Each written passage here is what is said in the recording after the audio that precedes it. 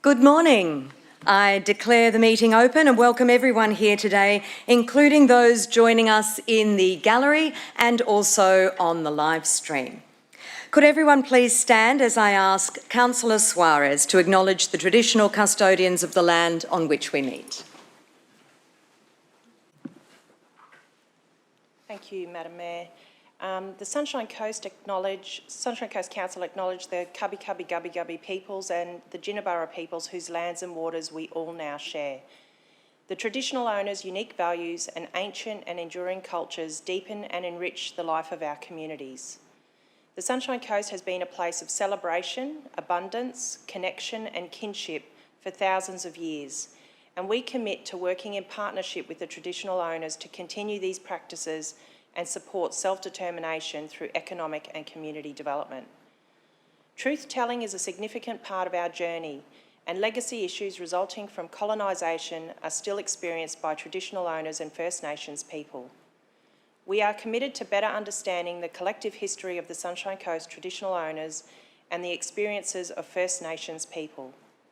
We recognise our shared history and will continue to work in partnership to provide a foundation for building a shared future with the Gubby Gubby people and the Jinnaburra people. We pay our respect to the traditional owners of the Sunshine Coast and to their elders past and present, and acknowledge the important role First Nations people continue to play within the Sunshine Coast community. Together, we are all stronger. Thank you, Councillor Suarez, noting that it's Reconciliation Week this week. Would the chamber remain upstanding? I invite Councillor Dixon to read a prayer. Thank you, Madam Mayor. Let us pray. Lord, we ask you to preside over our meeting and our labours and to bless all our endeavours. Help us build a community united in harmony of love and service. Watch over our families at home, at work and at school. We thank you, Lord, for everything that widens our knowledge and equips us more fully for the task of living life. Give us the knowledge and prudence which will enable us to make the decisions for the good of our community. Open our minds to the task at hand, open our ears to each other, and open our hearts to your will. Teach us to know our own strengths that we may use to the full the gifts and talents which you have given us. We make this prayer in your name. Amen. Amen. Please be seated. I note full attendance and no apologies have been made, so moving to item 4. Councillors, can I please have someone move receipt and confirmation of the minutes of the ordinary meeting of 24 April 24, moved Councillor Natoli, seconded Councillor Johnston. All those in favour? The motion is carried unanimously.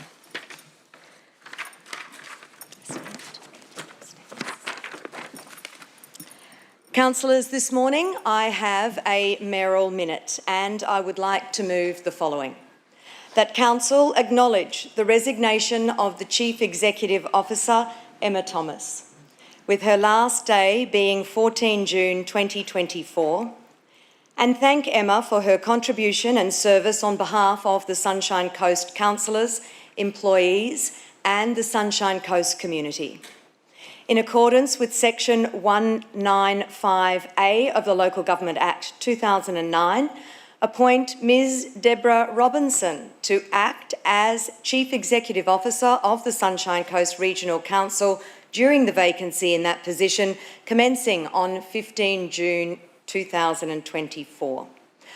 Note that Ms Robinson has informed councillors that she does not intend to be a candidate for the position of Chief Executive Officer when the recruitment and selection process commences to fill the vacancy in that role, and agree that Ms Robinson's appointment to act as Chief Executive Officer will continue until such time as the recruitment and selection process for the position has concluded. An appointment is made to the position by Council under Section 194(1) of the Local Government Act 2009, and that person commences their term of appointment. Can I have a seconder? Seconded by Councillor Suarez.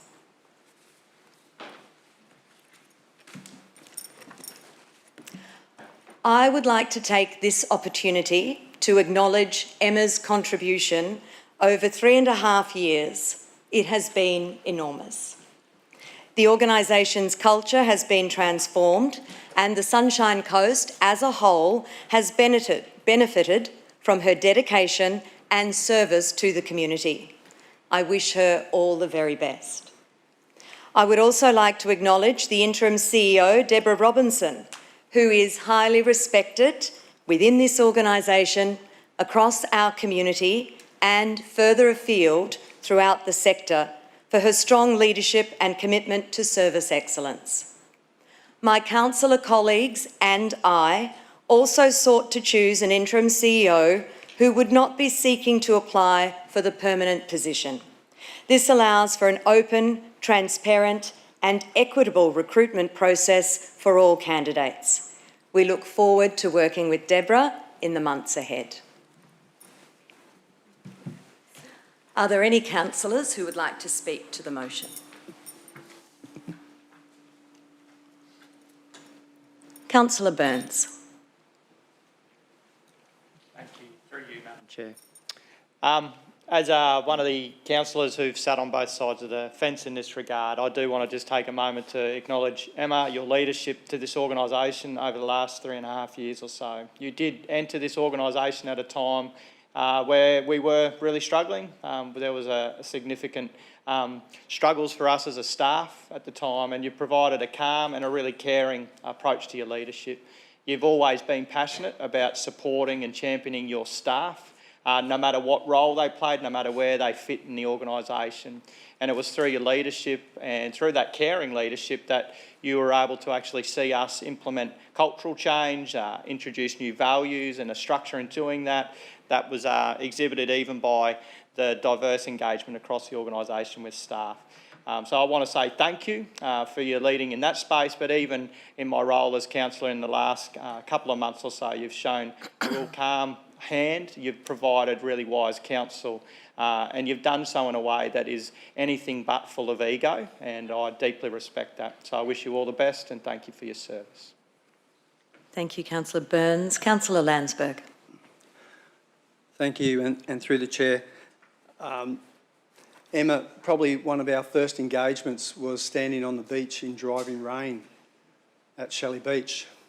And I did ask you if you had any tissues this morning, but I think it's important. You've always led with your heart on your sleeve. And that's something for me as a councillor and my fellow councillors we really respect. You've taken on board a lot of internal issues in council and delivered on those improvements as well. And I'm sure you're going to be greatly missed. As well as the respect that you're held across the region in other councils as well in South East Queensland shows that your dedication, and also with the new role that you've been awarded. I wish you all the best. I couldn't think of a better person that's former gymnast, sporting background, always landing on her feet. I think this is a really good opportunity for you. I wish you all the best. You just have my utmost respect, and it's been a pleasure working with you, so thank you. And just quickly, obviously, to Deborah Robinson. Deborah has moved into this position previously in an acting role. I'm fully supportive of this decision. She's got the respect of councillors and council staff, and I look forward to working with her as well, so thank you. Thank you, Councillor Landsberg. Councillor Johnston. I'd rise to support the previous speakers, and Emma, as previously has been said, came to this council when there was a bit of a significant amount of problems, and I was very impressed at the way she went about calming people down, sorting out problems, restoring the harmony and also the respect between councillors and employees of the council. I don't think anybody realises just how much effort was put into that. However, on behalf of, well, I'd like to say you also have been a person who has not just served as the CEO, but you've attended and participated in many community activities. You've travelled the entire local authority. You understand most of the problems in the local authority. And you've worked well with us as the previous council and continue to do so now. You do so in a very fair, honest and capable way. So, in respect to the previous councillors, the previous mayor and the current councillors and mayor, I wish you all the best. I hope that you enjoy your new role. Just remember, please don't go out cycling to show how good you are as a cyclist. Or not. And that's about the only time you didn't land on your feet. So all the best, and you will do a fantastic job in your new role. Secondly, I'd just like to congratulate Deborah. Deborah's worked very closely together with Scott Taylor, with Councillor Christian and I in relation to service excellence. And I know that Deborah, as well as most of the other, as well as the rest of the ELT and the current CEO, have been very capable, very helpful in that area, to help us make an improvement to culture in the organisation, as well as the service excellence.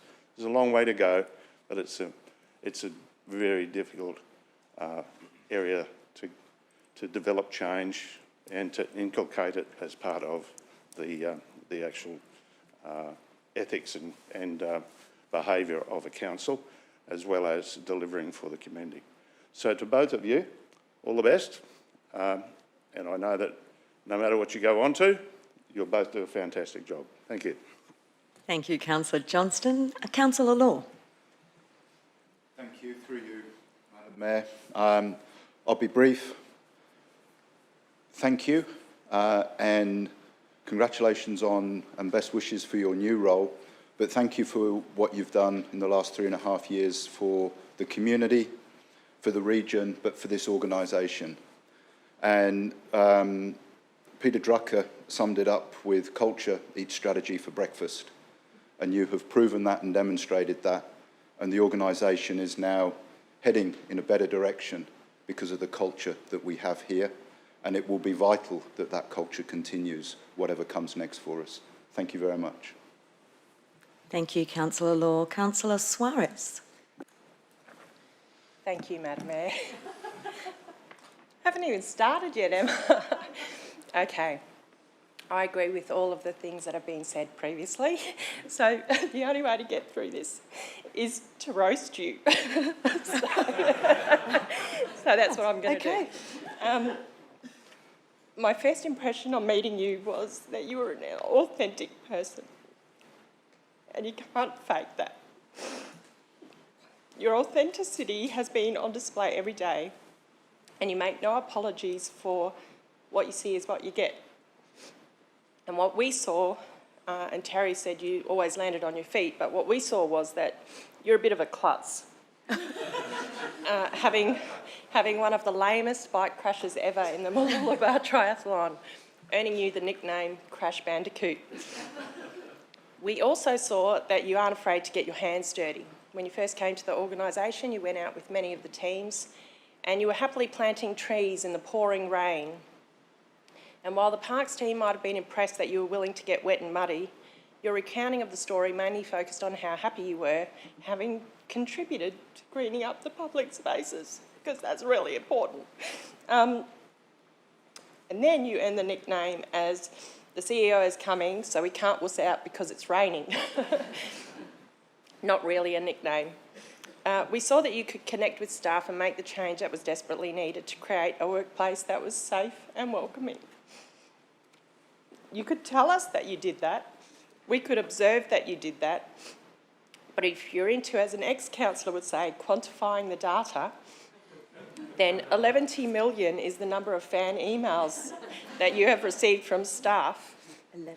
Your staff are calling this period Emma's email eruption. We saw you take health and safety of staff very seriously. You quashed a number of my good ideas, such as a slip and slide on the hill at the stadium, earning you the nickname of Emma, the safety cat fun sponge, but maybe that was just from me. You tackled the issues facing our region with long-term strategic focus, which is way harder than just solely reacting to the issues of the day. And if you only react to the issues of the day, that results in a disjointed outcome that is detrimental to the future. You mended long broken relationships with external stakeholders. You capably defended council and its actions, and you did this with kindness and humility.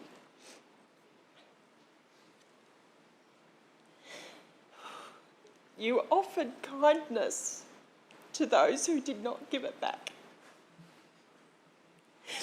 And you always deferred successes back to the team involved, rarely, if ever, taking personal credit. I can't think of a nickname for that one. And none of the nicknames I've given you have stuck anyway. You showed a sense of humour and would often laugh at yourself or have a great comeback to Winston's bad dad jokes. Council deals with a lot of serious topics, and to throw a little light and laughter into the day makes the load lighter. You've done a pretty good job. Especially when you're around to do the job and not at home recovering from being clumsy. We thank you for your work and know you'll do amazing things in your new role.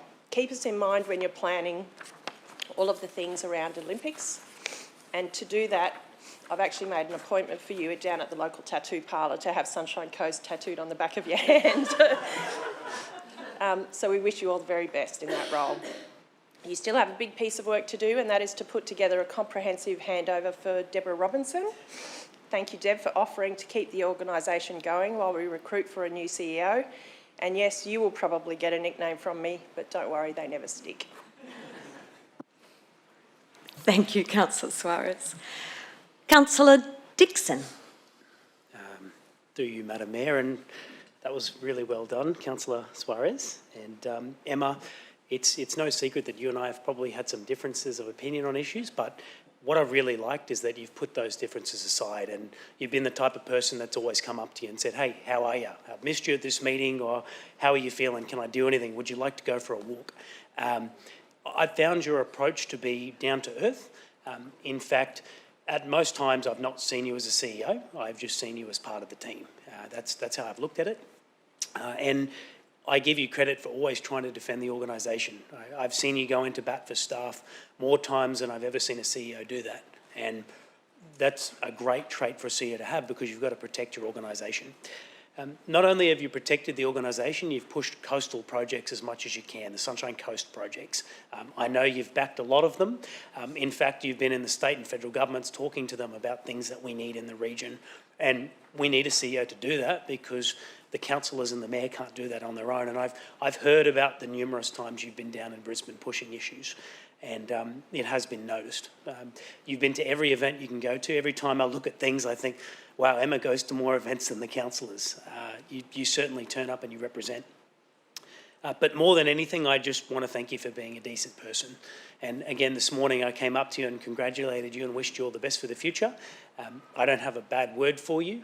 I don't have a bad thing to say, and I just wish you the best for your future. And just thank you for everything you've done. You came in at a very difficult time when the organisation was fractured by the previous CEO, I'll say that much, and you've done a lot of work to bring the team together. So I appreciate that, wish you well, and Deborah Robinson, have enormous amount of faith in that lady.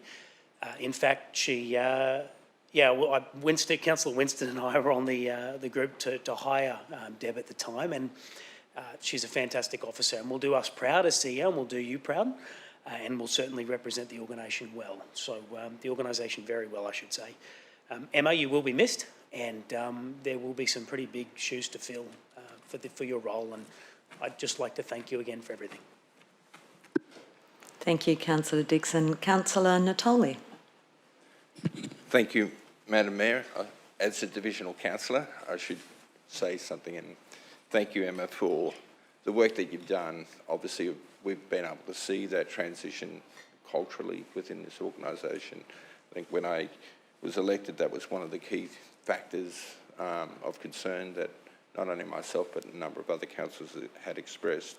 I am sorry that I've probably given you the hardest ride over the 3.5 years. I know that the journey has been challenging for you, not having probably come from local government, but that's democracy, I suppose, at work, and it's never been spiteful, never been a relationship that hasn't had at least respect.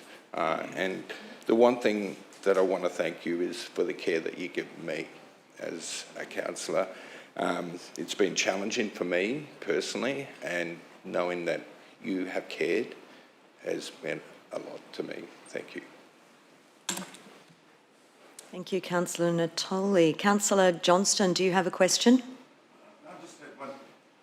Well, yes, in that case, I'll make it a question. Yes. Since I've already spoken. Yes, I'd that'd just be like to great. ask Emma, seeing as how my parents, my extended family and my wife have not been able to change my non-political correct behaviour,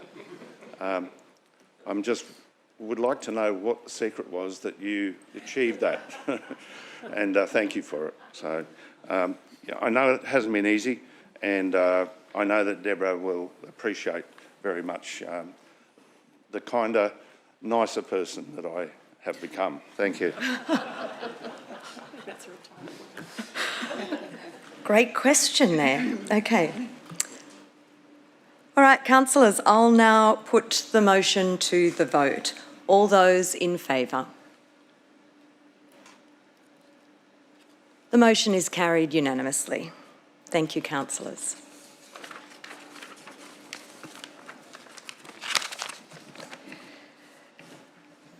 Councillors, I remind you of the requirement of the Local Government Act 2009, which sets out how councillors' conflicts of interest are managed in local government matters. These requirements apply to how we deal with such matters at this meeting. Should you have a conflict of interest in relation to an agenda item, please raise it at the commencement of that item.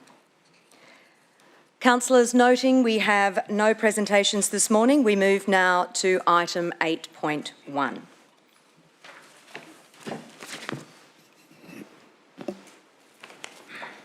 Councillors, I would like to declare that I have a prescribed conflict of interest in agenda item 8.1, Mooloolaba Foreshore Revitalisation, Stage 2 Central Meeting Place and Southern Seawall, to be considered at today's meeting due to having received an electoral gift on 3 February 2024 of a voucher for 5 nights accommodation valued at $2,200 from Mr Scott Bowring, Resort Manager of the Peninsula Beachfront Resort, located at 13 Mooloolaba Esplanade, Mooloolaba. The Peninsula Beachfront Resort will potentially benefit from and/or be impacted by the works proposed to the Central Meeting Place and Southern Sea Wall. On this basis, in accordance with Section 150EK of the Local Government Act 2009, I will exclude myself. That was a little bit extreme. I will exclude myself from this meeting while the matter is being discussed and the vote is being taken. I will ask the Deputy Mayor to take the chair. Thank you, Councillor Suarez. That was a bit severe, wasn't it? I didn't write that, I just missed the 9. Yes, I remembered it was 9, thankfully. Well done. Thank you.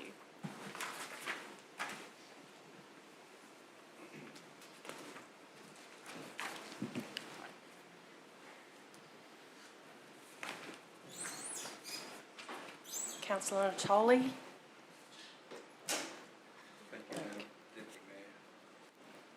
Thank you, Madam Deputy Mayor. I, Councillor Joe Natoli, notify that a prescribed conflict of interest in agenda item 8.1, Mooloolaba Foreshore Revitalisation, Stage 2 Central Meeting Place and Southern Seawall, to be considered at the ordinary meeting on 30th of May 2024, due to the fact that on the 3rd of February 2024, my wife, Mayor Rosanna Natoli, received an electoral gift of a voucher for 5 nights accommodation valued at $2,200 from Scott Barron, General Manager of Peninsula Beachfront Resort located at 13 Mooloolaba, Esplanade, Mooloolaba.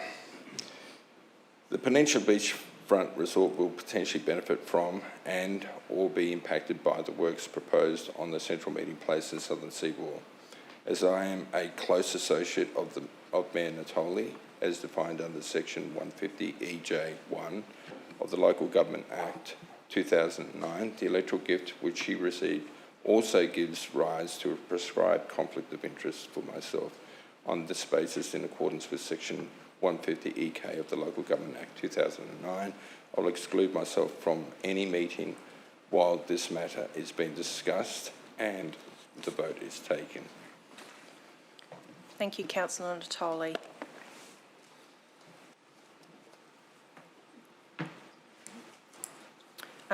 Thank you. Can I now invite Mr Sturgis to make his presentation for item 8.1?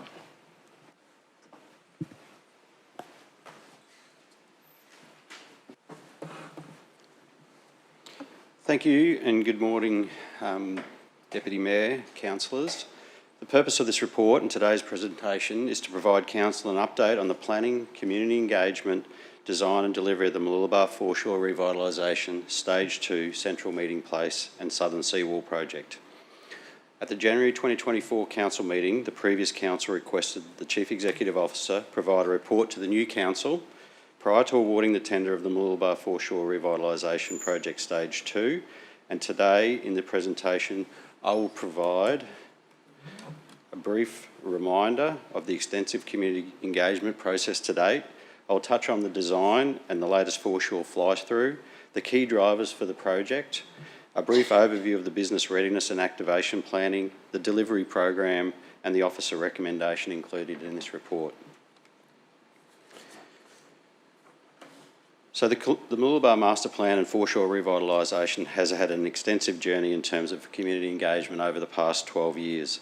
The image on screen shows the timeline since the origins of the Leawood View in 1987 by Lindsay and Kerry Clare, followed by its refurbishment by John Mongard in 1997. It's on the left of the chart.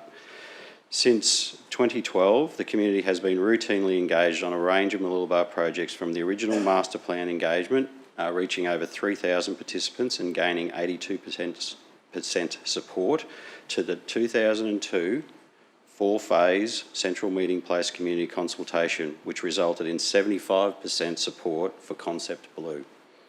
Engagement with the community has been ongoing through 2023 and 2024, where we've had discussions and outcomes of the Stage 2 Central Meeting Place and Southern Seawall, detailed design with the community in preparation for the next stage, which is construction.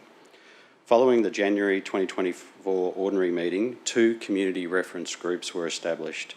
A stakeholder interest group, which has now had 3 meetings, comprising membership from Beach Matters, the Mooloolaba Surf Lifesaving Club, local residents, the Spit Association, Sunshine Coast Environmental Council, Rotary, Morning Swimmers, Beach Volleyball, Game Fishing and Alexander Headlands Bush Care. We have a business activation group that's had 4 meetings now, comprising representatives from the Chamber of Commerce, Visit Sunshine Coast, the Wharf, Tourism Accommodation, Real Estate, Retail, Food and Beverage and the Night Economy. We've been listening through these forums and it's apparent there will never be full consensus about this project, but it's been vitally important to present the facts and do these presentations as many times as possible. In the last 10 years, Council has not run such an intense and thorough process in respect to a placemaking project, certainly not as far as the business activation and support planning is concerned. It's now essential that the community and businesses are provided certainty about when this project will occur. The placemaking Mooloolaba Master Plan sets a vision for Mooloolaba to be a world-class beachside destination.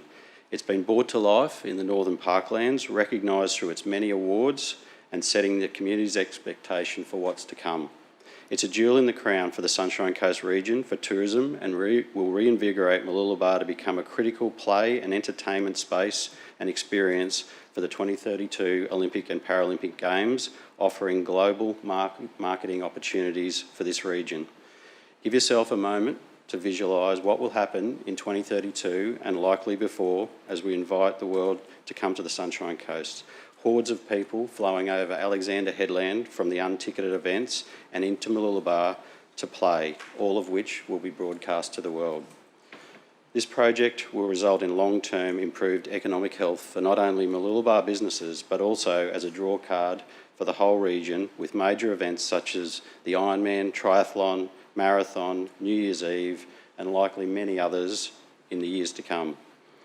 It's a very complex design project with more independencies that can be counted and premised on a future climate change and coastal impact situation quite different to the past. The design has been refined through 2023 to take on the community feedback, and any further changes at this point compromise that delicate balance of outcomes being achieved.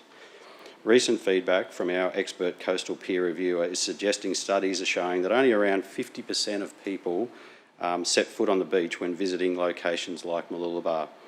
The parkland, the grass, open space, shade, and in fact the terraced seawall are all critical to the success and activation of the Foreshore and its businesses. This design removes barriers.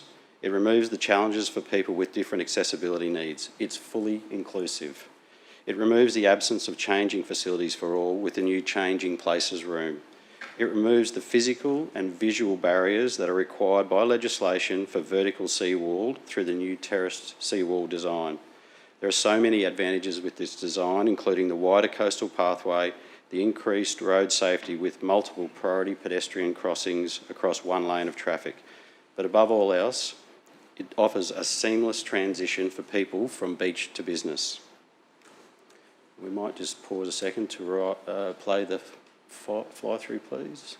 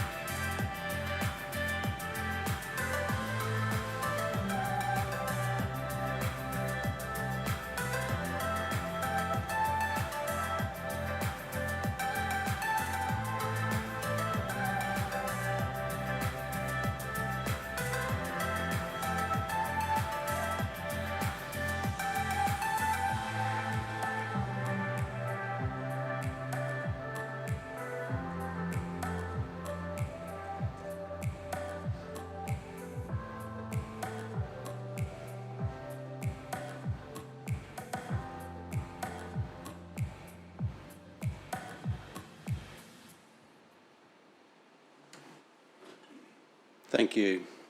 And what a fantastic and accurate representation that is of what can be delivered through this project.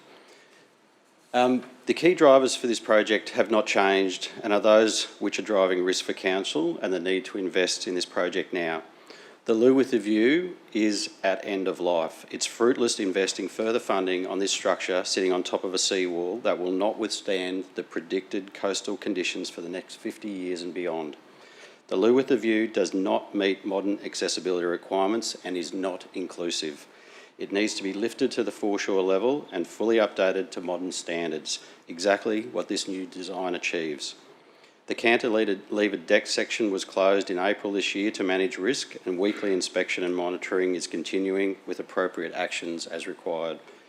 External funding is available now through the $8 million NEMA grant and through SEQ livability funds, and costs will only continue to escalate significantly through the years if this project is delayed further.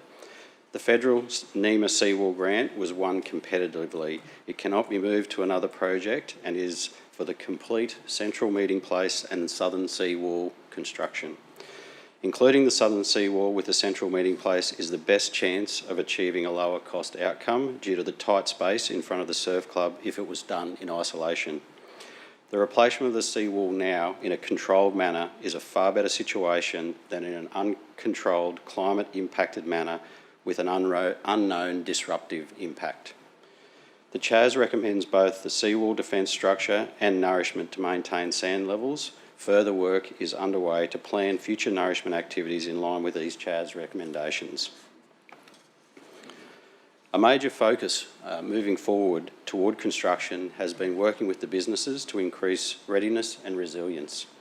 While there has been a long-term engagement between Council and the Mooloolaba business community, the current Stage 2 work has brought very focused engagement.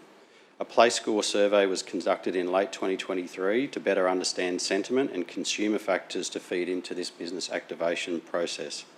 The key factors that were identified as being important to the community included the cleanliness of the space, elements of the natural environment such as the views and vegetation, the general condition of the street, and maintenance of public spaces such as the streetscape.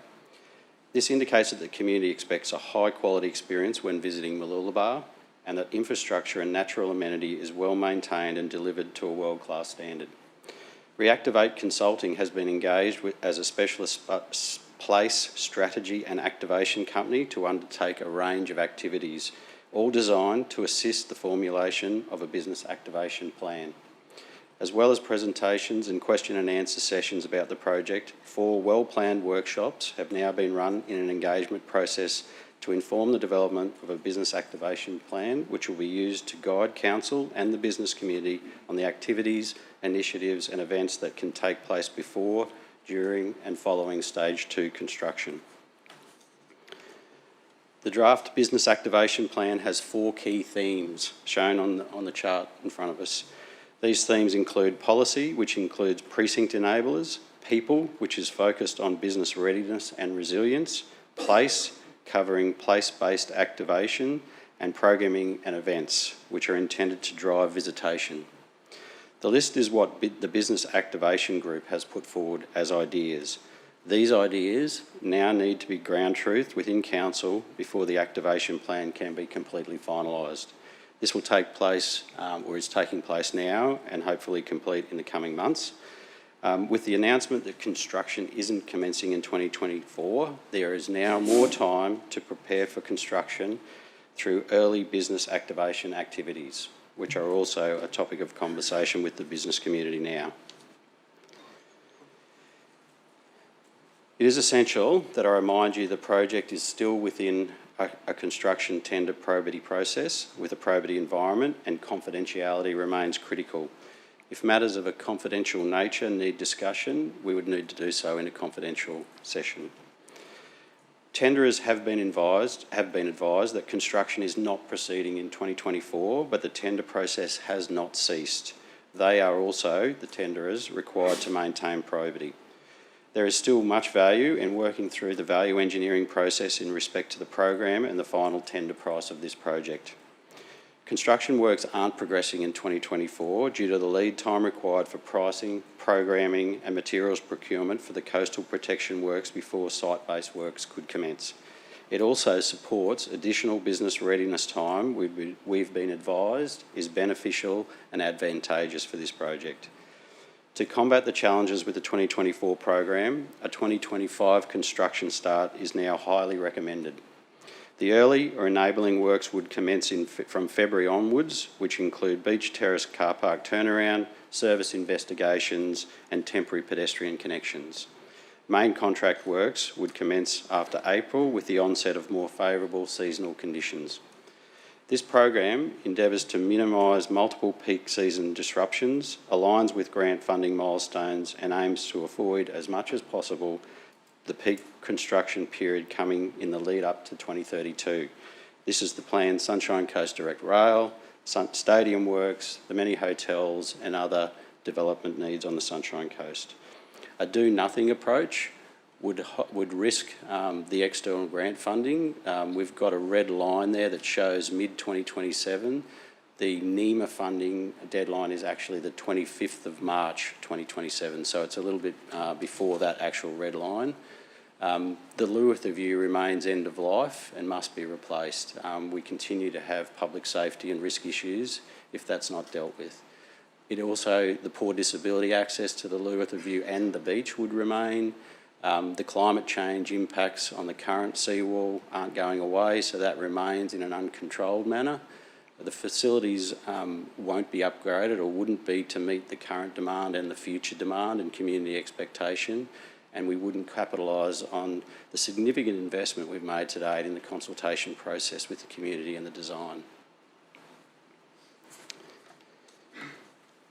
So Council, the Stage 2 Central Meeting Place and Southern Seawall project is ready for delivery now. It's fully design ready. All the necessary approvals are in place. There's been thorough and recent community engagement.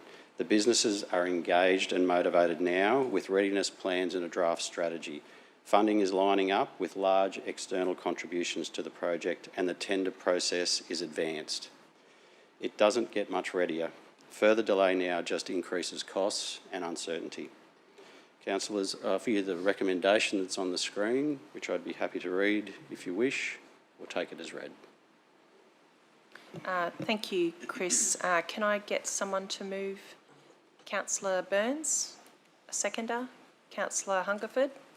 Councillor Burns, would you like to speak to the motion? Thank you, Madam Chair. Through you. Thanks, Chris, for the presentation. I do just want to actually start by just acknowledging the extensive work that's been undertaken by the staff to date in this situation. This is a project that has been being planned and designed and engaged on for a number of years.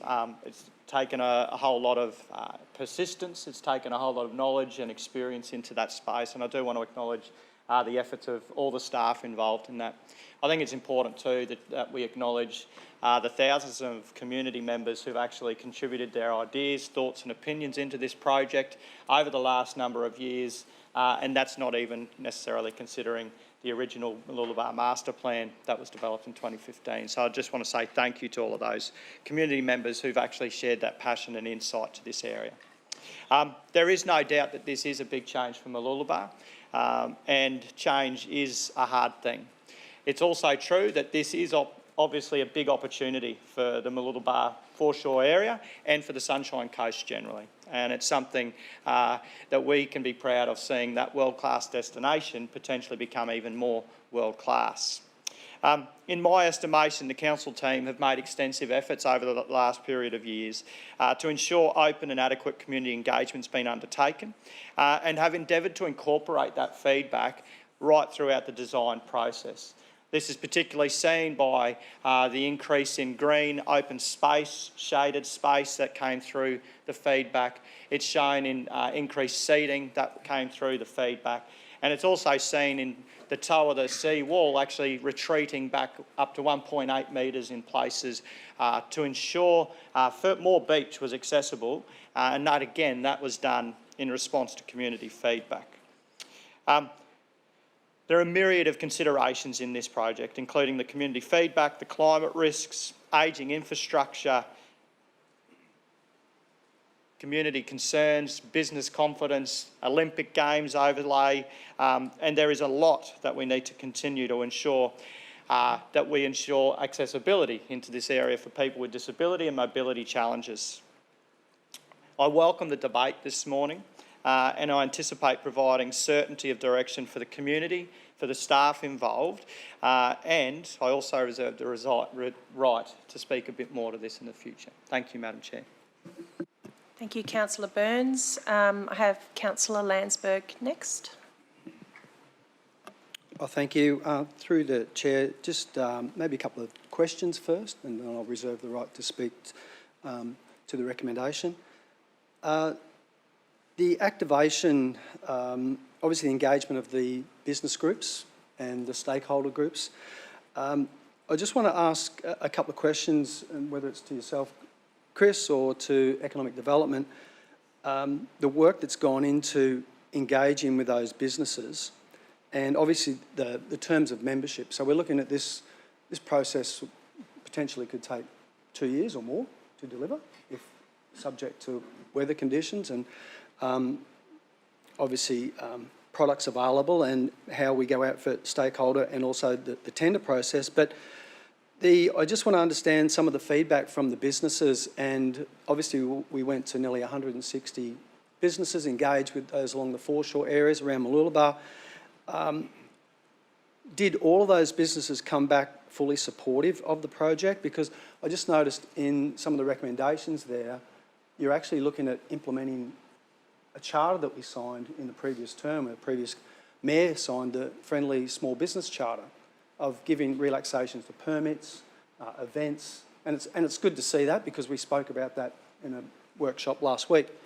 So I just want to ask the question, are we confident, because as a former, in the previous term, I held the role as portfolio for economic development, and my concern is, as a former small business owner, are we confident that we can support all the businesses in this precinct and not see businesses suffer to the detriment that they may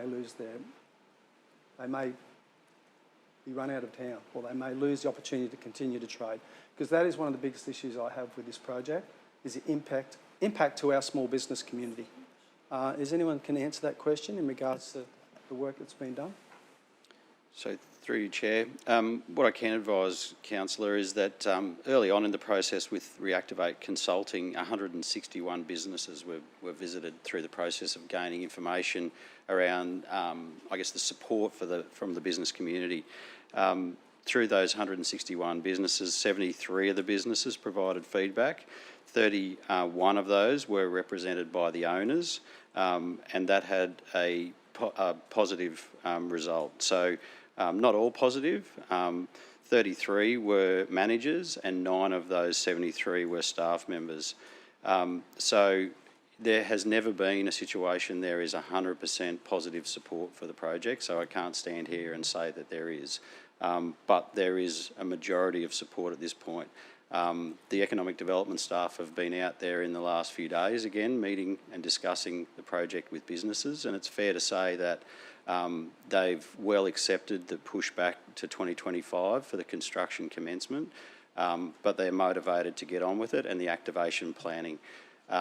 There is no guarantees about each business's journey through this project. There never is with these types of projects, but the activation plan that's being generated and the multifaceted approach is the best we can do to work with the businesses to help them through and help activate and retain business in the Mooloolaba community through this disruptive period. Okay, thank you, Chris. Just with, I asked a question during several workshops in the previous term about how does this project conflict or align with other seawall projects on the coast. And now that we've seen that this is potentially being put out to mid-2025 or starting early next year, April, what impact would that have to the delivery of the Moffat Beach seawall in terms of products, materials, availability? So through you, Chair, You know, this project with the terrace seawall is quite a different structure than the Moffat Beach. You know, it's a natural rock wall. The Moffat Beach project does offer a different contractor set. We have done similar projects with our own workforce through our civil asset management crew.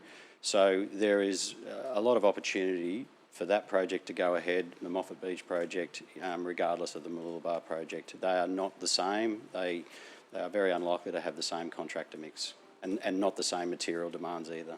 There will be some similarities, but there shouldn't be an issue with either or. Okay, thank you. And the Northern Parklands, which is, we've completed those works, obviously the boardwalk up the northern section. The seawall that was constructed along the front there, that we've done works there, was that designed to a Q100 in terms of 2100 engineering standard? Yes, so it was designed with the same parameters as this section of seawall.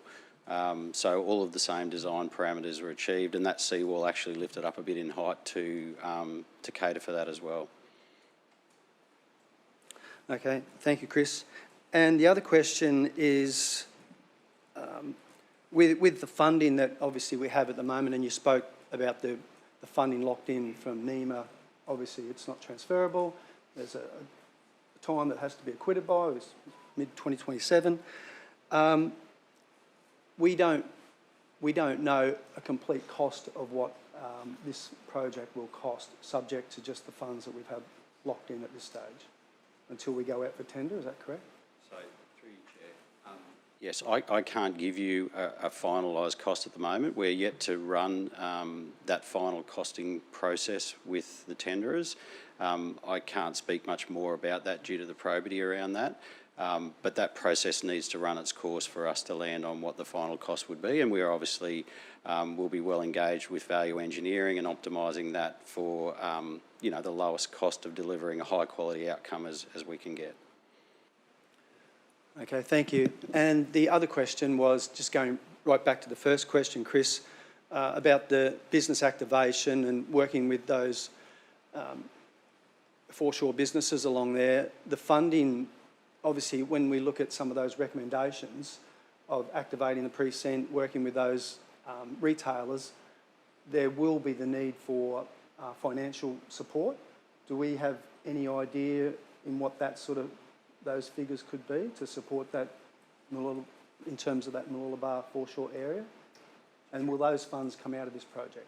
So through the Chair, so yes, there will be a business activation support fund. There is already, I think, a figure of around about 100,000 that's been allocated for it, which would be utilised in the pre-construction phase now, in that lead into the 2025 construction to get things underway.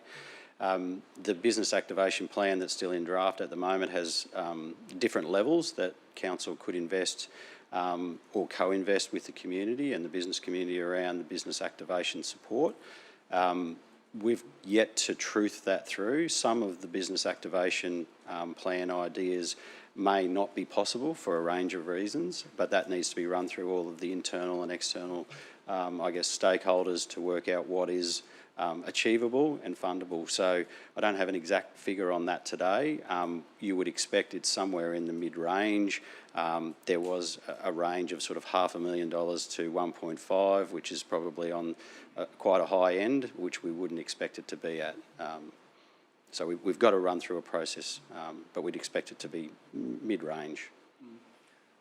And sorry, just one more question, Chair. Climate forecasts, obviously we look at the CHAS and it recommends a 0.5 of a metre sea level rise by 2070. And we look at the life of most seawalls, whether they're around 50 years. Are we over-engineering this seawall in regards to building to a 2100 projected sea level rise of 1.1? The answer is no. I mean, all the appropriate modelling has been done based on the design life for the seawall, so we know it can do 50 years. The benefit for this seawall is it actually has the flexibility of adding further tiers should there be differences in the coastal sea level rise future. But the engineering that's required to ensure this structure is stable, can't be undermined in that design life leading through the next 50 years is critical, and is what has underpinned the protection of all of the foreshore assets, including the surf club, which sits metres behind the wall. So the answer is it has to be engineered strong because it's got a lot to protect, but it's also flexible enough in nature to deal with changes in the future. Thank you, Chris. No further questions. I'll reserve the right to speak. Yep, noted, Councillor Landsberg. Thank you. Councillor Johnston.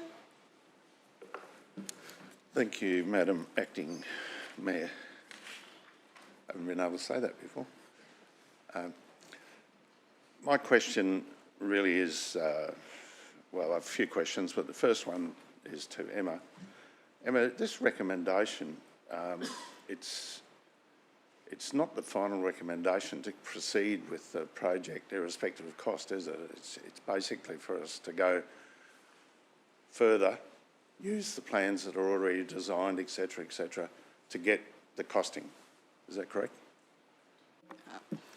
Thanks, Councillor, for your question. Through you, Madam Acting Mayor. Like that too. As with all of our projects, we put a project cost envelope forward that goes into budgets.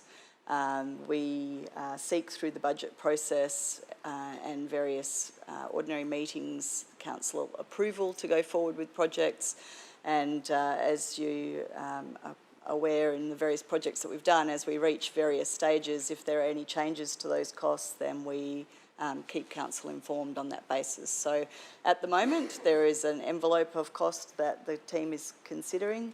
There is probably more conversations to come in that as we go through various budget machinations and other various ordinary meetings over time. But generally, what we do in through all of this process is give council the choice about moving and progressing forward with the project. So at the moment, this project is actually approved and endorsed by council, albeit the previous council. So we have been working on that basis. As the team becomes aware of any different cost structures, they'll be providing those back to council over the course of time. Thank you. And the further question, which just probably only requires a yes or no, I hope. But if the estimates are not adequate to meet the tender prices that come back, you will be bringing it back to council for discussion, and council can then make the decision as to whether to proceed or not proceed. Is that correct? That would definitely be a conversation that would be brought back to council. Thank you. I'd like to speak to the motion. I have observed that this particular project has been, during the term of the last council and this council, the most discussed project, the most analysed, the most investigated project that we've had. We've had some big projects, but this one has really, gone to another level in relation to all the investigation, in relation to the community consultation, in relation to the business communication, etc.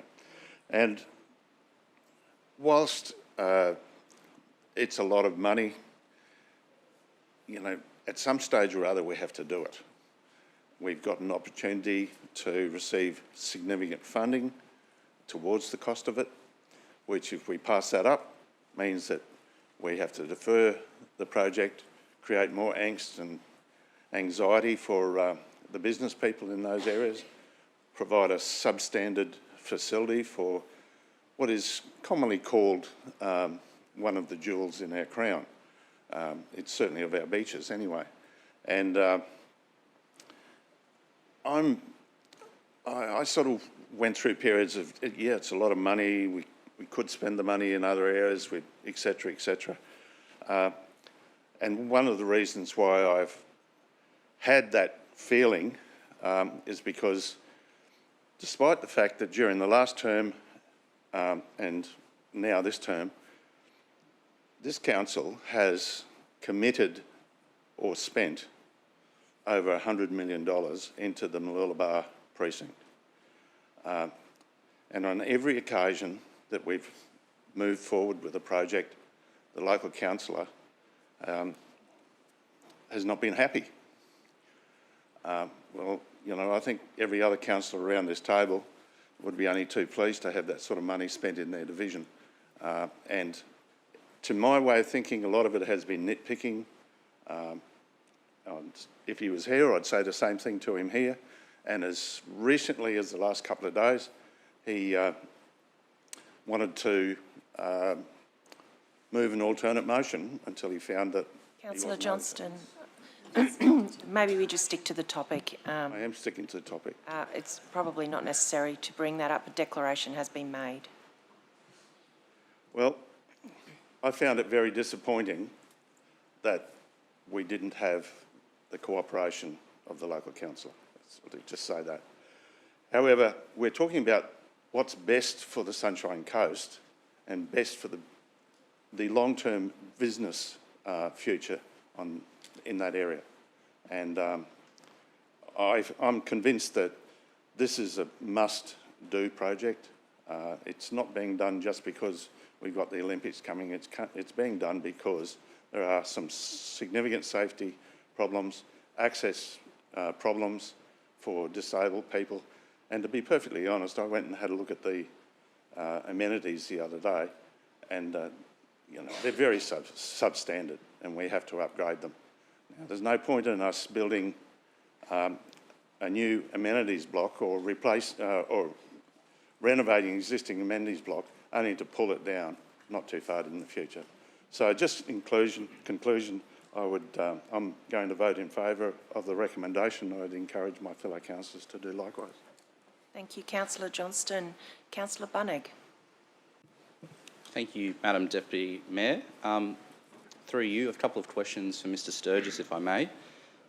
First question, could you please tell us the width of the coastal pathway that runs through the central meeting place? Yes, through you, Chair. The coastal pathway in this location has been designed at 6 metres, and that's based on the growth. This is one of the highest use coastal pathway sections that we have. You've only got to go down and see the amount of walkers and joggers and you know, not just running along the beach or walking, you know, from north to south, but also crossing movements as well. So there's quite a lot of conflict there. So it has been designed quite a bit wider than what's there now. The team did quite a bit of research to land on that width. You know, there are wider widths provided in other metropolitan locations. So the 6 metres has been arrived at to deal with the future demand requirements for that location. Thank you. And through you, Deputy Mayor, in terms of the integration of the central meeting place with other stages throughout the project, is it fair to say that once we sign up to delivering this aspect of it, we will have to be delivering other aspects of it, such as the central parklands, given the coastal pathway that is being expanded, as you've described? Through you, Chair. It is definitely highly advantageous. It's not an absolute must. The stages can be delivered discreetly and in isolation. So that stage 3 central parklands has been pushed into the future. You don't get the best, I suppose, overall outcome for the foreshore and for what might be the uses on the foreshore through the events and through to 2032 without the central parklands. But it certainly can be left and not done, but you wouldn't maximise the outcomes for the complete foreshore. Thank you. Through you, Deputy Mayor, my final question is in regards to the NEMA funding. You talked about the 25th of March 2027, I think, as being the expiration date. Do the funding parameters require construction to have been complete or commenced by that time? Through you, Chair, complete. Thank you. Speak to the rest of the motion. Yep, noted, Councillor Bunnig. Councillor Hungerford. Through the Chair, I support this today out of a deep sense of personal responsibility as a councillor to the community, particularly for community safety, and also to our insurers, to ensure we act in good faith and mitigate the risk of any liability claims into the future. The key drivers for this project, bringing to the focus of this stage of the foreshore, include critical engineering and accessibility reports, which state the 37-year-old Lou with a View building has reached its functional design life. Now, these assessments in 2021, engineering and accessibility reports stated that the 37-year-old Lou with a View building is close to the end of life, not compliant with current people and disability access or modern sustainable building design standards.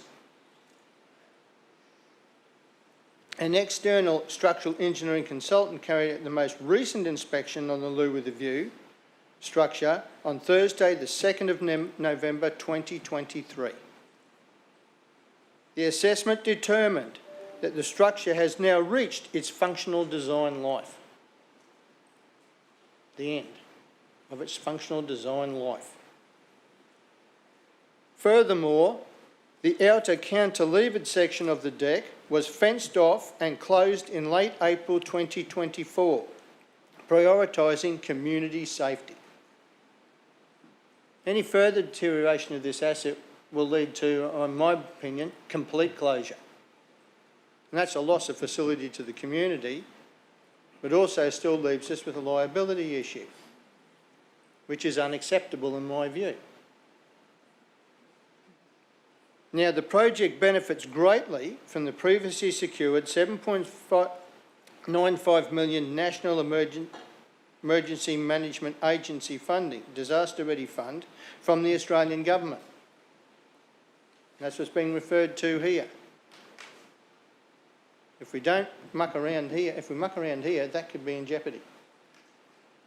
Also, consideration is required to direct joint government funding, South East Queensland City deals and the South East Queensland Livability funding toward this stage of the Foreshore project to limit council's funding outlay, which is prudent, and it's in the recommendation here to do that.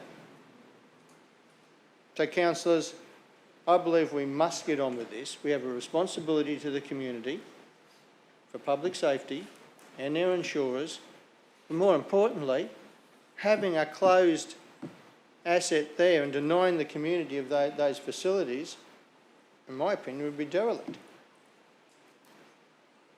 This stage we have to get on with. Stages 3 and 4, I believe we need to look at those closer into the future, but that's for future council deliberation. But let's not muck around here. We've gone through years of consultation on this. We put different versions up there. The community's spoken there. I think it was 75% in support of the current thing there. Let's get on with it. No more mucking around. So, as councillors, I wholeheartedly support this today. That's why I've seconded it. It is a large expenditure, but it's responsibility into the future for the next 50 years for our community. And there's no cheaper time to do it than today, because it only gets more expensive over time. Thank you. Thank you, Councillor Hungerford. Councillor Landsberg, do you wish to speak to the motion?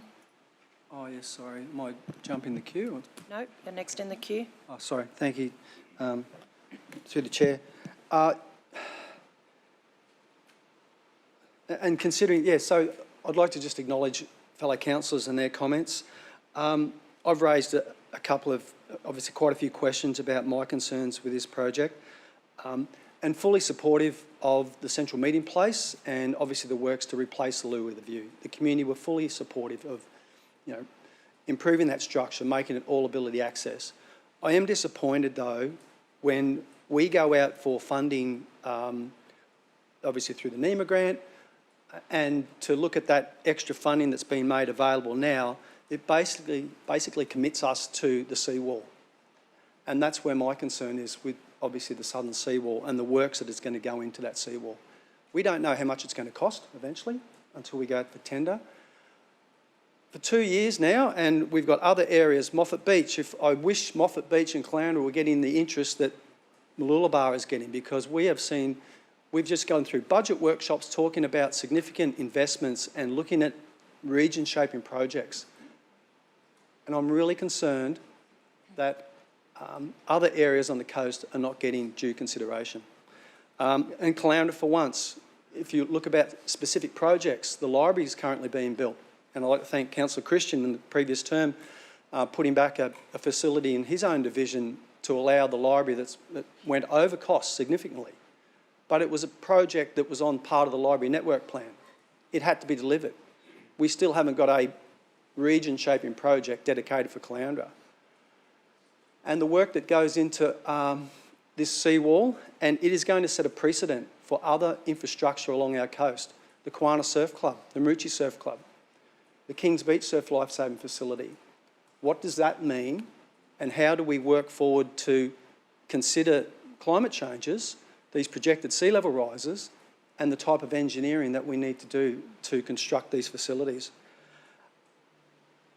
I'm really disappointed in myself because I did support this in the previous term and I see the benefits, and Mooloolaba is an amazing region, one of our top tourism town, but it hasn't won the top tourism town award, Caloundra did. But I won't be supporting this today, so thank you.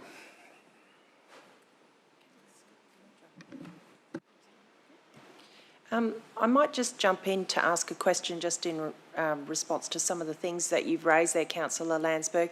And if I could ask Mr Bill Hadrill to perhaps speak to the work that's been done in the CHAS and the projected forward works that we're considering for our coastal areas.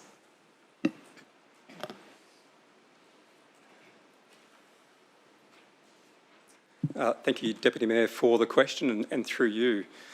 So the Coastal Hazard Adaptation Strategy was prepared and endorsed by Council in accordance with the State Government through the Department of Environment, Science and Innovation and the LGAQ's program, which was set for all coastal councils in Queensland. The requirement of that piece of work was to prepare a coastal hazard adaptation strategy, which recognised 0.8 metres of sea level through to 2100. And Chris is very right, while we're designing a seawall that's got an immediate 50-year life, we would expect and hope that that major infrastructure with new design requirements would last longer than that, with the ability to top it up over time to meet those future requirements.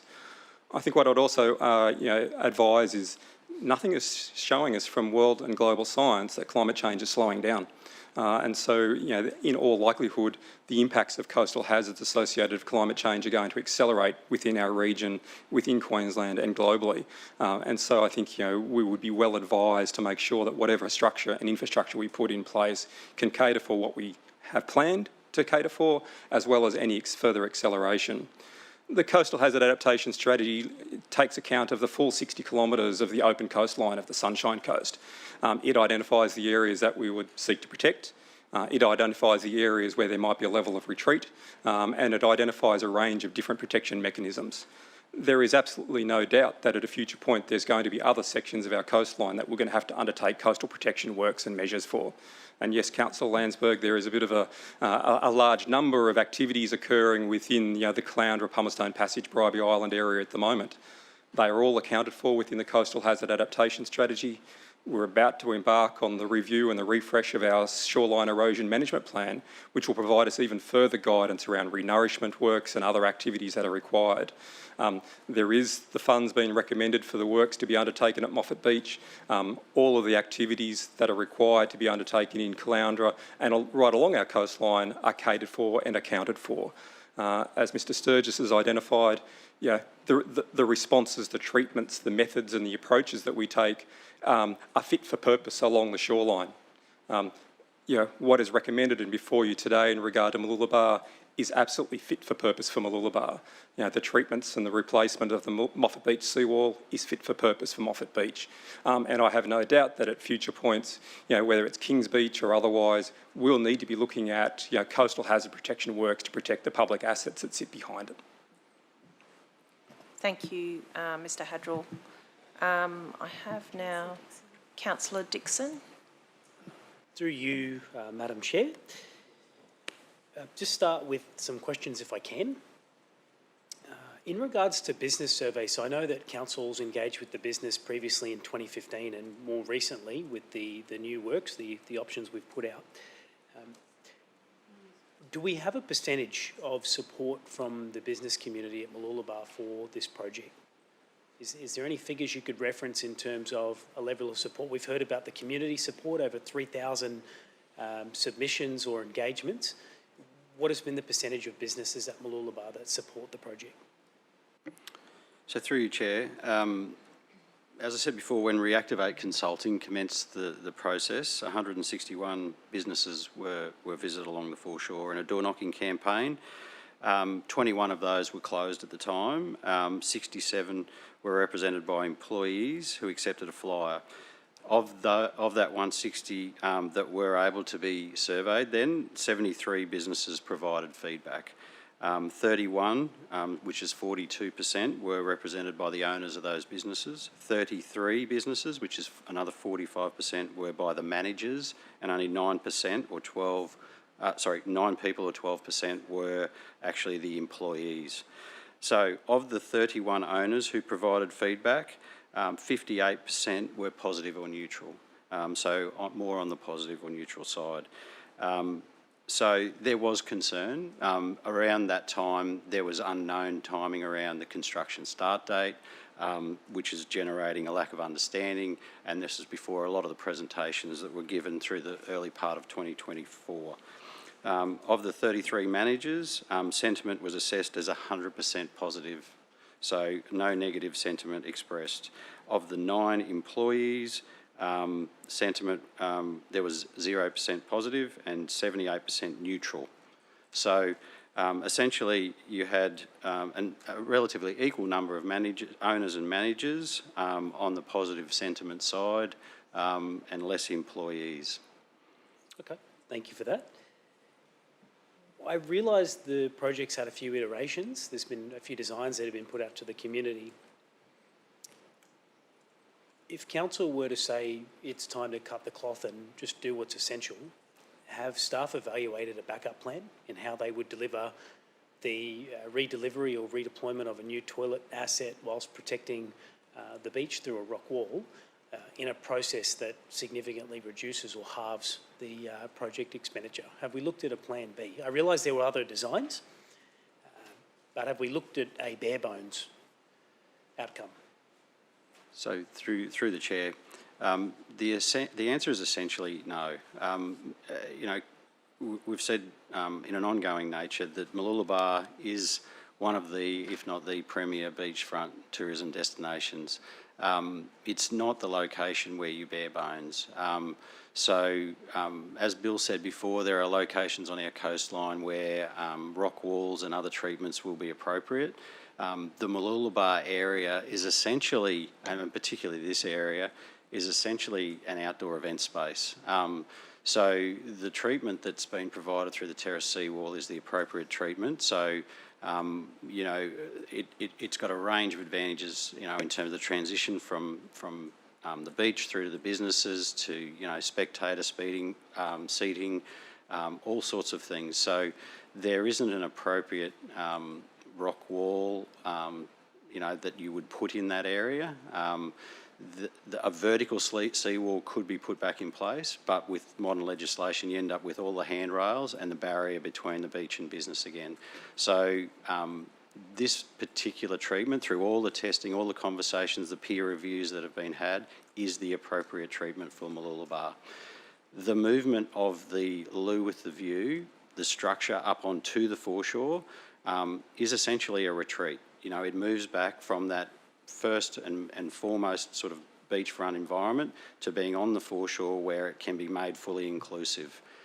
When you do that and when you provide the right widths in terms of the coastal pathway movement, the landscaping and green, the road space, it requires the complete foreshore to be redeveloped to allow for all of that to occur within the space. So there really isn't a strong plan B. This foreshore in this destination needs to get this treatment to be of a standard that meets the requirements of all the events, the businesses and the community's expectation in that area. Okay. Last question that I've got for you, Mr. Sturgis, is in regards to, and I hope the figure I'm quoting is correct, please tell me if it's not, the project proposes 171 square metres of beach loss. That's, I believe, what's been floated around in the community. That's what I'm aware of in presentations.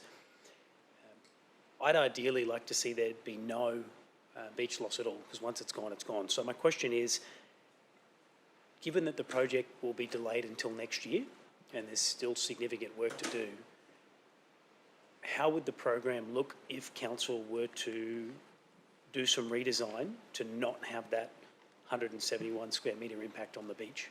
What could we do? You've gone through the loo with the view coming off the beach and retreat, and the new structures and the accessibility and compliance and whatnot. Could we still do all of those things and provide a better outcome for Mooloolaba without taking the beach away? Through you, Chair. The answer is any amount of redesign will put this project into a delay period again. All of that will take time.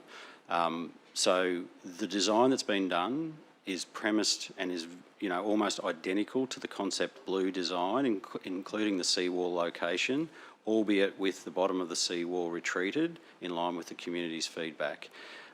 So it's the design that the community has chosen. To redesign that now will take at least 6 months. We would expect there would be a consultation or at least a community information process that would have to precede that, because essentially we are moving away from what the community supported in Concept Blue. So you've got a new consultation or some sort of consultation process that would at least need around about 6 months to run through. You would have a design process which will include remodelling, coastal modelling for a changed wall condition if we're talking about retreat. You would end up with a reality around moving, if that was to move back into the foreshore, the things that would be lost would be more green space. So we've had conversations around the community wanting more green space. That would actually be the reduction. So we would lose things that the community ultimately told us they wanted more of. So we know that there's at least a 6-month design process to do the modelling and the design changes. We would have to cease this tender process. Too much time would elapse. We would have to reapply for state approval on the change to the coastal seawall. We would have to re-tender the project. We would be in a 6-month period. So you start to add periods of 6-month blocks, and you're at least at 18 months delay. A start at that point would see this project not meet the NEMA funding milestone requirements, and would cost significantly more money, particularly if those grant fundings were at risk and lost, in the order of tens of millions of dollars. Okay.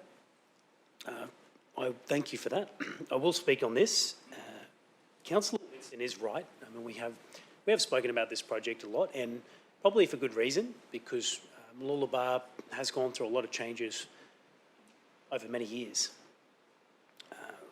One thing that I've seen is the Northern Parklands, which I actually would say it's a success. I have no qualms about that. The 4-laning of Brisbane Road car park, Mooloolaba has had years of non-stop projects, and in fact, I think Mooloolaba's had a fair bit of love, maybe too much.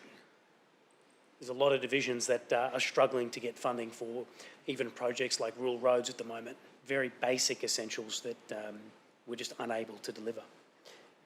But I've heard all the good things about this project. I've heard all the good things. I've heard about the external grants. And in fact, I think James Birrell, who I know has been involved in the project, has done a sensational job. I don't doubt it at all. In fact, I think his work and the team's work has been sensational. I can't doubt on that at all. My one issue that I'm stuck on, I'm across the line on a lot of things, but I'm really stuck on the loss of beach. For me, because once that happens, you're never getting that back. We talk about people want more green space. Well, to get the green space, you lose the sand because we're having to trade something off. So we do lose something in the process, and Mooloolaba, first and foremost, is a beach. That's why people come to Mooloolaba for the beach. If not, probably the best beach on the Sunshine Coast. We keep getting told it's the jewel in the crown.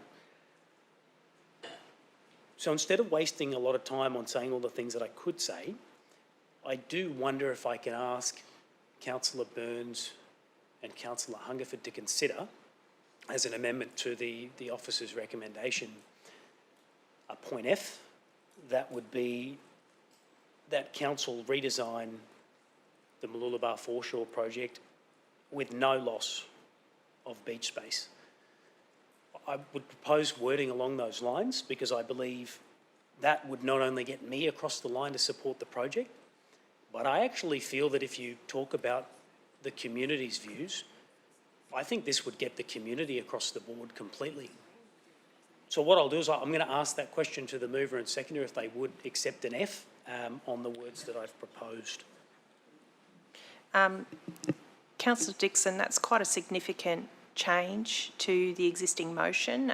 So it's really not possibly a decision left to just Councillor Burns and Councillor Hungerford, and we would need to move that as an amendment on the floor. Yep, and I'm happy to do that if the chair, if you'd permit that to occur. So I would move. Okay, we might just pause and get that wording right for you, Councillor Dixon. How does it work in subpara B? It's to work in subpara B, which is a approval of the design. Yep. Oh, sorry. Okay. Councillor Dixon, what you're proposing is quite a change from point B, where we're approving the completed design. So how would you see your amendment working in with point B? Well, I think my understanding from the discussion today, and I accept the advice, but we're being told we don't know the cost. This is not finalised. This could come back to council. We've got, I believe, a start date of next year. We're not even sure if we're going to secure a person to do the job. My thought is in that time period that we've got to actually go back and have the option to redesign so we don't take up the beach space. But I accept, if I'm hearing today that this is such a major change to council's plans, I'll accept that. But I just need a ruling on that first before I can go further. Okay, so Councillor Dixon, through the chair, because it's such a major change, we would work with you to move an alternate. Mm-hmm. So can we work with meeting management just to secure those words and make sure they're right?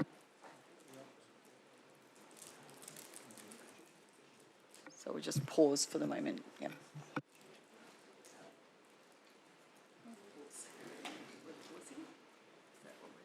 No, we're still live.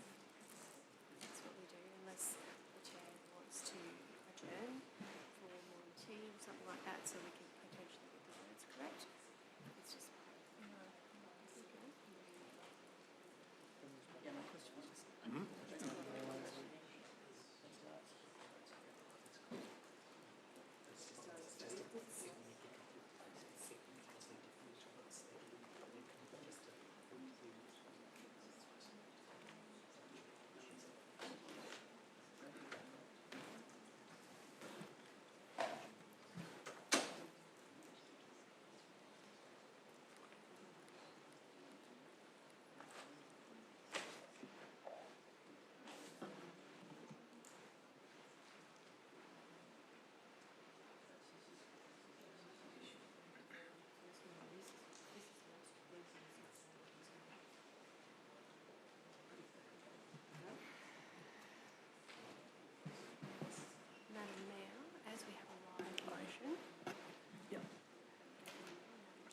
Madam Chair, if I could, my understanding is that I would be unable to make those changes and that I'd need to foreshadow, if this were defeated, the officer's recommendation today, that I'd foreshadow a follow-up with changes.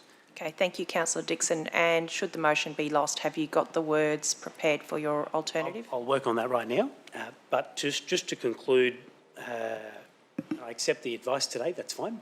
I'll be unable to support this. I'm so close. I see all the good things. I see the potential loss of grant funding. I just believe if the community were able to secure these changes, we'd still get a sensational and a fantastic outcome for Mooloolaba with the proposed program for the foreshore. So if this is defeated, I will be moving a different recommendation today. Thank you, Councillor Dixon. I'll move to Councillor Bunnag. Thank you, Deputy Mayor. I rise to speak against the motion and officer recommendation, and I don't I don't do so lightly, and I'll speak about the work done by the officers a little later. But I'm not supporting this motion for several reasons. The first and most significant being the economics of the project and certain elements of the design that's been presented to Council today. On the first issue, it's clear to me that as a council, we face some difficult financial decisions.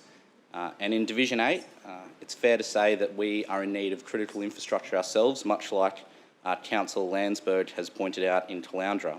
I'm not talking about bells and whistles, I'm talking about things like footpaths so kids can get to school safely.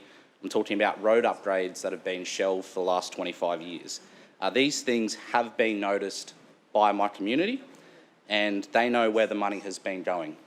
The other night, I was at a social function for a community group in Division 8, and a woman named Mandy came up to me and said, quite emphatically, stop spending money in Mooloolaba.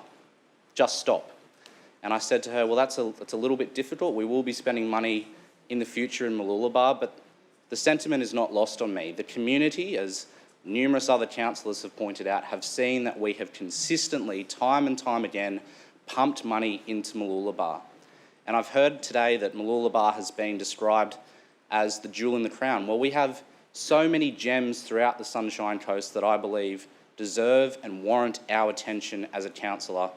And when I look at a project such as this and the investment that we will be making, not just in this stage, but across the entire Mooloolaba foreshore, it's very hard for me to support this motion. As a council, it's evident to me that when it comes to project delivery and service, we have three categories of things that we have to look at: must-dos, should-dos, and could-dos. The issue that's presented to us in Mooloolaba in the central meeting place is that we have a toilet facility, the Loo of a View, that has reached the end of its life and requires replacing and relocation. I don't have an issue with that. That is a must-do. We need to provide a facility that meets disability standard requirements. The Seawall, we know and understand that in the future probably won't sustain the risks and impacts of climate change. That is a should-do in the present time when you consider seawalls that we have along the Sunshine Coast that are already failing. The rest of the works that form part of the central meeting place design, from my perspective, are could-dos. And frankly, at this time, we can, should and must start spending money in other parts of the Sunshine Coast rather than consistently feeding it into this strip of beach. Once we sign ourselves up to delivering this design in the central meeting place, which, as we've heard, includes a 6-metre wide coastal pathway, we will be signing ourselves up to the rest of this master plan. It makes little sense that ahead of the Olympics, we would have delivered the central meeting place, have delivered the central parkland with no improvements whatsoever, and a northern parkland precinct with no connectivity between them. I think we need to go back to the drawing board. The master plan that was endorsed by council for the entire Foreshore project was over 9 years ago, and a lot has changed in that time. Community expectations have changed in that time. Costs have changed in that time. We'll have an opportunity to actually go back to the community and look at this entire revitalisation plan from a holistic view rather than a patchwork. That's why, from my perspective, I think that this motion, it's difficult for me to support considering the costs and design factors, because we don't know the actual cost of this in the long run as an entire precinct. I understand that going back to the drawing board creates uncertainty, and I want to particularly acknowledge the staff who have been involved in this project for a very, very long time. It's been a long process, and I have trust and faith in them in terms of being able to deliver other projects throughout the region. But on this particular project, the cost and the enormity of it for me is too great. Councillor Bunag, do you need an extension of time? Yes, Deputy Mayor, I'd seek an extension of time. Moved by Councillor Dixon, seconded by Councillor Johnston. Go ahead. Oh, sorry, all those in favour? Does everyone agree? Yes, moved. Go ahead. Thank you, Deputy Mayor. The second issue that I have is with the design, and Councillor Dixon made reference to this in terms of the loss of beach space. Now, I acknowledge that the current plan has come about after some modifications which actually reduced the loss of beach area, but the reality is there is still a loss. The community engagement, the feedback from that was that Mooloolaba, that the beach is the hero of that precinct. I didn't hear anyone or read any feedback in the community consultation which said losing beach space was something that people wanted to sign up to.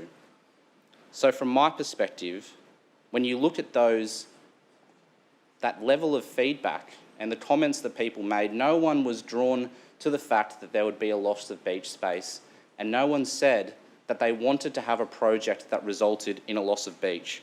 So for me, when we are talking about an area that is meant to be something that is the jewel in the crown from beaches on the coast, losing beach space is very difficult to reconcile. So having said all that, I think there is a way forward. Councillor Dixon has foreshadowed that there's a potential motion should this one fail. In not supporting the motion that's before us today, my hope is that we have the opportunity to present a revised master plan to the community for the entire foreshore, which is both realistic and feasible from an economics perspective, but also sensitive to maintaining Mooloolaba as the hero of the precinct in terms of beach. I recognise in that adopting this position that there is going to be a level of uncertainty in our staff who have done a lot of work, but while some might think Mooloolaba is the crown jewel on the Sunshine Coast, as I said earlier, we have lots of gems throughout the region that we need to start investing in. And to Mandy, I've listened. I don't think we should be spending more money in an area that has frankly had such a significant investment over the last few years. Thank you. Thank you, Councillor Barnag. Councillor Law? Thank you, through you, Deputy Mayor. Some fascinating conversations and points of view.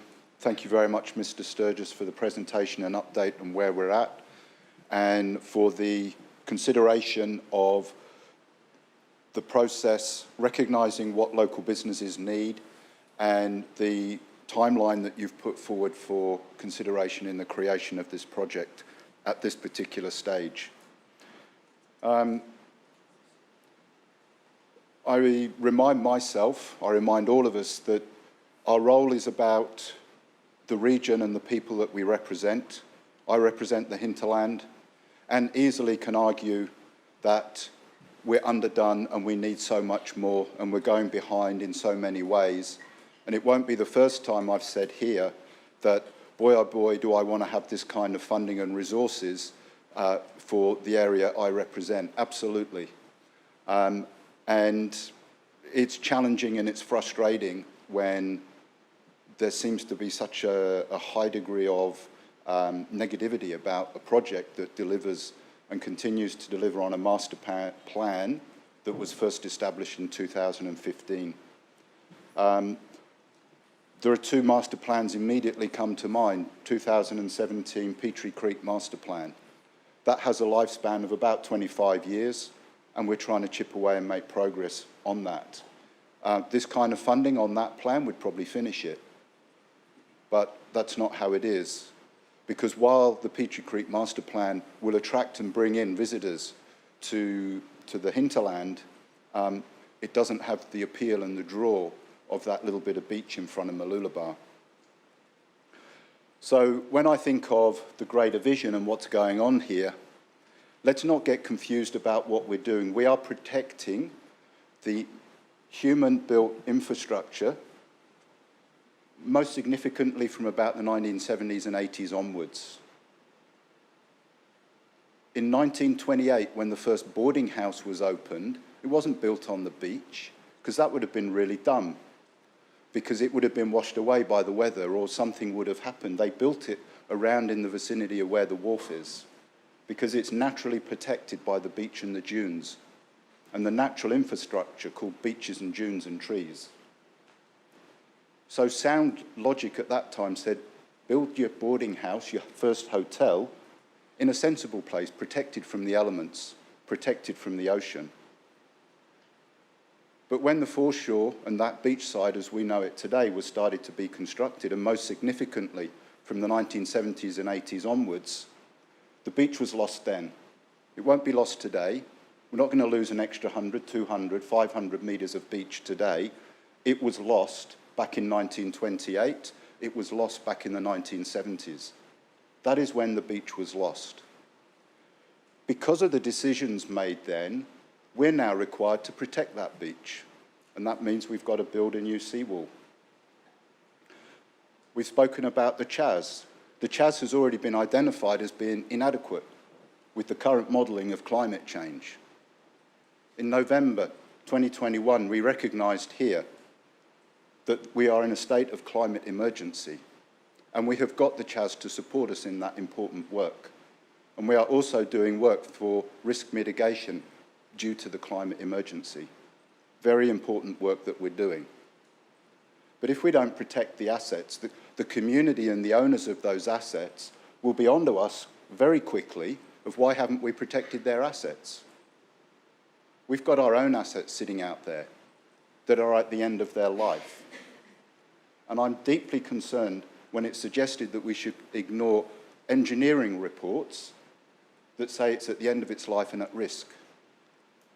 Because I'm not going to be part of an organisation that allows risk assessments to be ignored.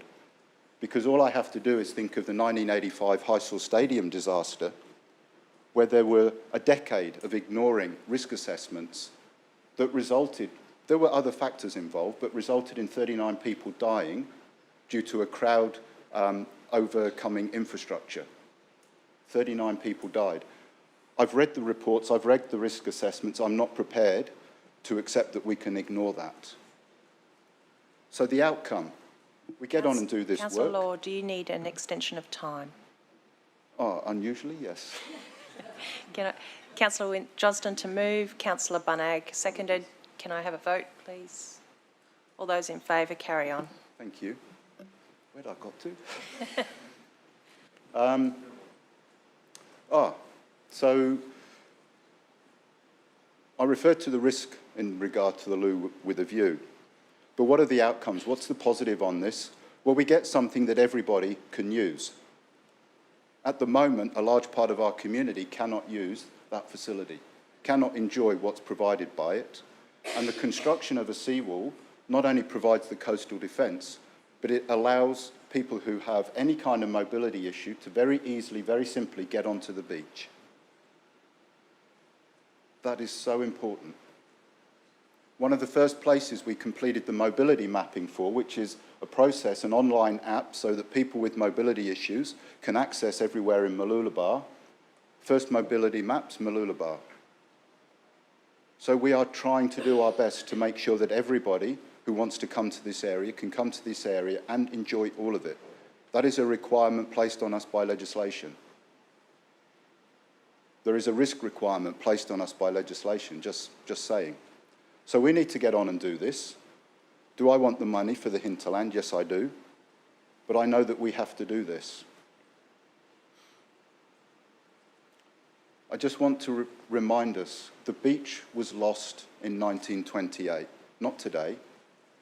If we want to have things like they were, then we have to remove all human-made infrastructure in that area and allow the natural forces to occur and do what it used to do any time from 200 years or older than that. So now we've got what we've got, and we've got to deal with it, we've got to protect it. And just because we do this part, I don't agree that we are signing up and we must do stage 3 and 4 anytime soon. It's part of a long-term master plan that will get revisited, revised, looked at over and over in the coming 10 years. That's what happens with master plans. The Nambour Showgrounds master plan, updated towards the end of last year. That was its second 10-year master plan. That's how it works in the way it seems to me. So, yeah, with some regrets about the things that we can't do because we're doing this, we have to get on and do this, and I'll be supporting it today. And I'll finish just by making an observation that change is very, very difficult. But it gets very messy in the middle, and by the time you get to the end of it, it's actually a beautiful outcome. And over the last month, I've made it my work to go to the Mooloolaba Northern Parklands that had a lot of upset and issues over it. Used to be a car park, then it was a caravan park, and now it's an incredible place that has free access to anyone in the community at any time, and it is very busy, even at 6 in the morning, even in winter time. Is it winter? Almost. Winter time, 6 in the morning. It's busy down there. And people are enjoying it completely at their leisure and at their will and at their freedom. So that is fantastic. And I personally love it that there aren't cars in that space. So I'll be supporting this today. I've given you some good reasons to think about why we should support this. And thank you for the opportunity. Thank you, David. Councillor Law. Councillor Hungerford, you've already spoken to the motion. Do you have a question? A series of questions. Okay. I'm perplexed with the idea of let's stop and start again. I know how long it's taken to get to this. Councillor Hungerford, you've already spoken to the motion. I have the question, I'm just giving the lead up to that. Please go straight to the question. My questions are, if we're going to stop and start this again, we'd have to go through a redesign process. What's the timeline on that? Then we'd have to go out for public consultation. What's the timeline on that? Then we'd have to go to a tender process. The timeline on that. Now I see that we're aiming for a 50-50 external. Councillor Hungerford. Internal. It is part of the question. I might just let the officer answer that first part of the question. I haven't completed the question yet, because there's a series of questions there. If we're aiming for that, and there's a risk of funding we already have, not making it, by a timeline that's there, if you're to do all of those steps, and I've heard that that funding's at risk if it's not completed by the end of that timeline, not just commenced, is there enough time there to do all of those things and get it completed in that time? Chair, the answer is no. There's not enough time. So a process of redesign to pull the seawall back to change the amount of beach space would result in what I described before. So there's an amount of reconsultation required, there's an amount of redesign required, there's reapproval, there's modelling of the coastal infrastructure, and there's retender. That is at minimum 18 months. And you're talking about in the order of $500,000 to $1 million spent again doing that. So it definitely can't be done because the construction period is at least 18 months. So we are past the deadline for the NEMA grant. And in fact, past deadlines for the other opportunity that we have through SEQ Livability Funds. So it's not just the NEMA grant that becomes at risk. So the answer is any amount of redesign puts us into an 18-month process. And is highly likely to come back to council with the same sorts of results that we received from the first round of consultation because of how interdependent all of the parts of the design are, that you can't do one thing without affecting another thing, like the coastal path and the active movements, like the roadway. This isn't just reconsultation with the community. There are so many stakeholders in this Mooloolaba area, from triathlon events, marathons, news. So it is stakeholder consultation aside from community consultation. So as I said before, this is an event area. So there's room and space in this foreshore to be able to bump in and out to support all of those major events that bring massive amounts of money to this region. So all of those stakeholders need to be reconsulted to try and massage an outcome. While there's 171 square metres of less usable space on the beach, there's 860 square metres of new space that's usable on the terrace walls. So there's a trade up here. There is new grass areas for the public to use. As what I said before, that 50% of people set foot on the sand. The other offerings in the design, the 860 square metres in the terrace seawalls, the space on top of the foreshore, are all important elements of this balance on the foreshore. Councillor Law was right.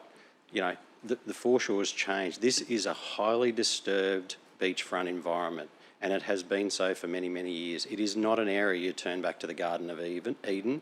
We are trying to get the best balance for Mooloolaba's future, the economics of the coast, to work properly. We are trying to get a project done in the next 2 years to maximise the opportunity thereafter for what is going to come to the coast and want to use that foreshore, its shops, its restaurants and its event spaces thereafter.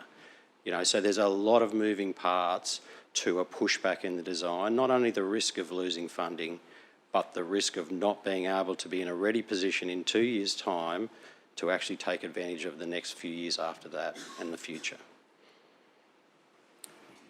Thank you. Councillor Broderick. Thank you, through the chair. Most of my questions have been answered actually, but Chris, thank you for all your work and for your team. Just a couple of questions. We've spoken a lot about the consultation that you did with the businesses and the door knocking and the figures behind that. With the new business activation group, what is the feeling among them at the moment? Because you said you've met 3 or 4 times with them. What's the feedback now? So through the business activation group, there has never been a question on the design. So we have not received any feedback through the business activation group. There is concerns around the design. There is definitely concerns around the timing. Now, keep in mind, these are businesses that need to work out what their stock orders are, when to advise through accommodation houses, when they would take bookings. So their main concern is around timing, because they can't tailor how they set up their business in terms of business readiness while they don't have a locked-in time frame. So there's never been a design issue. It's all about, okay, when are you going to build it and what's the disruption? Where's the construction staging? We've been moving through a tender process, working with a tenderer to try and resolve that, to have those conversations with the business. So it's a bit like chicken and egg stuff here. So the longer that we can't provide that certainty, we don't resolve any issues for the businesses and how they go forward into that uncertain future. We don't resolve the construction tender, the staging and the disruptive impact, and then all of that is left hanging. So they are concerned about that. Our economic development staff have been meeting all of the business activation group members and others in the past week. In fact, are probably out there right now. There is certainly, you know, a sense of thank you very much, Council, for providing that extra time through to 2025, but a motivation to get on with it in terms of the activation activities that will be needed to support them for this constructed outcome. So there's still concern. There always will be. It's a disruptive process, but there hasn't been negativity about the design, that's for sure. So even with the disruptive process, are they excited about it? Through Chair, some are. Definitely. You know, some have spoken about not, you know, obviously the impacts of getting through the next 2 years and the pain that will bring, but you know, the opportunity thereafter and thinking about the long game, the next 10 and 20 years for Mooloolaba, you know, and one of the major things has been around building a resilience for that business community that's not just reliant on season or, you know, beach, so that they can trade and trade strongly throughout, you know, each year. So they've really enjoyed coming together as a group to try and help business in Mooloolaba generally, even beyond the scope of this project. Yeah, I might use this opportunity just to speak through the chair, if that's okay. Thanks, Chris, and thanks for all your work. There's no doubt that we're conflicted. I'm with Councillor Law. We live in the hinterland, and Councillor Johnston as well, and we're constantly getting, like Taylor said about please don't spend any more money here. And but one of the things that excites me about this is a whole region concept. So we're looking forward to the Olympics coming. We've got lots of showpieces that we're working on right across the coast. And I genuinely am conflicted about which way to go with this, because I know that it's so much money. The issue of pushing it back, I'm also concerned about the cost of redesign. I'm concerned about the time that is going to take. But I'm also excited for the businesses, because when I look at that plan, I know lots of people see all of the concrete in that space, but as far as event processes and things go, and the survey tells us that people wanted the space for events and they want to really be able to use that facility. And even I think one of the stats that you used, Chris, was that 50% of beachgoers they only go to the beach. The other 50% are there just to enjoy the surrounding So one of the other things that I'm excited about with that is just that crossover effect into the businesses, like Councillor Law was saying, not having the traffic in that area that is there now. Just makes that space a whole lot more usable for a whole lot more people. So that seamless transition to businesses, and that's why I asked specifically about, are the businesses actually excited about this? Because at the end of the day, they're going to be overjoyed with the outcome, knowing that you can move seamlessly from the beach through that area to the businesses, so it can only be a good thing for them. So I just wanted to thank the team for their work. I know it's taken a huge amount of consultation and you guys have spent years on this. I know it's a lot of money. So I look forward to everybody voting today. I know it's a tough one, so thank you to all the councillors for everything they've had to say today. There's a whole host of things I can go through. I've been making notes along the way, and a lot of it would be doubling up on what's already been said. But in essence, thank you for your work and for all of your comments today. Thank you, Chair. Thank you, Councillor Broderick. Councillor Burns, do you have a question? I'll allow the question because I'd also like to speak to the motion. Thank you. Through you, Madam Deputy Mayor. Chris, just a question in regards to the sand or beach loss. What's the length of the overall southern seawall, central parklands area that we're talking about? So the length in total is around about 300 metres. In context of our 60 kilometres of coastline, 300 metres is this particular section. So over that 300 metres, we're losing 170 square metres of beach. What would that be along, if we were to visualise that along the length of that 300 metres, what sort of width of sand loss as the average across that are we looking at? Through you, Chair. I haven't done that calculation. And I'm asking you because I'm not so good at math. I think. Well, I don't have that number off you. Sorry, Councillor. I think what you could keep in context though is the CHAS also recommended beach nourishment in this Mooloolaba location. So no doubt Mooloolaba in its future will get beach nourishment. We know that we've modelled that sand area off where the sand is average sits. It doesn't take much additional re-nourishment to actually put more sand on another terrace and have that square metre area come back. So we've been completely transparent, but it could be in a future of different re-nourishment that there is actually no difference, that the sand width is the same or the sand area is the same. Thank you for that. One more question. Are we already conducting sand re-nourishment projects along this stretch of coastline? Thank you, Councillor Burns. Before I speak to the motion, Chris, I do have one question which backs onto the question that Councillor Burns mentioned. In terms of the loss of beach space, it's not all consolidated in one area, is it? Can you explain how you've gotten that accumulated amount and where and how that sort of fits along the length of works? So you're right, it's not in one location. So in essence, the current walls are very straight in alignment. The new design, which was done in consultation with First Nations and around the sinuous curved nature of the design in its environment, has areas where the seawall is both behind and in front of the existing straight structure. So there are areas of the beach that are actually a bit wider, where the seawall is actually further retreated, where it curves towards the businesses, and there are areas where it changes, a little bit on the ocean side. So the 171 square metres, which is about half a netball court, I think, is along through those differences in that 300 metre length.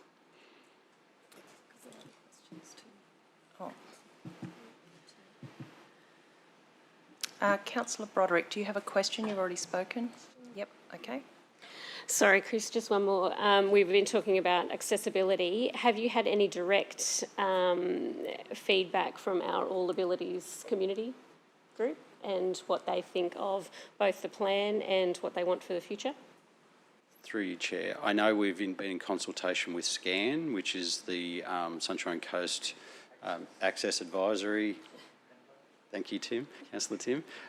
So yes, they've been involved as a stakeholder through the process, and to my understanding, completely comfortable with the design. So yes, we have been engaged with that sector of the community. Thank you. Councillor Bunnag, do you have a question? You've already spoken to the motion. Deputy Mayor, a question. Okay.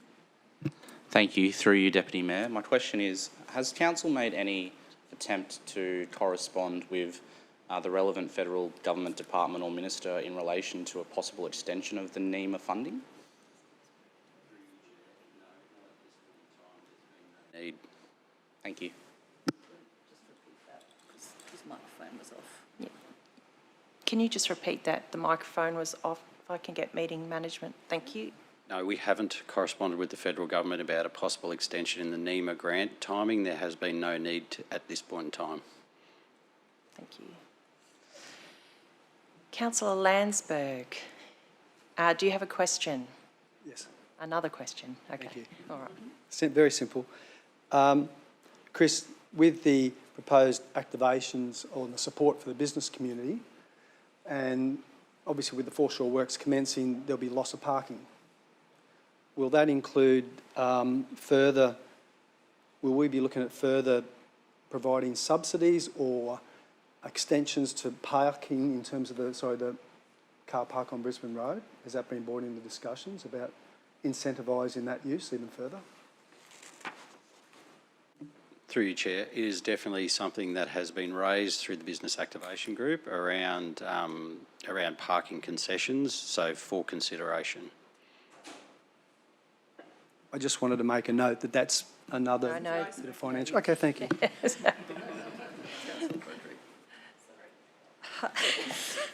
Okay, I'm going to offer a little bit of leniency because it's quite early days for some of the newer councillors. Councillor Broderick, do you have a question? Yes, super quick question. Can you please stand? Sorry, yes.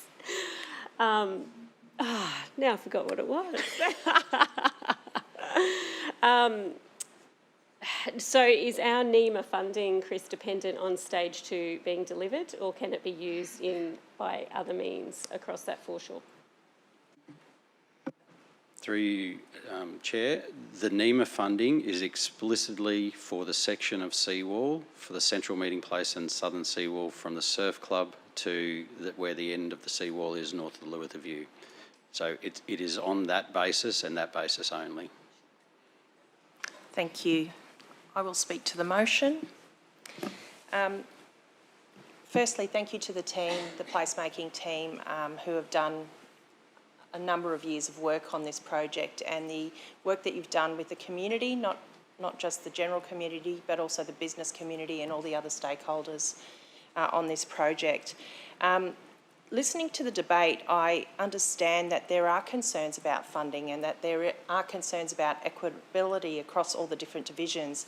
But this is a project that does benefit the region. This is not a Division 4 project, and we shouldn't be looking at this and pitting each other against each other for funding.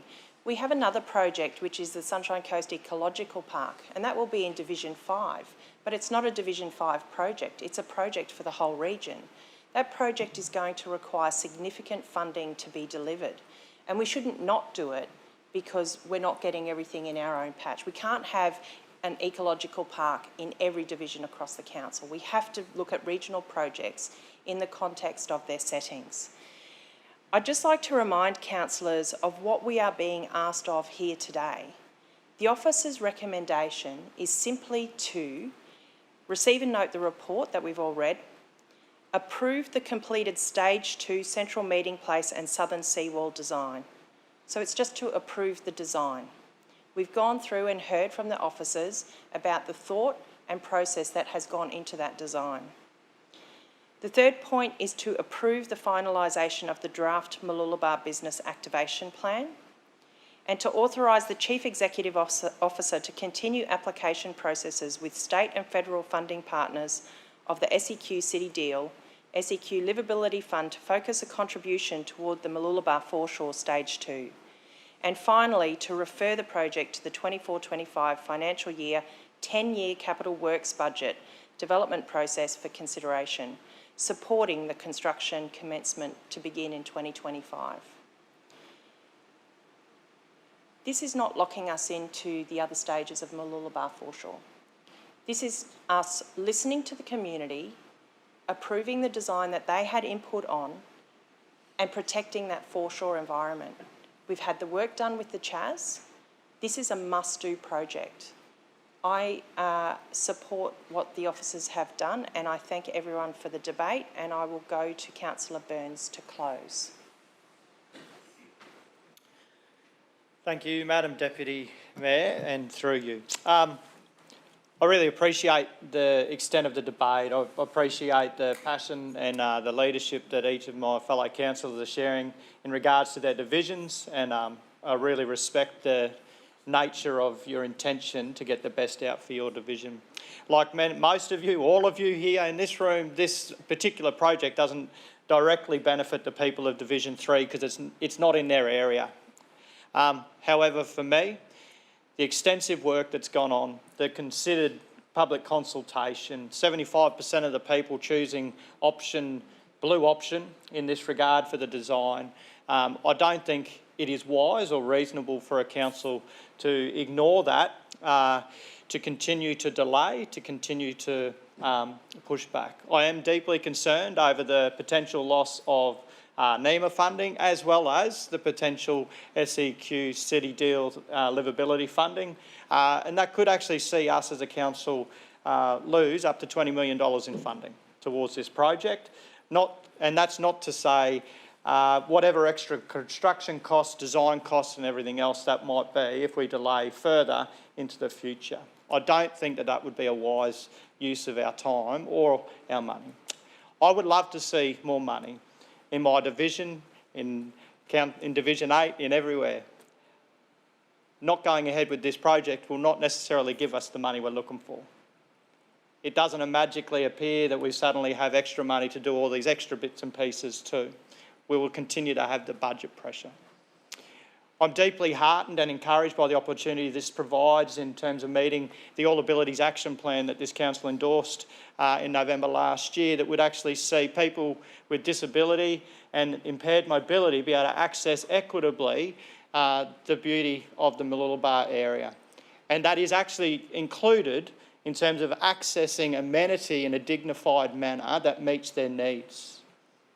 It would be a real shame and a disappointment if we were to ignore that as an opportunity, that people in a chair and their carers can easily walk down the ramp to the beach instead of holding on for dear life as they traverse the way too steep ramp as it is now. There's many things that we would like to see happen into this region in the future, and there are many things that we will continue to see happen into this future. But for me, for this project, I think it's vitally important that we actually support the continuation as the recommendation that's been put forward this morning by Chris and the team. I want to once again just say thank you to the team, all the staff involved, but not that this is not the end of that work, that the work continues. And I guess my hope is that we continue to support with every effort that we can the business community of Mooloolaba and surrounds to see them go from strength to strength into the future. So I stand today in full support of this motion and encourage my fellow councillors to do so. Thank you. Thank you, Councillor Burns. I do note that we have a foreshadowed motion should this one be defeated, but I will now put this motion to the vote. All those in favour? Councillor Broderick, Councillor Burns, Councillor Johnston, Councillor Hungerford, Councillor Law, Councillor Suarez. All those against? Councillor Landsberg, Councillor Dixon and Councillor Bunag. The motion is carried. Councillors, I think it is prudent that we take a short break, and that will also allow the Mayor to retake her seat. Thank you.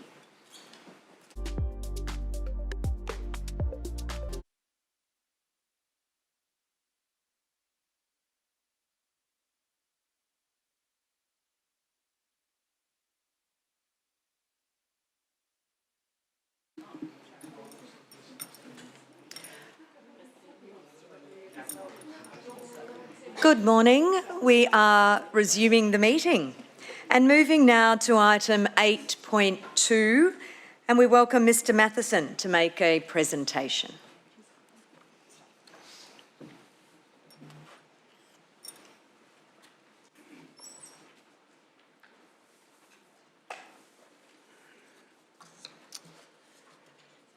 Through the Chair, good morning councillors. The report before you today at agenda item 8.2 proposes the reconstitution of the portfolio system for the 24 to 28 council term. Councillors, as you're aware, unlike state and federal governments, there's no statutory requirement on councils to establish portfolios. But the benefit of the portfolio system per se is what it does provide is an opportunity to distribute at an elected level some of the key policy program areas and focus areas of council in terms of giving a particular area of responsibility to councillors to champion as part of their role. As has been the case for at least the last two terms, the current portfolio system and the portfolio system that is proposed for your consideration today is underpinned by a separate set of operating procedures along with a portfolio responsibilities document. And that portfolio, for anyone who's familiar with how the administrative arrangements orders work for the federal and state governments, that portfolio responsibilities document is broadly based around the administrative arrangements order, which distributes the operations of the machinery of government. If a portfolio model is established, it's important to understand there is no decision-making or other authorities that vest with that or vest in an individual portfolio councillor, and nor does it provide any additional authorities such as the authority for a councillor to direct staff or intervene in the operational activities of council. I feel it's also incumbent to flag that should the recommendations in this report be adopted and the portfolio system endorsed, then a contravention of the portfolio arrangements and the operating model would constitute a conduct breach under Section 150K of the Local Government Act. So just broadly in the context of how we've arrived at the recommendations that are before you today, I've already mentioned that there's no statutory requirement on councils to establish a council portfolio system. On the 15th of April, councillors were provided with a presentation options paper, which effectively outlined 5 options for your consideration in relation to a portfolio model, with one of those options being effectively what I would call a design your own model. So effectively start again and design a model that best suited your circumstances. On the 30th of April, the Mayor confirmed that as a collective, councillors had decided that your preference was to maintain the model of aligning the portfolios with the corporate plan goals and indicated the proposed portfolio councillors.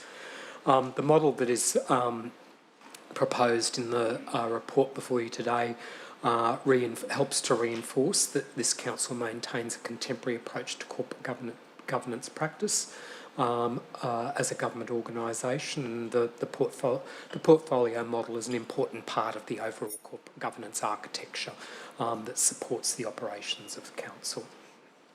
An additional item that we've included in this report, which really stems from the allocation of portfolio responsibilities, is that we have taken the opportunity to also recommend to you the councillor nominees for the Sunshine Coast Council Audit Committee, and that's reflecting the practice that was adopted in the last term, that the 2 councillors that held the outstanding organisation portfolio took on and were appointed as the councillor representatives, my apologies, on the Audit Committee. The final thing I would just flag is that accepting the recommendations in this paper today does not actually lock in the portfolio model for the entirety of the term of the council. This is something that is entirely within your province, and at any time you can revisit or revise the model should circumstances change or the corporate goals or priorities change in the future. So hence, those are the recommendations that are before you today, and I'm happy to take any questions. Councillors, can I have someone move a motion for this item?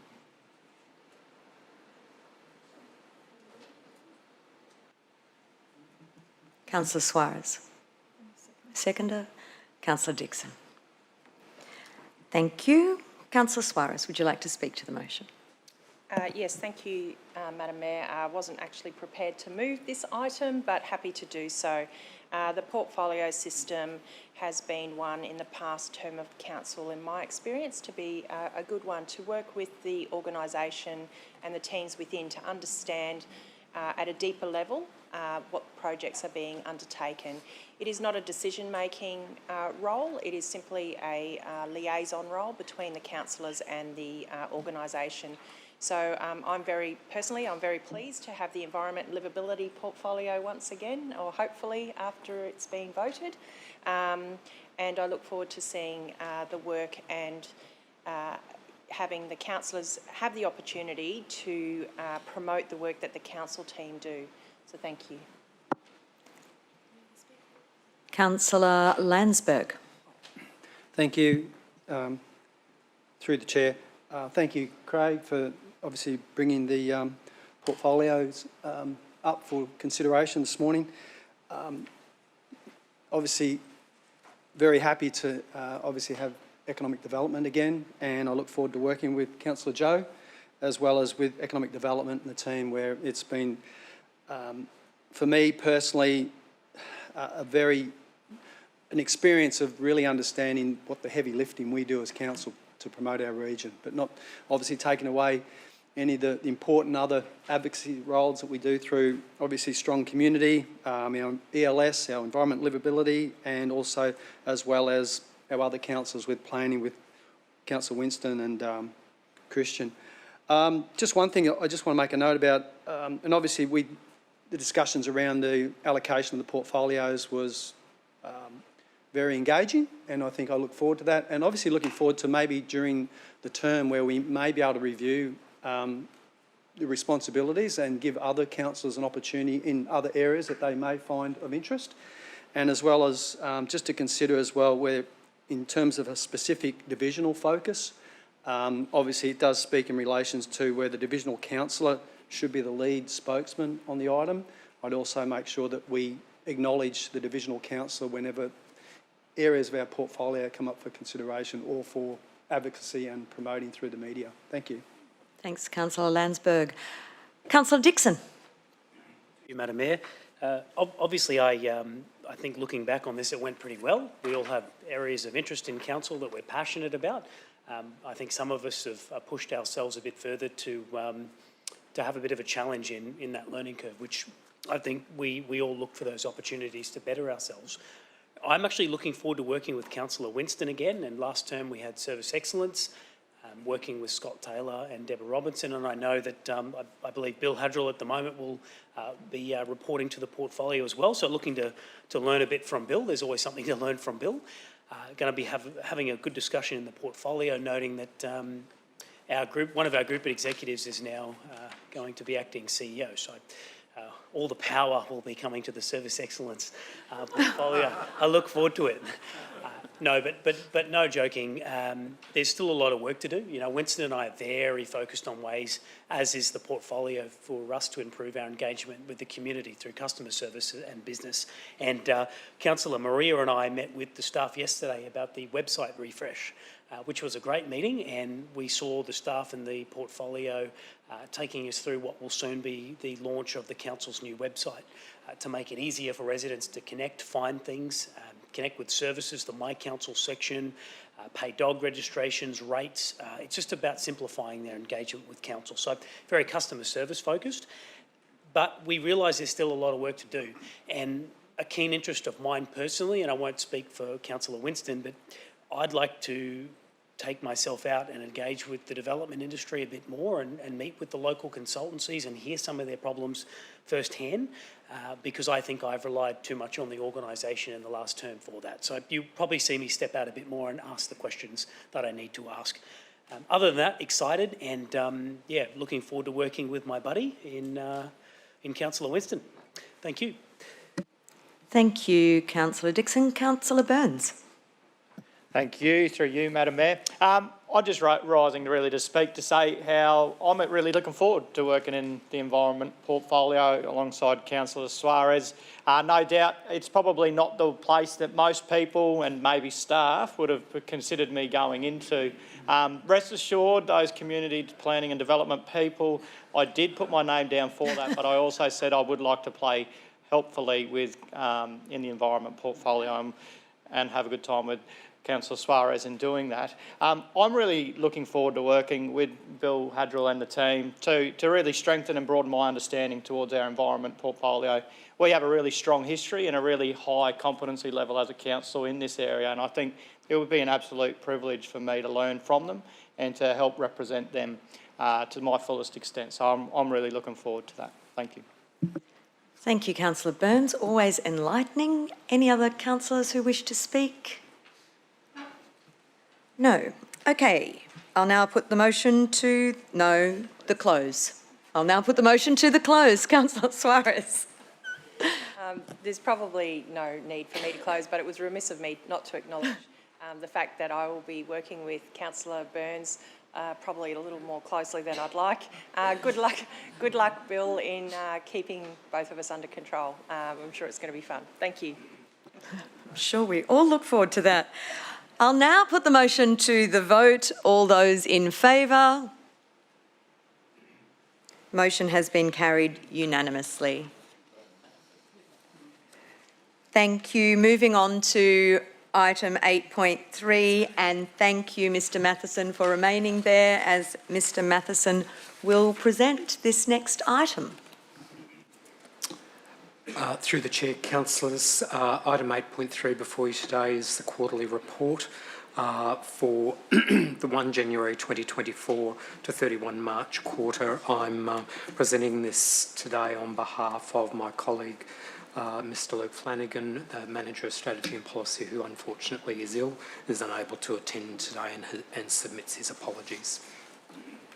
Councillors, as you are aware, a local government is required under the Local Government Act and the Local Government Regulation to develop a range of governance documents. They include a corporate plan and an operational plan. And the operational plan establishes the priority activities to be delivered over the financial year, and it seeks to demonstrate how the corporate plan objectives will be realised within a 12-month time horizon. As you know, the operational plan is adopted ordinarily on the same day that Council adopts its budget for the forthcoming financial year, and for want of a comparison, it effectively is the narrative that supports the adopted budget that occurs at that time.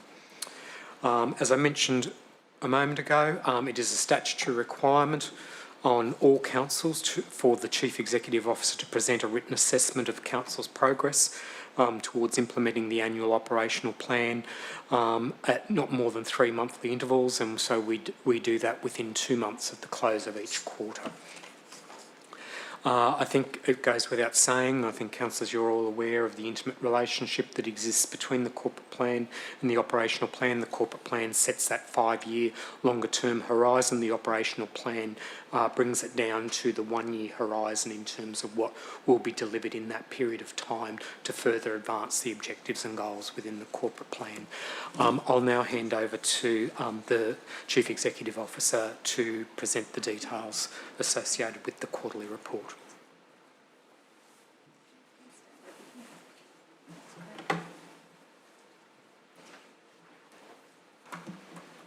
Good morning, councillors. Given that this is the last time that I will be addressing you in council, I thought I'd come and stand at the lectern like so many of my people do all the time. I will talk to the quarterly report, but I will also use this as my last opportunity to say my farewell, and we'll go from there. This is the first quarterly report that this council has seen presented to it, although it relates to the activities of the last council. For council staff, it's always a busy period, progressing projects and initiatives and delivering services to our community. In late January, prior to the caretaker commencing, an important decision was made by Council which paves the way for more affordable housing to be delivered on the Sunshine Coast. At that time, amendments were endorsed to Council's infrastructure charges rebates for eligible community organisations policy, which enables community organisations to deliver affordable housing on the Sunshine Coast to receive 100% rebate. 100% rebate on standard council infrastructure charges. This rebate, coupled with the delivery of other initiatives in our Housing and Homelessness Action Plan 2023, will support the delivery of more housing, including boarding house and emergency facilities for those who are in need of an immediate housing solution. In February, Council held the Clean Up for Turtle Hatchlings event. In collaboration with our partners and with the help of our 643 community volunteers, and I know a number of you were present during that time, we collected a phenomenal 227 kilograms of rubbish from our beaches. This is an outstanding result which helps our turtle hatchlings survive and our region's fauna and flora continue to thrive. We appreciate the many groups and individuals who participate in and lead the clean-up activities conducted across the region. The future of the Maroochydore City Centre has taken another step forward with the Minister's approval in March of amendments to the development scheme for Maroochydore City Centre PDA. The amendments represent a better design and accessibility outcome for the city centre and the people who will work and live here, showcasing a more attractive and contemporary city heart. Last, our local road network continues to benefit from the road rehabilitation program with 38 projects completed during the quarter. This investment by Council of $18.1 million resulted in resurfaced or rehabilitated roads across the region from Peregian Springs to Ilkley and many more. Unsealed roads in our hinterland communities have also been repaired or further works progressed since the region was hit hard by the severe flooding event in early 2022. Council has worked closely with the Queensland Reconstruction Authority to secure the funding to enable these works to proceed. I can advise that the majority of repairs are on track for completion by mid-year, weather dependent. For more highlights, I will talk to the group executives and invite them through, but I wanted to say a few words.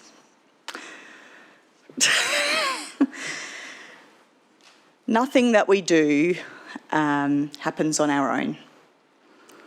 It all happens with the support of the people and the community around us. For me, arriving on the Sunshine Coast, I always committed to, and the very first words I said was that I wanted to learn from our First Nations people. Over the course of my 3.5 years here, I've been able to participate in so many things and have the wisdom, the knowledge, the yarning, the challenges put to me by our First Nations people, and our Kabi Kabi and Unibara people have been exceedingly generous. The more you learn, the more you realise how much we don't know about country, but there is nothing more special than being on our country and having things pointed out to us. And probably the most special moment I've experienced here was one of our Horizon Festival activities where I was taken out on a boat. It was an event. In the dark, we went out to Majimba Island and saw Lyndon Davis's art being projected onto the side of Majimba Island. It was the tail end of whale season, and the whales in the dark were all around us, popping up, blowing, popping back down again. You couldn't see them, you could just hear them and feel them. And as part of his art performance, he put microphones down in the water and we listened to whale song, and that whale song was fed through the digital projection of Kabi Kabi art on the side of Majimba Island. That is country, but it also is technology, innovation, generosity with culture. It's so many things, and I think about those moments, and the most wonderful moments that I've had here have all been out on country in some way, whether it's walking parts of the Sunshine Coast Great Walk, whether it's, I've been told not to stand under bunya trees, especially at certain times of the year, whether it's in the ocean watching the sunrise and having a dolphin pop up next to you. All of those things are some of the most magical moments that I treasure very dearly, and I can see why our First Nations people have had such a strong contribution to our culture and our land and our beautiful place here. To the teams of council, you are the guiding light, the rock. As I said, we don't do anything on our own. My own team, Tracy, Karen, Tamara, when we talk about kindness and their gentle guiding of me during the day to arrive somewhere on time or get out of somewhere. Everyone knows Karen's shoes as they walk up behind the door so that we know it's time to finish. But the small moments of kindness that happen all around council to me personally, whether it's someone bringing us brownies, getting me a chocolate frog before all the toys come out of the cot, whether it's finding a tissue, whether it's just asking if I'm okay.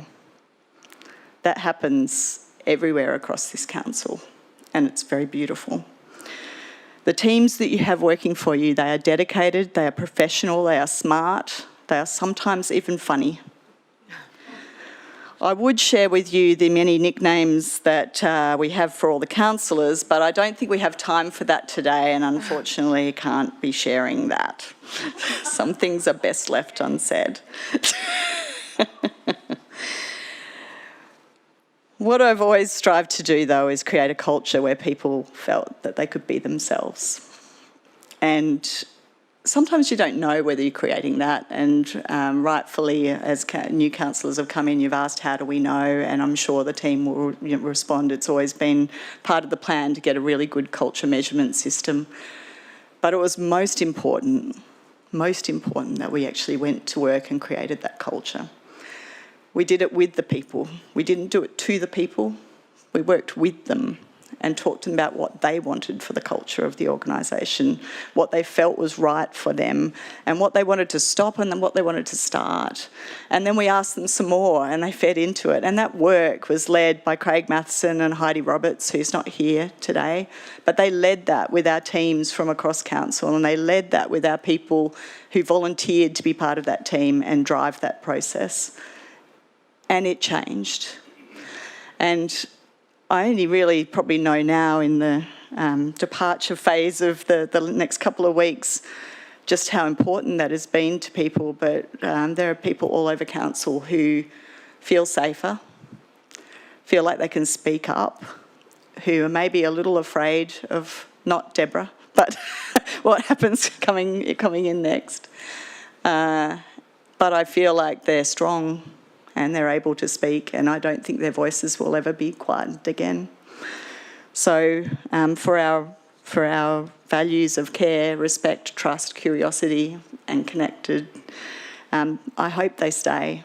Maybe more values will come, but for now, they're the values that are really important. I was reading that the greatest contribution of a leader is to make other leaders. And I don't need to make other leaders because we have so many of them here in council. You are all leaders. Everyone is a leader, and everyone is doing their jobs. But to all of my ELT, you are the greatest of leaders. You are respectful. You live all of those values all the time. We do laugh together, but we also cry together, and we also support each other in the various things that are sometimes really hard to do. And you are the hardest people for me to leave, all of you, because you're just such good people, and you care so much for the community and for our own people, and you set the tone of this organisation, and that's really important. To Deborah, good luck in the next little while. Thanks for stepping up and taking the reins. Councillors, just a few words of advice. If you've got any questions about fauna and flora, probably not to this new acting CEO. Just probably worth a word to Bill on the side if you've got those questions, just to make sure that you're getting some reasonable advice there. Probably not so into planting trees. Doesn't like wet grass touching her at all. But one thing that you all know and love about Deborah is that, and the thing that I value about her the most is her word is her word.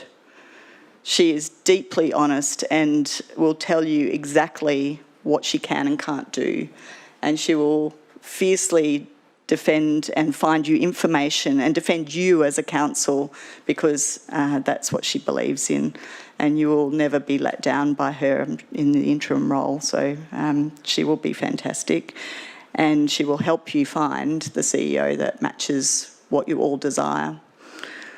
My request of you is, when you pick someone, have their back. Work with them. They want to work with you, and they will be there.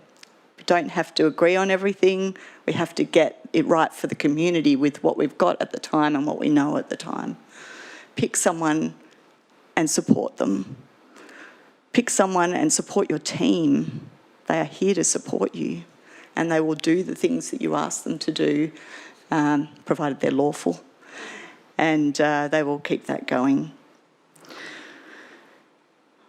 My wish for the community and for all of you is kindness. My wish is to put down the virtual pens of furiosity, alarm and outrage, and bring our curious minds to the things that we have to do.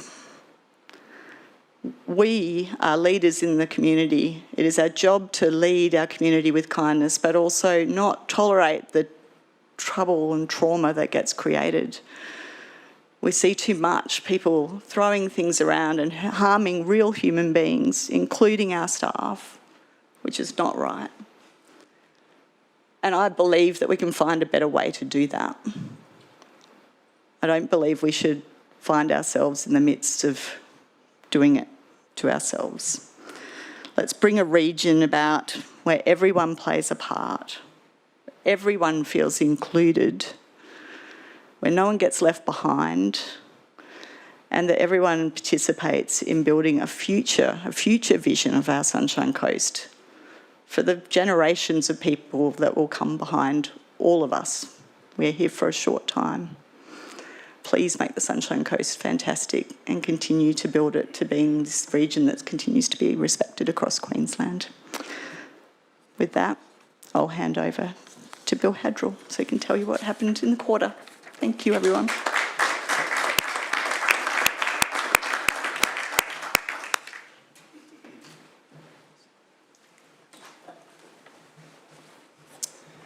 Emma, thank you. And thank you for your unwavering leadership, your support, your care and encouragement. One of the things in my portfolio that has been relentlessly encouraged for me to achieve is to drive sustainability, resilience and our response to climate change deep into this organisation. And we have absolutely achieved that under your leadership, and it will be becoming increasingly important as we move forward. In that light, and with our commitment to our community through our environment livability strategy to achieve a zero net emissions organisation and a low carbon community by 2041, we continue to do amazing things within this council and for our community and for our environment. In support of this aspiration, I am pleased to report that in the last quarter, around 1,460 megawatt hours of power have been generated from council's landfill at Caloundra. That's an amazing effort. Not only is it the generation of the power, but it's the saving or the reduction of over 30,000 tonnes of greenhouse gas emissions being placed into our atmosphere. That is just one of the carbon reduction projects and activities that the organisation continues to drive and has been delivered within the last quarter. Turning to our coastline, our incredible coastline, and sand replenishment plays an incredible part of what we do in keeping our community safe, in protecting our beaches, and helping to us endure the storms, the weather events that we have and will continue to have in the future under a changing climate. In the last quarter, Council worked with MSQ to help remove the sand from the Mooloolaba River mouth, primarily for the purposes of safe navigation for boats and vessels traversing the Mooloolaba, but also to provide some assistance in the renourishment of the spit at Mooloolaba. Turning our attention to the threatened species that do occur and within the region, I'm really proud to say that Council and its partners continued its unwavering efforts in regard to koala management within the region. And in the quarter we commenced the Saving Sunshine Coast Koalas project, which is helping us to provide some really invaluable insights into the population of koalas that live here on the Sunshine Coast, where they live, their numbers, their state, how they move around, their health and where they eat. All invaluable information which will help us to help better protect and manage their population into the future. Back to the coast, honouring the 129-year-old history of the SS Dickey Wreck, really pleased to advise that the final stages of the precinct plan in that location are now complete. It's been an incredible outcome to deliver a barnacle wall featuring restored wreck pieces, artefacts, life buoys, replica bells, and the stories from the locals inspired by the wreck itself. This complements the work that's been previously undertaken in that location around the beachside park, the SS Dickey propeller relocation, and the new improved community facilities that have been delivered in that location for our community and visitors to the region. Back on climate change, because it's something that we need to pay attention to. And in an effort to reduce heat risks and keep our communities cool in built-up areas, in the last quarter there was some significant interest from the community in becoming volunteers to become tree custodians through the Adopt a Street Tree program, who in turn help council care for these young trees and nurture them to maturity to help shade our streets, to make walking along our pathways cooler, and to cool our homes under increasing summer temperatures. Turning to waste management and resource recovery, more appropriately, again to help keep our beaches clean, Council supported the Clean Up Australia Day on the 3rd of March in collaboration of schools, businesses and community groups running a range of cleanups across the region. This is just one example of the incredible contributions that volunteers make to the Sunshine Coast. In supporting and helping to manage the natural environment, there's in excess of 10,000 volunteers alone that play in that space of environmental management, and we are incredibly grateful for their contributions ongoing. While still talking around waste, since the new material recovery facility was opened December last year, we've been able to now progress the rollout of a range of recycle bins in a number of our prominent coastal areas. So really pleased to advise that since about February this year, we've commenced the rollout of 208 new recycling bins in key high visitor residential and visitor locations along our coastline. Again, something that's been enabled through the leading installation of the materials recovery facility at Nambour. And finally, just to make sure that our services continue in regard to waste management, it's a reminder of the scale of our waste collection business. Some 3 million bin collection services were provided during the quarter, and over 160,000 transactions were recorded at Council's resource recovery centres, giving a scale of the trade and the importance of our resource recovery business for our community. Thank you.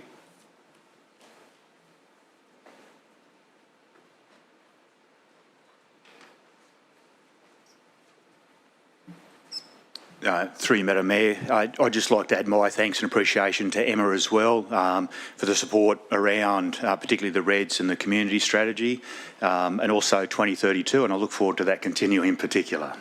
So, Madam Mayor, starting with our goal of a resilient economy, the never-ending opportunities from science, technology, engineering and mathematics, or more commonly referred to as STEM, were showcased to 400 students, teachers and parents at the STEM Careers Day in March.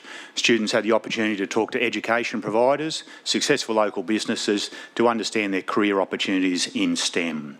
The council-supported event included local industry representation from geospatial intelligence, helimods, radar targetry and red dirt robotics. Council hosted representatives from Trade Invest Queensland's North America and Japan offices to discuss investment attraction activities and promotions, including Council's digital marketing campaigns in North America. The Testing Tech in Paradise campaign was marketed for 3 months in North America and generated 84 new investment attraction leads. Council and Trade Invest Queensland also worked together to hold a workshop with 65 attendees to provide invaluable insights to the Indian export market to guide both new and seasoned exporters on the path to successful exporting to India. Study Sunshine Coast supported O Week at the University of the Sunshine Coast, talking to students about the opportunities in the region, but also the support services that were available during their stay. The support includes access to jobs to support their studies through the Sunshine Coast Student Jobs Hub. The Local Business Support Program delivered tailored and specialised advice to 253 businesses across the region, and we also had 18 events delivered to support the Reds. There were 323 participants at these events, including the Build a Better Business Planning Workshop, Sustainable Solutions for a Profitable Tourism Business, and tailored grant workshops for Chamber of Commerce and industry groups. The Place Activation team supported 7 key events across Nambour, Mooloolaba and Caloundra, which saw more than 11,000 attendees. During the quarter, a number of local businesses with the support of Council, made announcements about further investment that advanced our region in lines with our Reds. One of those was the Sunshine Coast boat building company, Cure Marine, who proudly unveiled their Cure Custom 70 as the first of its kind built in Australia over the past 5 years. The catamaran was crafted in Cure Marine's state-of-the-art facility at the Coolum Industrial Estate, using high-tech equipment, including the Southern Hemisphere's largest 3D printer. Turning to our goal of a strong community, Healthy Sunshine Coast continues to be very popular with more than 4,000 registered members. The aim of the program is to encourage positive mental health and regular physical activity across all ages and abilities. There are close to 50 regular health and wellbeing activities across the region, including a new Pilates class at Maroochydore Bushland Botanic Gardens and laughter yoga in Maleny. A survey was conducted in March with 75% of respondents indicating that their health and wellbeing had improved since commencing the program, and 70% indicated that the lower cost of classes had enabled them to participate in activities that might normally be beyond their means. Following an expression of interest process, 8 successful applicants aged between 16 and 25 become part of the Council's Young Leaders Academy. The Academy is a year-long program which aims to increase and strengthen essential leadership skills, enabling them to drive sustainable and positive change in our communities. One member, Kyla Salter-Johnson, was the MC at the National Reconciliation Week at Tribal Link that a number of people were at during the week. Stage 1 works at the Quarry Aquatic Centre, including the new program pool, demolition of the old Learn to Swim's pool and improved car parking were completed. Stage 2 works, including a new administration building, amenities, change rooms, kiosk and meeting space, will commence next quarter. The library membership reached more than 120,000 for the first time in the library's history. This showed in library visitation, loans and digital loans all increasing compared to the same quarter last year. The first Express Library, a book vending service, was launched at Baringa, and additional rhyme time and story time sessions to meet increasing demand were implemented. The feedback, 94% customer satisfaction with library and cultural programs. The local Contemporary Art Prize saw 40 finalists selected from 280 entries to vie for $17,000 in prize money. $88,000 was granted to 14 Regional Arts Development Fund recipients and $165,000 to 9 art initiatives through the Creative Industries Investment Program.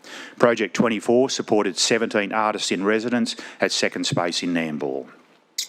In finishing, there were a number of exciting and very varied events held at council facilities during the quarter, including Caloundra Indoor Stadium hosted the Suncoast Spinners Wheelchair Basketball Tournament in January, the National Seniors Pickleball Tournament in February, and 3,500 people attended the Fashion Thrift Society event in March.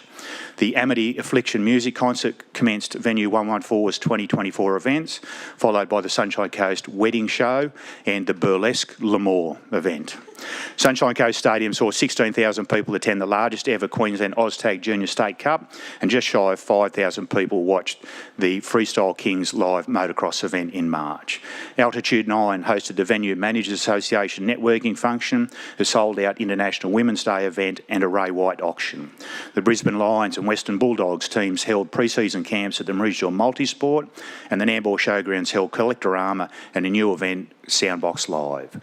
So, Madam Mayor, I'll hand over to Scott Taylor to tell you some more.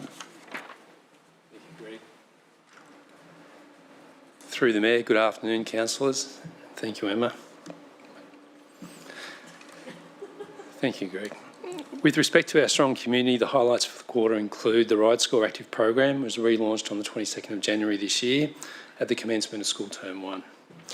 More than 2,000 students registered across 11 state public schools and primary schools, and we welcome 2 new schools at Talara State School and Palmview State School in Division 3 and 6 respectively. The response at both these new schools has been very positive, encouraging the use of existing active transport infrastructure and assisting with the reduction of school congestion, attracting 217 new riders who were previously driven to school. We also presented the new Transport Network Safety Plan to our Sunshine Coast Active Transport Community Advocates Group during the course of the year, and with their feedback, we're now progressing that with internal approval, and that will be a step change in the way we think about safety on all our networks. The Caloundra Administration building refurbishment works have advanced significantly, and the completion of the building's transformation into a library and community facility with corporate spaces is almost forecast to finish, if unhindered, by mid-2025. A new initiative has also commenced to provide free showers across Sunshine Coast Council's network of 9 aquatic centres and to people experiencing homelessness. This is very important, and the lived experience leaders have been working on the group vision and the purpose of this called Street Up, and Street Up has provided feedback to the state government on their homeless service design. With respect to our service excellence, we seek to serve our community to be both inclusive and responsive to the needs of our community and deliver a positive experience to all our customers. I would like to acknowledge all our service teams on the ground who work hard to make our Sunshine Coast a safe, fun and beautiful region. Our outdoor teams have faced significant pressures in the last quarter resulting from wet weather and heat conditions. This past quarter alone has seen 85% of our days with registered rainfall. That's 77 days out of the potential 91 days this year. This includes 42 rain-affected work days out of the possible 62. The average rainfall for the quarter is 438 millimetres, and this quarter we saw 1,066 millimetres fall, and that's 1.7 times the average for the quarter. For the coastal region, we've seen more rain in 2024 for the same period in 2022. So I want to thank our outdoor staff who have exercised their resilience and patience through this very tough quarter during a tough period of climate. I'd also like to thank our community for their patience, support and enduring understanding as we continue to try and provide services during a tough period. Prolonged wet weather and ongoing high construction cost challenge have impacted a range of our projects during the quarter, resulting in 62% of the Council's $332.6 million capital program being financially expended. The core capability and capital program has expended 40% of the budget to date and is undoubtedly being challenged, but is on track to deliver 90% as per our forecast. Despite the inconvenience of wet weather, further highlights of construction projects during the quarter include the Caloundra Library, Honey Farm Road Sports and Recreational Precinct, the Stringy Bark Road and Pedestrian and Cycle Bridge, Charles Clark Park Revetment Wall and the Outrigger Boat Ramp and Car Park at Mooloolaba. Other highlights include the Coastal Pathway delivering 74% of its key projects, including the underway at Caloundra Headland and the Warana Missing Links section, and $25 million road resurfacing and rehabilitation program progressed to 70% delivered, with the Unsealed Road upgrade program progressing to 83%. Major upgrade works at Nambour Waste Precinct have progressed well and now are more than 80% complete. Emma, thank you.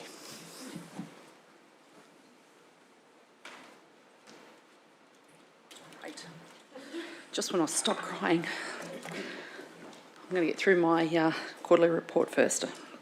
On behalf of our Service Excellence Portfolio Councillors, Councillor Johnson and Councillor Dixon, and alongside my colleague Scott Taylor, I must say it's a pleasure to provide an update on the work we do to serve our community and to continually strive for excellence. We know how critical our services are to you, our community. Today, I wanted to firstly highlight how Council is focused on ensuring our cemetery services take into account the views of our community and continually evolve to meet the changing needs. An example of this is the establishment of the Community Reference Group to help inform the Cullengore Master Plan. During the quarter, the group met twice. Firstly, to discuss the Cullengore Cemetery Master Plan draft proposal. Members then participated in a walkthrough of the Cullengore Cemetery in February 2024. Additionally, councillors continue to improve public access to cemetery services information with fact sheets regarding ash interments, burial monuments and plaques, natural burials, and I'm pleased to advise that reservations are now available online. Throughout the quarter, efforts continued with a focus on transforming council to be a more customer-centric and supporting organisational alignment to optimise customer experience. In addition to the Sustainable Service Planning Program of work, this included monthly reviews of service delivery performance and actions underway to drive improvement in experience and responsiveness. Reviews into the number of escalated customer issues to help understand customer pressure points, inform improvement of policies, procedures, information and service delivery, and the future customer experience roadmap, which I'm delighted I'll be able to share with you soon. Develop a new customer experience training module is going to be rolled out to all team members and councillors. Reviewing our website, and Councillor Suarez spoke to this earlier, reviewing our website homepages, taking into account the feedback and insights from our community and visitors. Excitingly, our new website homepage will launch shortly. And in addition, further improvements will occur iteratively over the coming months. As a growing region, we know how critical it is to consider our transport needs now and into the future. This quarter, Council commenced the preparation of the new active transport plan that focuses on walking and cycling as an essential part of an integrated transport system, providing improved mobility, safer streets, healthier residents, and a reduced impact on the health of our planet. Arup Australia has been engaged by Council to prepare the new plan, and during this quarter, Arup made preparations to deliver the community consultation and engagement activities as part of the preparation of that plan. Additionally, following the State Government announcement in December 2023 that the preferred option for the Sunshine Coast Public Transport Project would be bus rapid transit, substantial work continued to be undertaken by both Council and the Department of Transport and Main Roads to refine the content of the detailed business case, including the finalisation of the various technical reports. The outcomes of the community engagement undertaken to date has also informed business case preparation. We look forward to the Department of Transport and Main Roads sharing the outcome of the finalised business case with our community in due course. Emma, I would like to professionally and personally thank you for your leadership, for living the organisational values every day and in every interaction. You have left big shoes to fill, and I will do my best to make you proud. Our organisation and our community, and I've written this all over the place, has lost a leader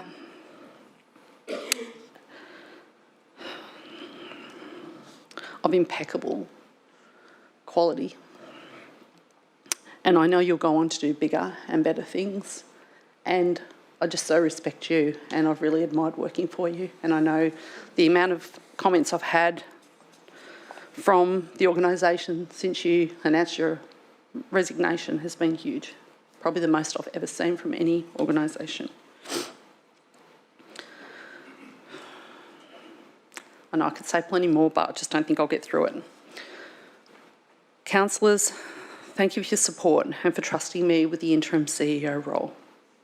My commitment to you is to support you all in the work that you do in representing your communities. And my commitment to our people is to continue to keep the organisation stable, to continue to live our values, the ones that were implemented by Emma in her leadership, and to keep the wheels turning to ensure the important work continues for what we do for our community. And while I keep the seat warm over the next 6 months until you appoint a permanent CEO, I'm here to serve you all. Thank you. Oh, sorry, I've got to hand over to outstanding organisation portfolio group executives, Judy and Craig Matheson. Thank you, Judy. I'm going to take Councillor Maria approach to stop crying, because I don't know how I compete with the burlesque show or the football or the capital works when I've got a lot of internal, very important services to talk about. So the last quarter saw the continuation of our digital plan. I know that's exciting for you all, but it does focus on cybersecurity, our systems rationalisation, which sees money into the budget, network infrastructure, workplaces technology and enhancing the customer experience. Everything's focused on trying to make it easy to do business. We've seen an increase in the digitalisation of our paper-based records. Doesn't sound exciting again, but it does improve the ability to search, share the records with the community who are entitled to access, and make it much faster to respond to those customer inquiries. During March, we've hosted a cybersecurity exchange at Altitude 9 with other local government and security agencies. Working together, these agencies are strengthening our cybersecurity capability, very important for you, Madam Mayor, with all of the activity that's focused on you at the moment, reducing the potential impact on our services to the community. Installation of technology was also completed for the new CoLab community space, which I'm sure you've all seen downstairs in City Hall. It's now available to the community for use. Wellbeing, health and safety continues to be a strong focus for Council, with improved injury rates along with key projects progressing well. One of those is the critical risk management, which has commenced with a focus on working with the field on field-based observations and making a difference with end user experience. Also a renewed focus to refresh information on our wellbeing initiatives for employees, along with the number of psychosocial risk workshops being conducted. Our Smart City Framework and Implementation Plan continues to develop Council's data-driven decision-making capability. This includes providing smart infrastructure manual input to major projects, one of which included the Caloundra Community Creative Hub. Our fabulous data acquisition trailer, which the CEO was visiting yesterday, has continued to assist in informing decision-making in capital works design and with policy decisions. You may have seen it at the car park just over the way, and it's collecting useful data at the moment about vehicles and people and a lot of other information. A review of energy transition opportunities has occurred to assess additional renewable energy and battery energy storage systems. This is important because the batteries allow us to obviously have better financial outcomes with our energy, whereas at the moment for the solar farm. In our property area renovation work, there's a lot of projects happening there, but probably one of the most important was the renovation work completed in the Bulcock Street office to accommodate our three councillors, Councillor Landsberg, Councillor Broderick and Councillor Burns. In our people and obviously our value proposition is working well. At the end of Q3, we had 184 offers of employment accepted. We had a fantastic intern program, and we saw many of the interns retained in the business, in environment, in P&C and in IT particularly. Procurement spend with local contractors and suppliers currently sits at $78.9 million for the quarter, representing 70% of our total spend. This is an increase on Q2 of 8%. Ongoing management of our Maud Street acquisitions and a range of commercial projects also continue. Emma, this is the most fabulous ELT I've worked with. My team and I have thoroughly enjoyed every minute we've spent with you. I'd like to acknowledge, as everyone said, the unwavering and values-based leadership. We've learnt so much, and your leadership and the culture and just in everything has meant a hell of a lot, and we're going to miss you like heaps.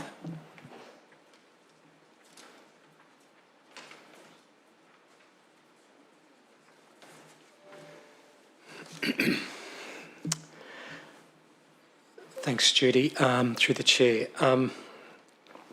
Madam CEO, and there's a story in that too, which I'll very, very quickly tell.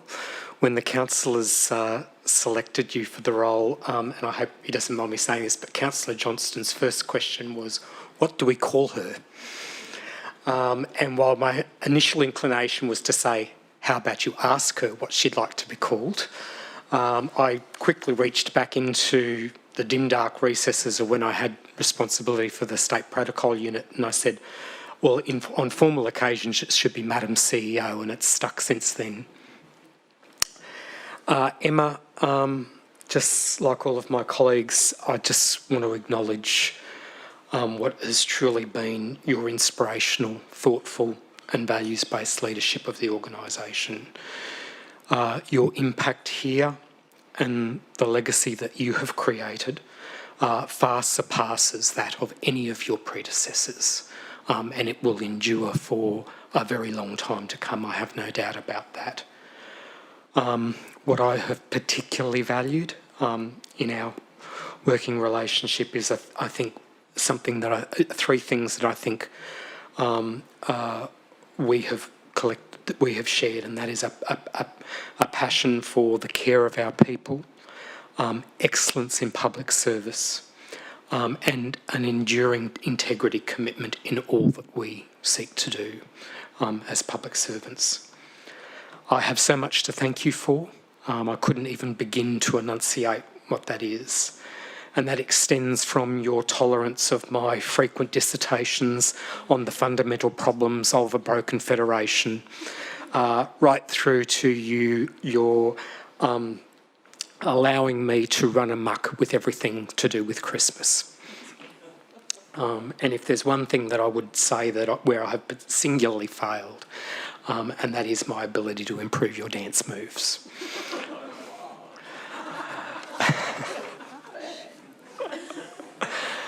But on that, I might just, I can't say enough in terms of thank you. In fact, thank you is indeed an understatement. Just in terms of the quarterly report for the Civic Governance Group, without a doubt, the January to March quarter was an intensive quarter for the Civic Governance Group as we geared the machinery of Council towards the conclusion of the previous Council's term and the formation of the newly elected Council. And so, consistent with our three focus areas of being exemplars in good governance, a critical friend and a trusted partner, our efforts over the quarter have seen some significant achievements. Firstly, we finalised the approval and the consolidation of the Subordinate Local Law No. 2 Animal Management to put in place what was effectively the compromise solution in relation to dog access arrangements in the Point Cartwright Reserve and La Balsa Park. Secondly, we initiated the first phase of the policy reviews across the Council as we transition the governance architecture of our organisation to being on a more contemporary footing. Thirdly, our legal services team, who've constantly beavering away in the background, and they've had a particularly busy quarter, responding to 61 new requests for legal advice, which is higher than the long-term average. They've attended to 43 court appearances on behalf of Council, 8 mediations, and managed 28 new property-related matters and transactions.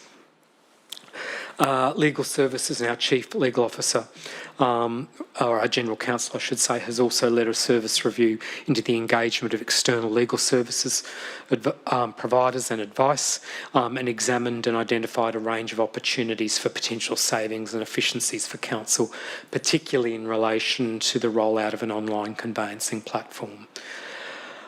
During the quarter, we also appointed Council's first Ethical Standards Manager, who will play a critical role in reinvigorating Council's complaints management processes, both employee conduct and administrative action complaints, and focusing specifically on an education and capacity building work across the organisation to further reinforce the distributed ownership model that we've sought to reinforce across Council in terms of good corporate governance being something that is the responsibility of all. During the quarter, we conducted the last audit committee for the 2020 to 2024 term of Council, at which we considered the progress reports on a range of matters, including the asset revaluation process, the review of strategic risks, and we considered the outcomes of 4 internal audit assignments. I'm pleased to say that we are on track to see 92% of the annual internal audit program finalised by 30th of June this year, up from 70% last financial year. Through our strategy and performance teams in civic governance, we led the accelerated service review program across the organisation, the results of which are now being considered by Council as part of the formulation of the 2024-2025 budget.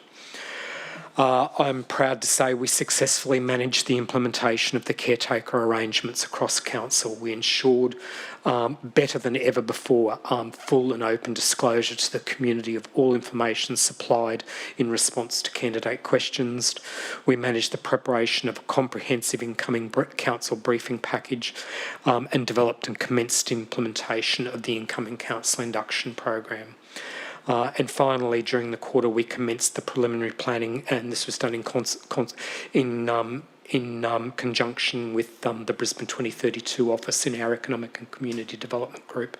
We commenced the preliminary planning and early concept development for the Athletes Village to be delivered ultimately in the Maroochydore City Centre for the 2032 Olympic and Paralympic Games. The final note that I would make is the deliverables of civic governance are not the deliverables of myself.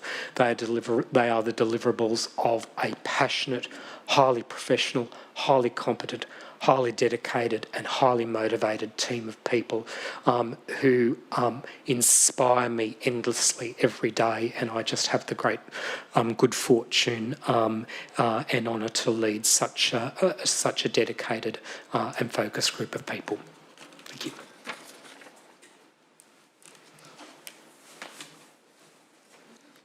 Thank you, Mr Matheson. Councillors, can I have someone move a motion for this item? Councillor Johnston. A seconder? Councillor Bunag. Councillor Johnston. Comments until a bit later, please. Thank you. Certainly. Councillor Landsberg. Oh, thank you, Madam Mayor. I thought I was a bit quicker to the draw. Got it. Councillor Taylor, but I wasn't. What's not to be said in regards to, excuse me, in what's already been relayed by our ELT members. And look, we can't speak highly enough of what council deliver as an organisation across the region. Just a couple of things I'll touch on, and I think obviously I may repeat a couple of the items that have been raised as well. The place activation team that we have based in Nambour, Mooloolaba and Caloundra. Obviously we ran 7 key events with over 11,000 community members that visited those events. The work that activating these areas is so important for our region. I just cannot thank them enough, the work that they do engaging with our retail sector. The SS Dickey and the completion of the interpretive deck. Yesterday we had the Auntie Betty reconciliation walk, and there was hundreds of people there to enjoy that whole Foreshore. It was a beautiful event. Lyndon did a beautiful welcome to country. There was kids involved in the whole dancing, and it was a really, for me to see the use of that Foreshore area and the love of the community to acknowledge everyone from all different backgrounds come together and celebrate what is a special week this week was very inspiring. The Caloundra Cemetery is at capacity, we know that, so thank you to the work that's been done at Tullangore. I know that'll be quite a learning process for a lot of our local residents on the southern area of Caloundra, because I know that I don't think that ball has actually dropped a lot with a lot of our long-term people that have lived in Caloundra to actually understand that we won't be taking any more burials there, apart from the already booked sites. The advanced manufacturing up at Coolum at your way, Deputy Mayor, I mean, that is amazing to see the work by Cure Marine and that catamaran that's been designed on the largest 3D print in the Southern Hemisphere. That speaks volumes of our innovation and the research that's actually currently underway in our advanced manufacturing on the coast here. And businesses like that that continue to scale up and grow meet the objectives of our REDs. The coastal pathway as well at Caloundra is under construction, and the missing link as well at Warana is such an important part of joining up our 63 kilometres of coastal pathway along the coastline, and I'm sure that'll be completed by 2032 as our objective. And as well, just want to touch on the $78.9 million that has gone to our local businesses on the coast and supporting our small business. That economy on the coast is just continues to kick goals for our region. So fully supportive, and thank you for all the ELT and the presentations you gave. Thank you. Thanks, Councillor Landsberg. Councillor Bunag. Thank you, Madam Mayor. I rise to second the motion and support it. And there's a couple of things I want to draw out from the Our Strong Community section, if I may, given the fact that I'm now very proud to be a co-portfolio holder with my colleague, Councillor Law. The Young Leaders Academy, I think, is a great initiative. A long time ago, I happened to be the Maroochydore Deputy Youth Mayor, back when Councillor Natoli was the Mayor, and from that, I had such fond memories and great experience of being able to be immersed in understanding what local government meant, but also creating lifelong friendships. And I think the connections that some of our young leaders will be able to form together and show leadership in our community will be really, really important. So I want to recognise the forward thinking of the previous council and the organisation for taking that step. The second thing I wanted to highlight was the grant writing workshops. And I'm really pleased to see how many people took part in those workshops in that period of time, and the satisfaction and happiness that those participants expressed. 93% of people who attended those workshops said they had a positive experience. And I can tell you, having previously authored grants and participated in that process, having that support and guidance really does give community groups a leg up, and I think that is a really important thing that Council has done through this process. The last thing I want to touch on, and I reserved my comments during the Mayoral Minute, is in relation to culture, and specifically in relation to you, Madam CEO. In my first speech, I talked about the fondness that my family has for attending rhyme time at the Coolum Library. And I want to shout out to a particular staff member. Her name's Yuri. And Yuri is probably the most passionate and animated person who delivers rhyme time at the Coolum Library, from costumes to animal-inspired shoes and the like. And the atmosphere that is created by those council employees for the children and the families is why we actually do the work. The work that gets done is not in this building, it's actually in the community, and it's in those community facilities. And this is where you come in, Madam CEO, that is culture. And the fact that you have elevated this council to having a sense of people being able to be who they are and express themselves in that way. Unhappy staff don't do that. They can't get out of their shell and express themselves, and that flows onto our community. So it's not in writing in the operational report, but it's the intangibles that we see in our community that I think you have made a difference in terms of culture and staff. And I want to thank you very much for that on behalf of not just my division and constituents, but my family, because it has made a difference. Thank you, Councillor Bunag. Councillor Suarez. Thank you. Through you, Madam Mayor. I will mainly just speak to the environment and livability portfolio, as I usually do, but I just wanted to correct Deborah Robinson, not even day one on the job, and it was actually Councillor Dixon who mentioned the good work about the website, and when we were in that meeting, I was actually really impressed at how much Councillor Dixon was involved in terms of his comments and feedback to the team, and you could see that he'd actually done a lot of work and spent a lot of time with the team and had some great important feedback. So just wanted to give credit where credit's due. Madam CEO, one of the activities which isn't in this quarterly report, it will be in the next quarterly report, but talks to what you said in terms of connection to country. And we've been continuing on with our biosphere activities, and last night we had a yarning circle, and Councillor Bunag and Councillor Burns were at that yarning circle, and there were some deep conversations that were had, some hard conversations, and I did ask some of our First Nations people who were there what made them happy, what was some of the bright parts, that they could bring to us and tell us stories about. And pretty much every single one of them talked about connection to country. They talked about travelling away, and all that they really wanted was to come back home and come back to country. So I think your sentiments are echoed in terms of what our traditional owners also feel about the Sunshine Coast. Back onto the environment and livability portfolio, we had a number of events. Actually, before that, the quarterly report is essentially a report of history. So it's a report of what happened in the last quarter, and all of those events over the previous quarter pretty much happened with minimal councillor involvement. So you guys got a lot of stuff done.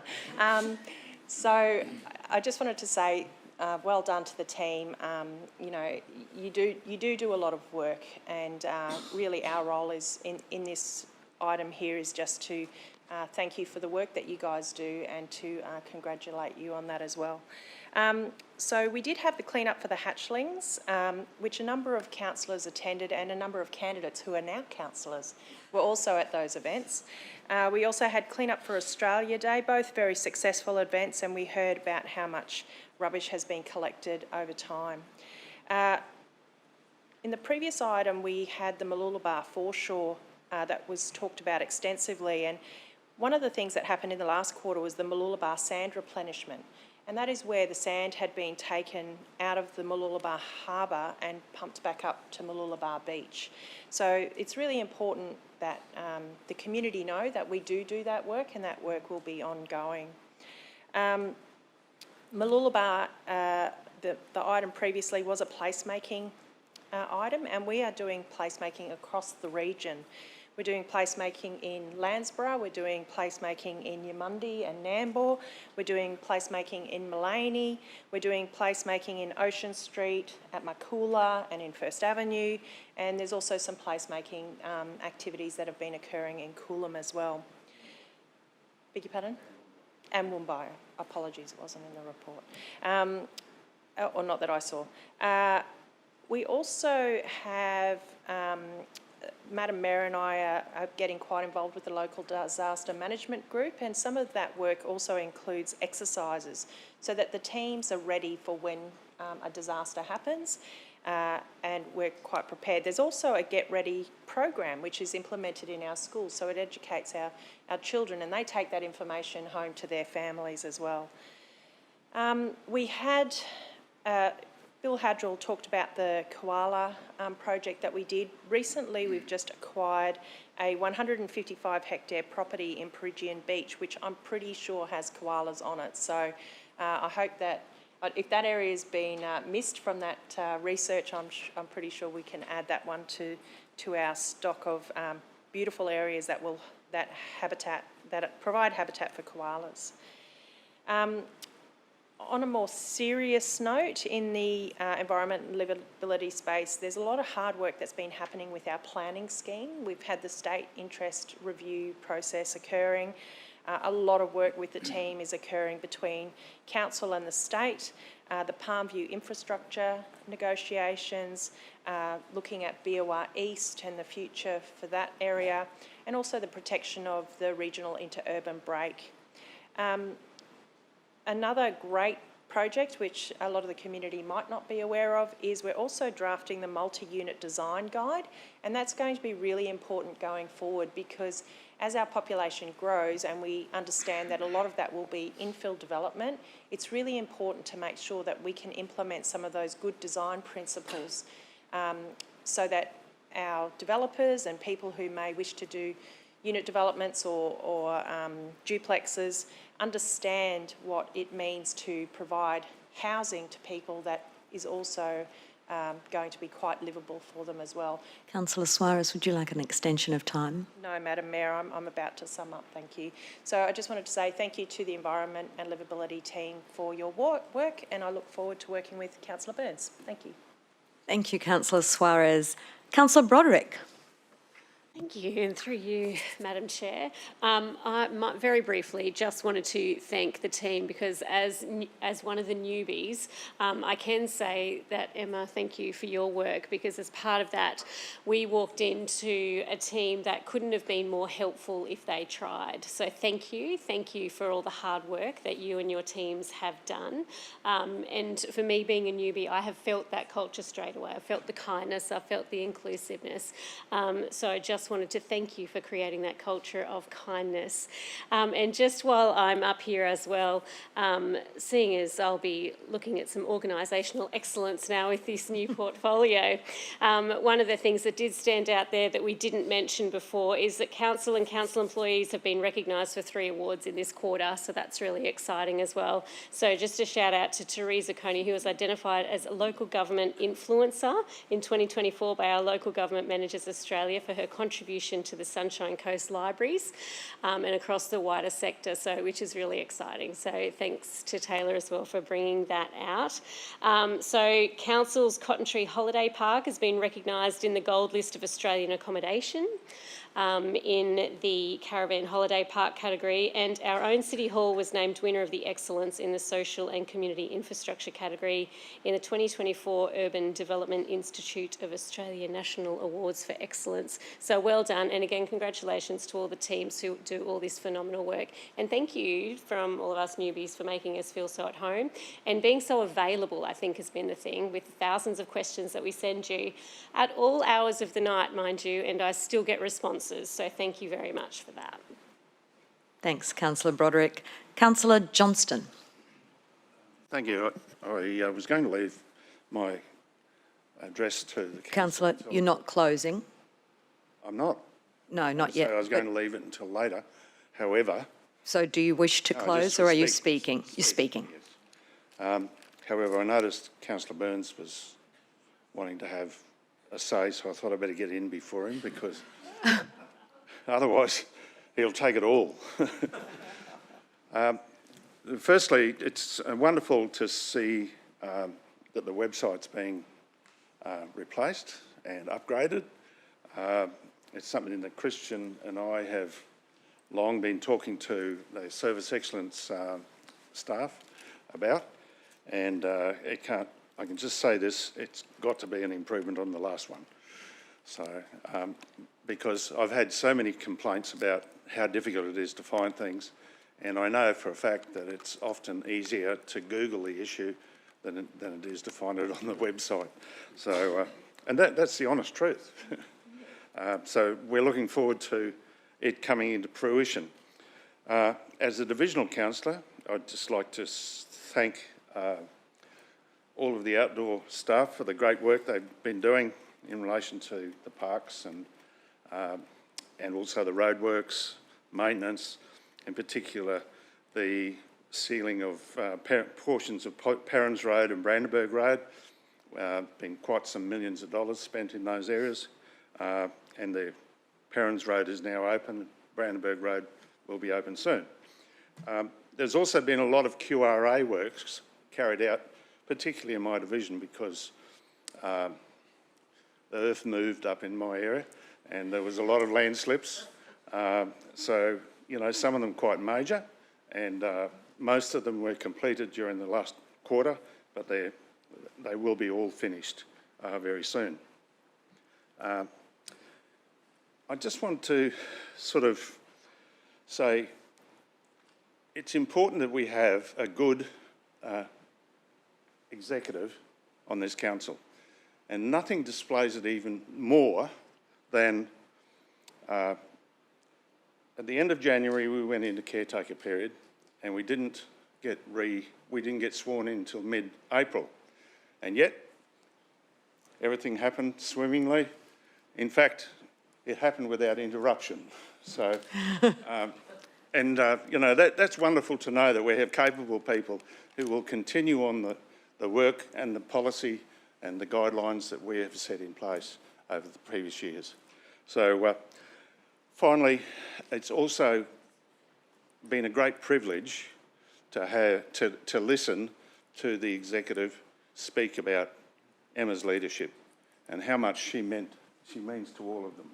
So I just want to say it'll be a great loss, not just to us as a council, but to our community. And thank you. Thank you, Councillor Johnston. I'll take this opportunity to speak. Council's operational plan outlines 87 different activities to be delivered over the financial year to advance Council's vision for the region, and some key highlights from the report of which the organisation can be proud, because obviously for those of us who are newly elected, this was all delivered before we came to be part of this council and part of this organisation. And I acknowledge that, and I thank everyone for the work that has happened to bring this to fruition.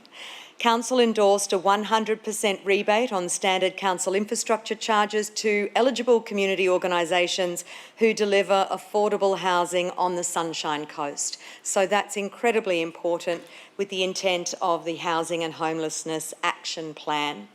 643 volunteers from varying groups collected 227 kilograms of general rubbish. That's amazing, from the beach as part of the clean-up for the hatchlings.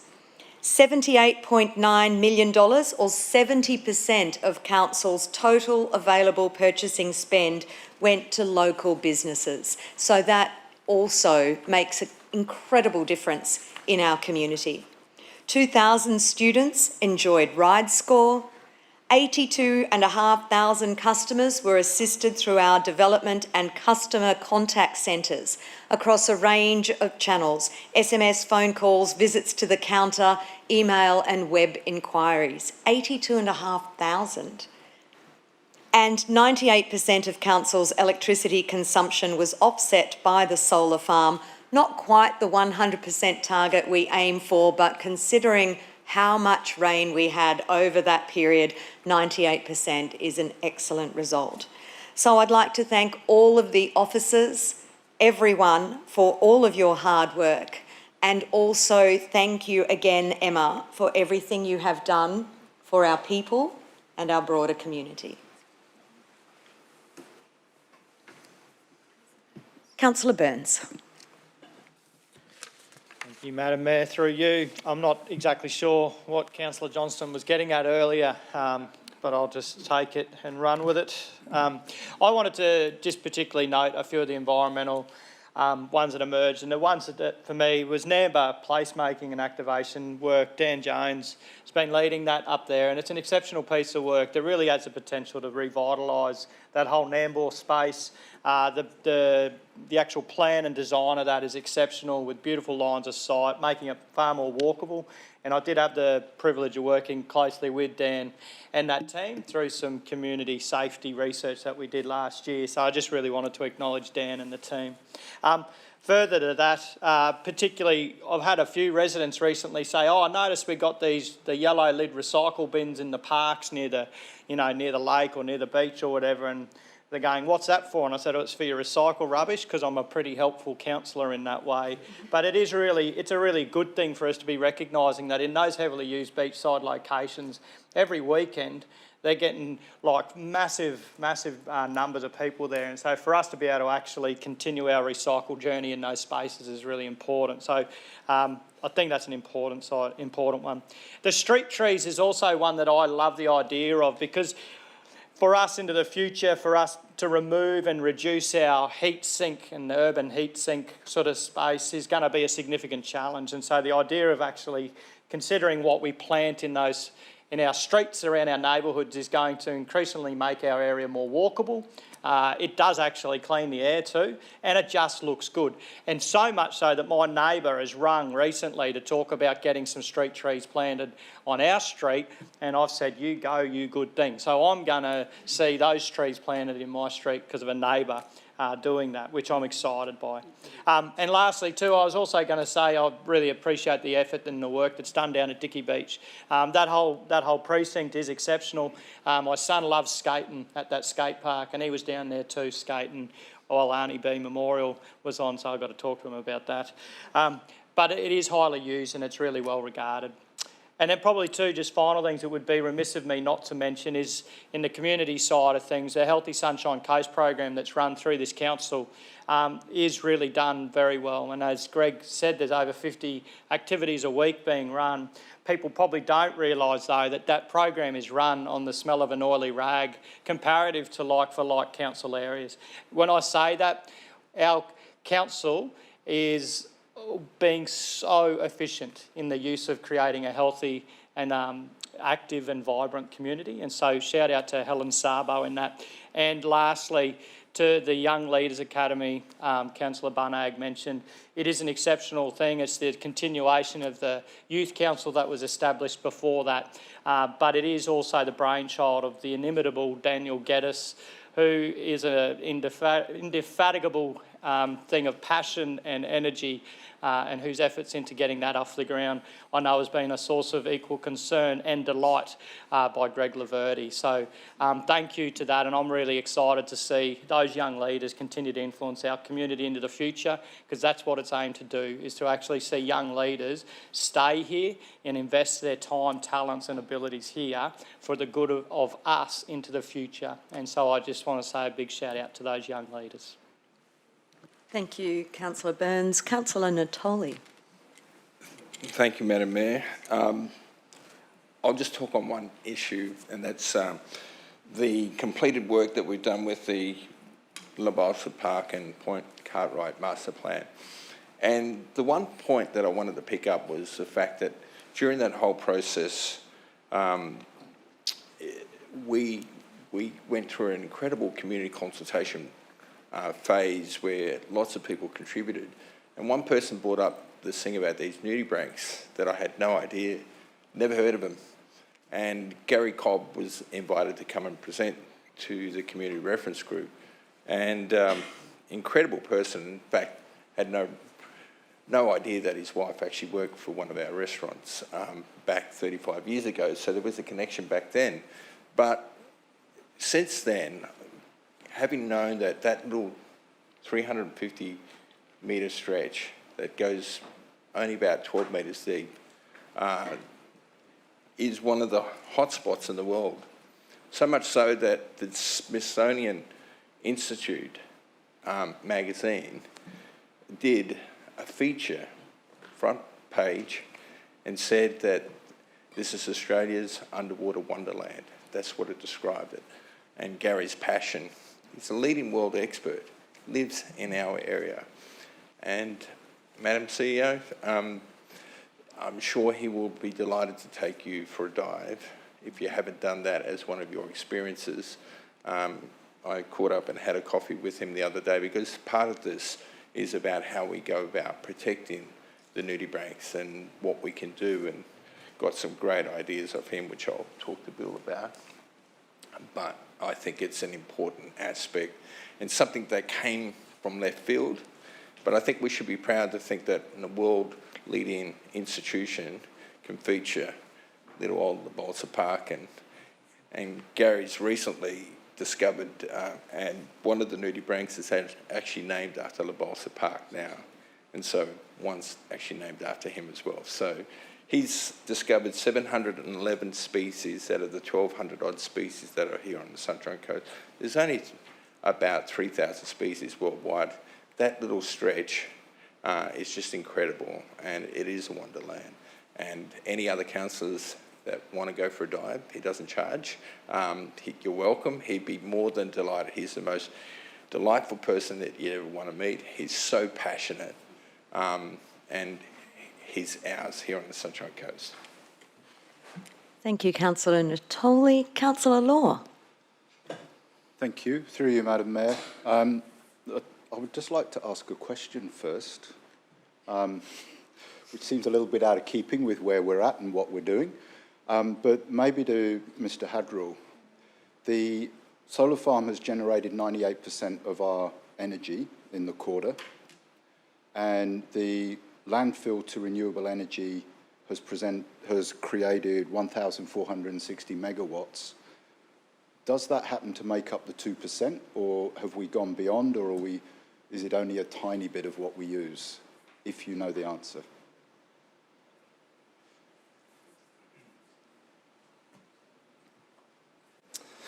Through you, Madam Mayor, Councillor Law, my maths is probably similar to Councillor Burns at this point in time, so I might take that calculation on notice and bring it back if that's okay. That's more than fine, thank you. Thank you. And I guess it's part of the, if I may speak to the motion very briefly, the vision and the future looking of the decision processes around creating a solar farm. The vision about creating renewable energy out of the waste, which is our biggest problem in this region, is the generation of CO2 gases from our waste, which, as we go around and collect all the bins every week, on behalf of the community, we put it into the land and have been doing so for 50, 100 years perhaps, and now we have to deal with the problems of that. So kudos to everyone who went before, who's given that opportunity to generate the power to keep the Sunshine Coast running and do our bit to reducing emissions. There's not much left to speak about. And when I was up at Tribal Link on Monday and watched our young leader MC the whole event for the launch of National Reconciliation Week, I was sure I'd found something that no one else would have picked up on, but nearly everyone has. And that's a strength and a real credit to the strength of our community strategy.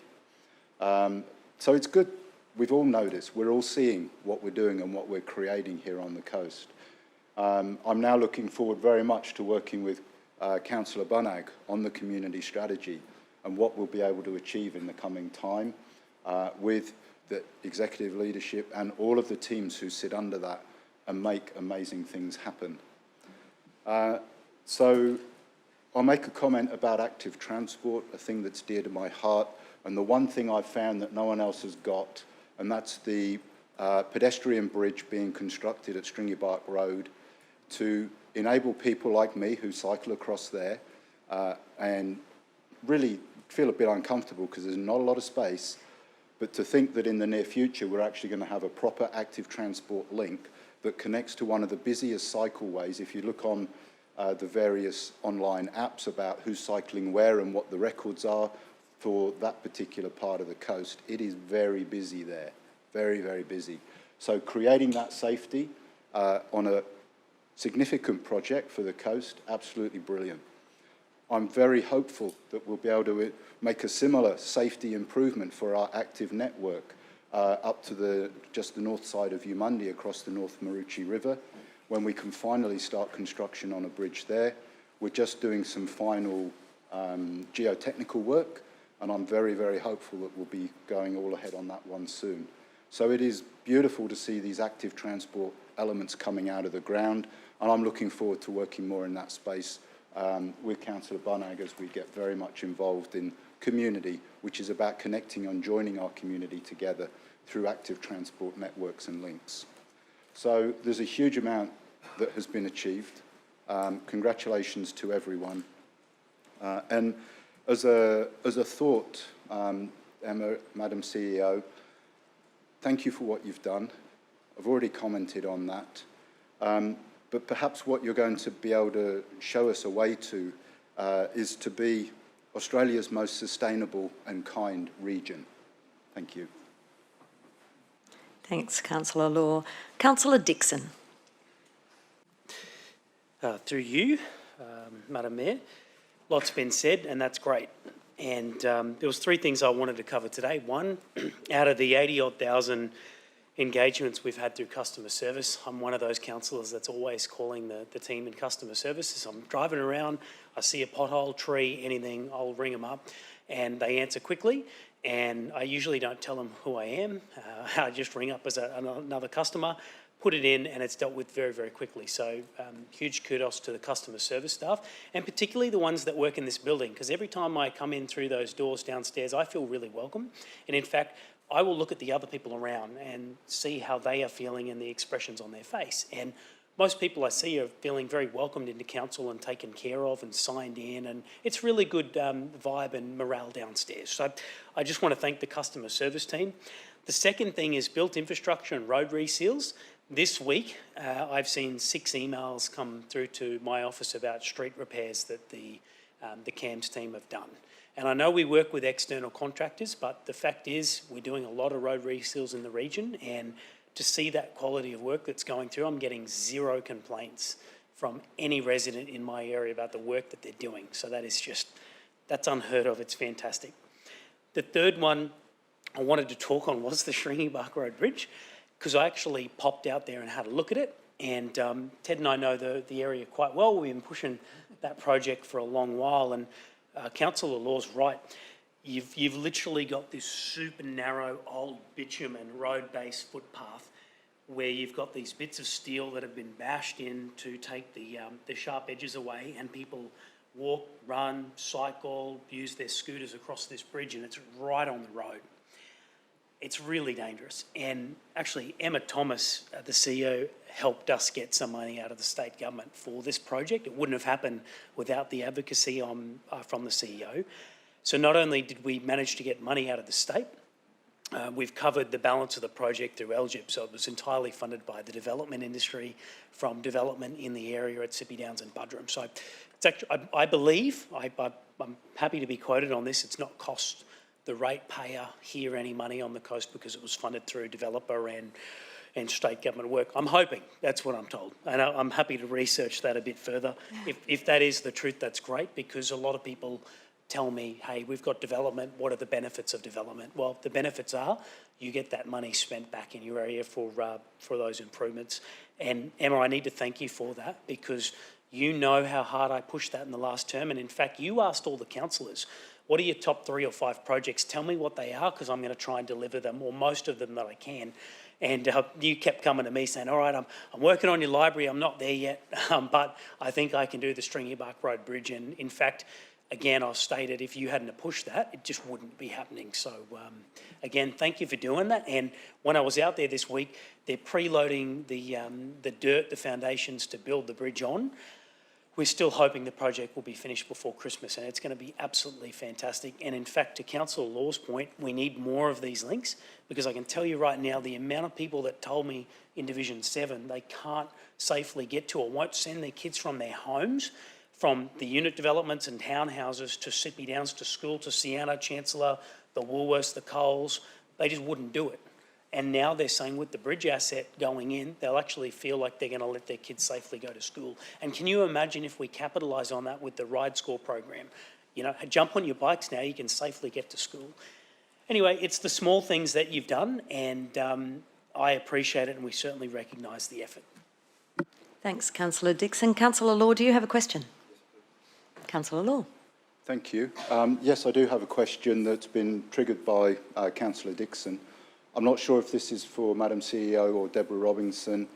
I got a sense from what Councillor Dixon said that infrastructure charges that go into LGIP are relational to development occurring in a particular area, going to a particular project. Now, my understanding is developer infrastructure contributions go into that restricted pool and is used across the whole nation. There is no relationship between a development and a piece of infrastructure nearby. Because in my community, where there is development and infrastructure charges are made, I am asked continually, why don't we get things happening here that we need? And I have to say that it goes into the pool for the top 10 items on the list for the region building. Could you please clarify, the appropriate staff member, that it goes into a central pool and has no relationship to where a charge was made from? Thanks, Councillor Law. Ms Robinson. Thank you, Councillor, for the question, and through you, Madam Mayor. You are correct, Councillor Law, in that what it does, all the infrastructure charges go into a restricted fund that have to be spent for what they're collected, for the purposes for what they're collected for, but they are not necessarily spent in the area in which they are collected. Thank you. Councillor Johnston, would you like to close? I think it's pretty well all been said. In defence of Councillor Dixon, I don't really think he was saying that the money was raised in his area for that particular purpose. However, there has been a lot of LGIP money raised in that area between Councillor Hungerford and Councillor Dixon's areas. So it's understandable that there might be a bit of misunderstanding there. But I think it's pretty well all been said, and I thank everybody for their contribution. Thank you, Councillor Johnston. I'll now put the motion to the vote. All those in favour? The motion is carried unanimously. Thank you, Mr Matheson, and all of the speakers. We welcome now Mr Costello to present item 8.4. Thank you, Madam Mayor. Afternoon, morning, afternoon.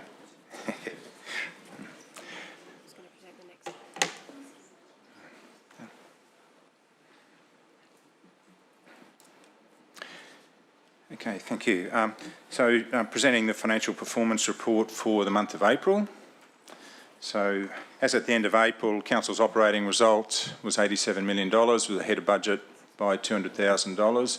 Variations in revenue below budget by $6 million, expenses below budget by $6.2 million. For the revenue, the fees were below budget for plumbing applications, Quarry services and the Clown Music Festival, and above budget for holiday parks, commercial property leases revenue.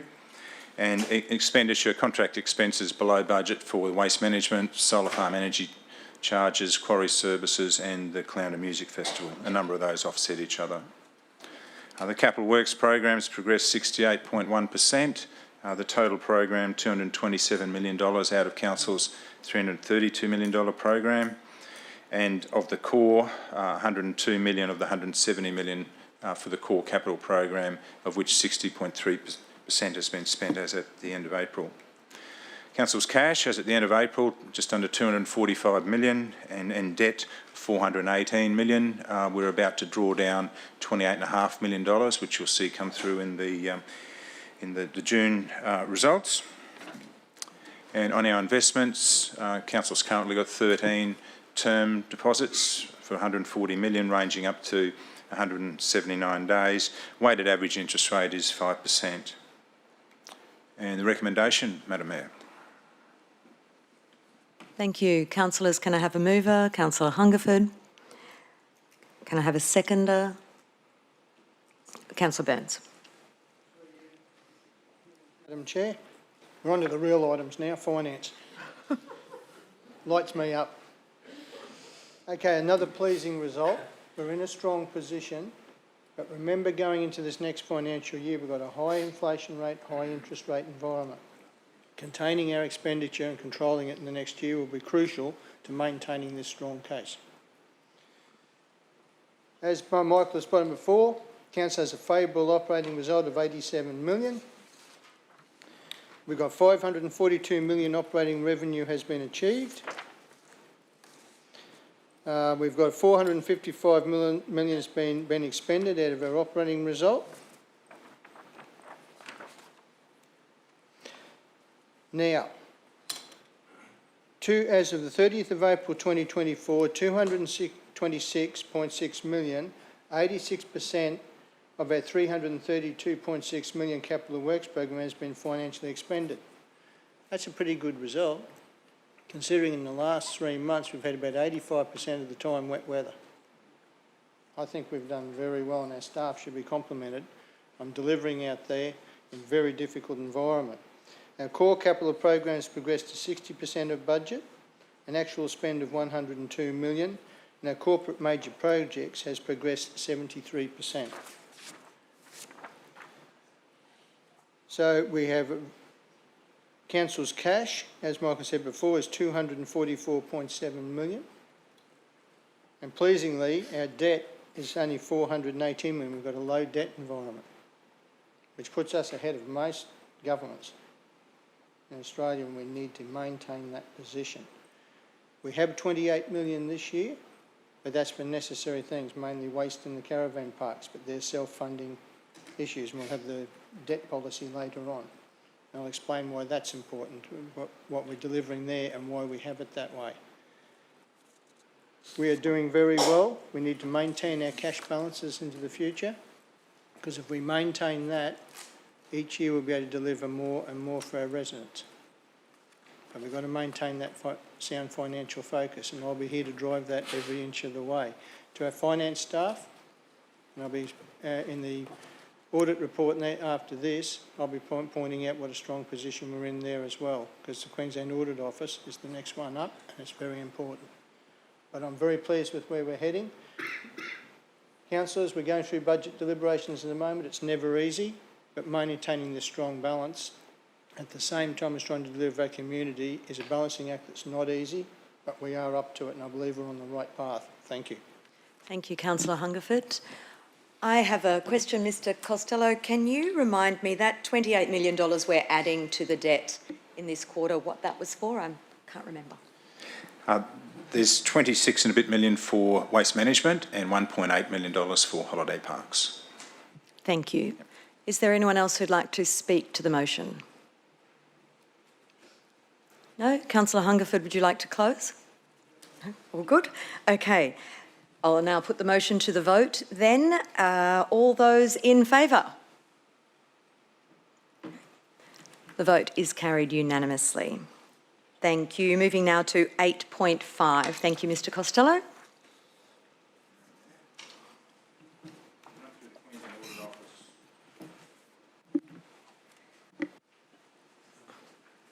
Okay, thanks, Nat. Yeah, Queensland Audit Office first interim report for the financial year ending 30 June 2024. So QAO undertook their first interim audit report in March of this year, and they were assessing our control environment. They are currently on board for our second interim and then the final audit in September. Legislative requirements in relation to preparation of our general purpose financial statements. Audit reports are to be presented to Council's Audit Committee, which happened last Thursday on the 23rd of May, and local government regulations require that that report is then presented to the next ordinary meeting as of today. So the results, the audit assessed the design and implementation of Council's internal controls relevant to the financial report and whether they are operating effectively. QAO assessed the key controls they intend to rely upon in the auditing of our financial statements, and QAO have determined that Council's internal control environment does support an audit strategy where they can rely on Council's controls, so that's good news. The results of the interim audit, there were a summary of outstanding items there of internal control issues, one financial reporting issue. All the milestones are on track. The areas of audit focus are on track, and the audit fees are on track. Critical dates to come. As I mentioned, QAO are currently on board for the second interim audit. The final audit, they will be here from the 2nd to the 27th of September. And then the 14th of October, Council certification of the 23-24 financial statements and our current year financial sustainability statement. And the 14th of November, Council adoption of the 23-24 audited financial statements. And the Officer recommendation, Madam Mayor. Thank you, Mr Costello. Do I have someone to move it? Councillor Hungerford, seconder. Councillor Landsberg. Through you, Madam Mayor. This is the first audit report to the end of March. As Michael has stated before, the second one is in May. Then we get our final statements in September. Now, Council has consistently received an unmodified audit option. We've done that 15 years in a row now.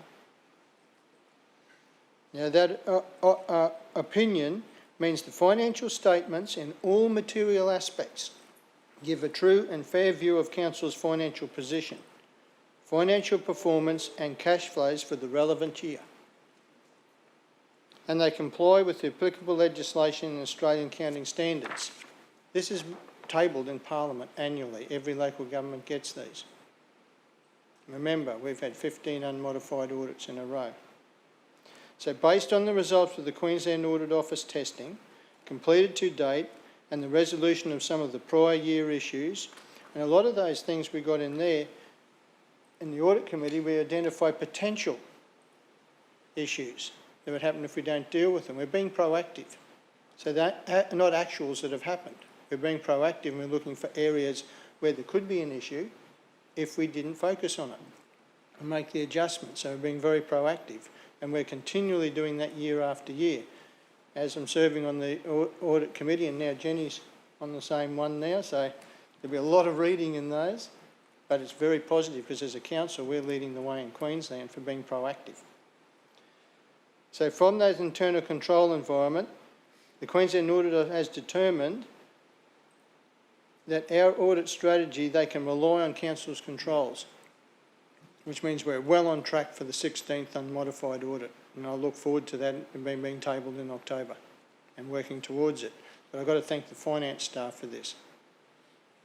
Working with the Queensland Audit Office and Queensland Treasury and supplying all the paperwork they need and sitting down with them so they understand their things. There's an enormous amount of work goes in there, and I know how much you do. So I'd like to have, from Council's behalf, congratulate our Finance Department for doing an excellent job and keeping us in that vein there.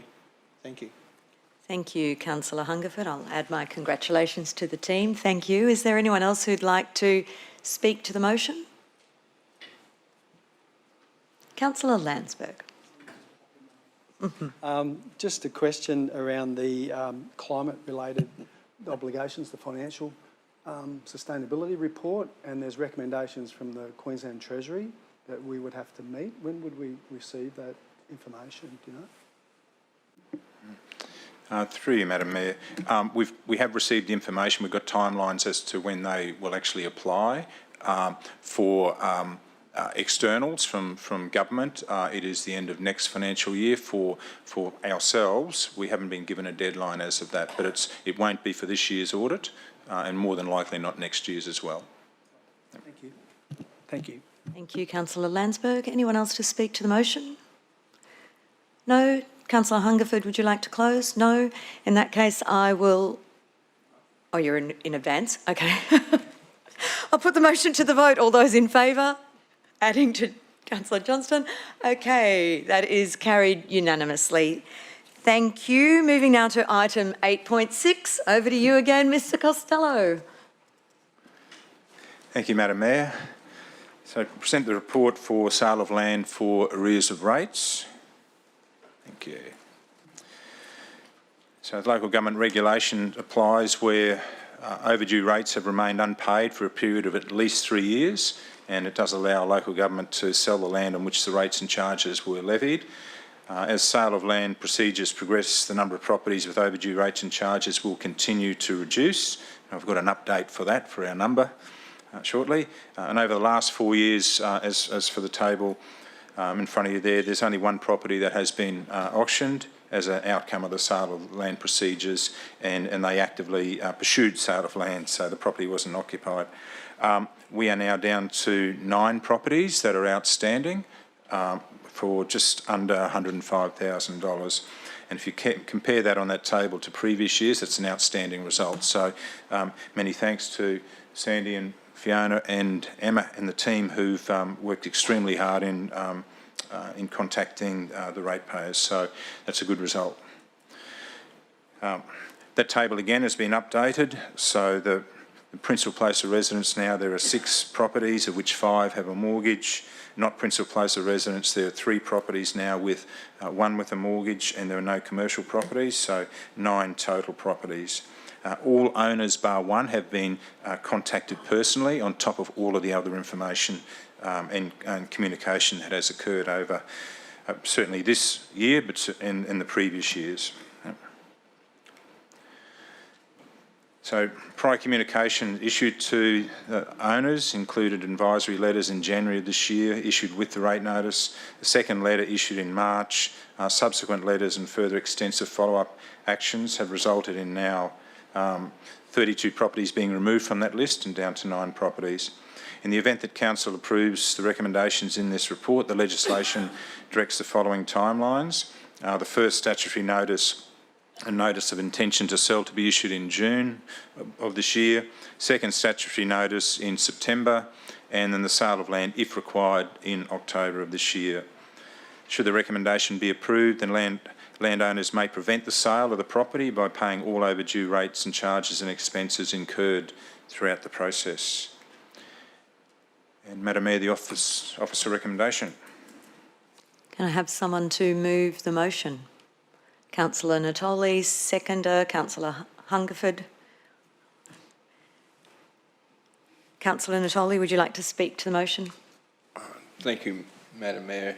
And obviously, it's one of those parts of our job that we don't particularly like, especially when we're not sure what the circumstances are that people may be facing hardships. Many of these people haven't been able to pay rates for 3 years. So there is a tolerance period that we offer them, and then obviously the amount of work that our staff do to try and negotiate. We've seen over the years the ability to be able to bring them down to virtually only one property that was sold, and that was with the support of that property owner endorsing the sale. So it is a difficult part, but a necessary part for us to have to go through. So I accept that other councillors may feel the same, but it is part of our job. Thank you, Councillor Natoli. Anyone else who... Councillor Hungerford. Through you, Madam Mayor. This is one of the things, responsibilities council has. It's not something we want to do or we like to do. And our officers do work with people to work through the issues, payment plans, anything to get them there, because we don't really want to sell the property up. And you see in the other years there, 2021 was the last one, we only had one, and that was in agreement with the person who owned the property. In the preceding 3 years, we've had none, because we've worked through with them, because we want to help people. So this is, we're compassionate, but we still have a responsibility to the rest of the ratepayers in giving equity that these funds are brought into our balancing our budget. And I see we've done excellent work now, and I congratulate the Finance Department. We're down to 9 now. And I look forward to us getting down to 0 like we have in the last 3 years to work with those people and help them get there. But at the end of the day, we have to carry out our responsibilities. So this is one we have to do, but we do it with compassion. Thank you. Thank you, Councillor Hungerford. Anyone else? Councillor Law. Thank you, through you, Madam Mayor. Just a question, if I may, that is related. The current rate run and the current difficulty with the cost of living, are you able to comment on how we're travelling with the current rates issue from January and how people are going in the community in terms of having their payments up to date? Through you, Madam Mayor, we have actually found in the last 12 months where we have had an increase in payment plans, so that is a good thing. So that's the ratepayers recognising that there is a bill to be paid and paying that over 6 months generally, some over 12 months. Our outstanding rates, as at the end of June, we're predicting to be just over 1%. Which indicates that our payments are flowing through. Now, that doesn't withstand that there are significant cost of living pressures that are out there, but through our team and constantly working with the ratepayers to work with them to ensure we get a result, and that result being that the rates are paid off in that period of time, in that 6-month period of time, or maybe 12 months in extenuating circumstances. So the numbers are showing that the dollars are coming through. That's great, thank you very much. And if I just speak briefly to this matter, debt collection is extremely difficult work, and congratulations to you, Sandy, and the whole team involved in doing this.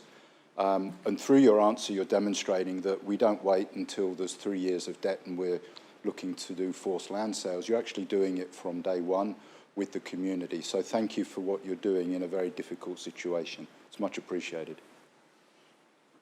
Thank you, Councillor Law. And I'd like to just add my congratulations for your compassion to work it down to 9 properties and hopefully down to 0 as well. So thank you for that as well. Okay, thank you, councillors. Councillor Natoli, do you want to close? No? Okay. Thank you, councillors. We'll put that to the vote then. Those in favour? That has been carried unanimously. Thank you. Moving now to item 8.7. Thank you, Mr Costello. Okay, thanks again, Madam Mayor. Looking at the debt policy for next financial year. So the local government regulations require council to prepare a debt policy annually, and the policy forms part of the overall system of financial management. Council's borrowing activities are governed by the statutory body Financial Arrangements Act, and the debt policy provides clear guidelines in relation to loan raising, requiring an assessment of the impact of any borrowing decision on council's long-term financial sustainability. The debt policy is reviewed annually, and there have been no changes to the existing debt policy. And the recommendation, Madam Mayor. Thank you, Mr Costello. Do I have someone? Councillor Hungerford, seconded Councillor Johnston. Councillor Hungerford. Through you, Madam Mayor. Council has a very strong and responsible attitude to debt management.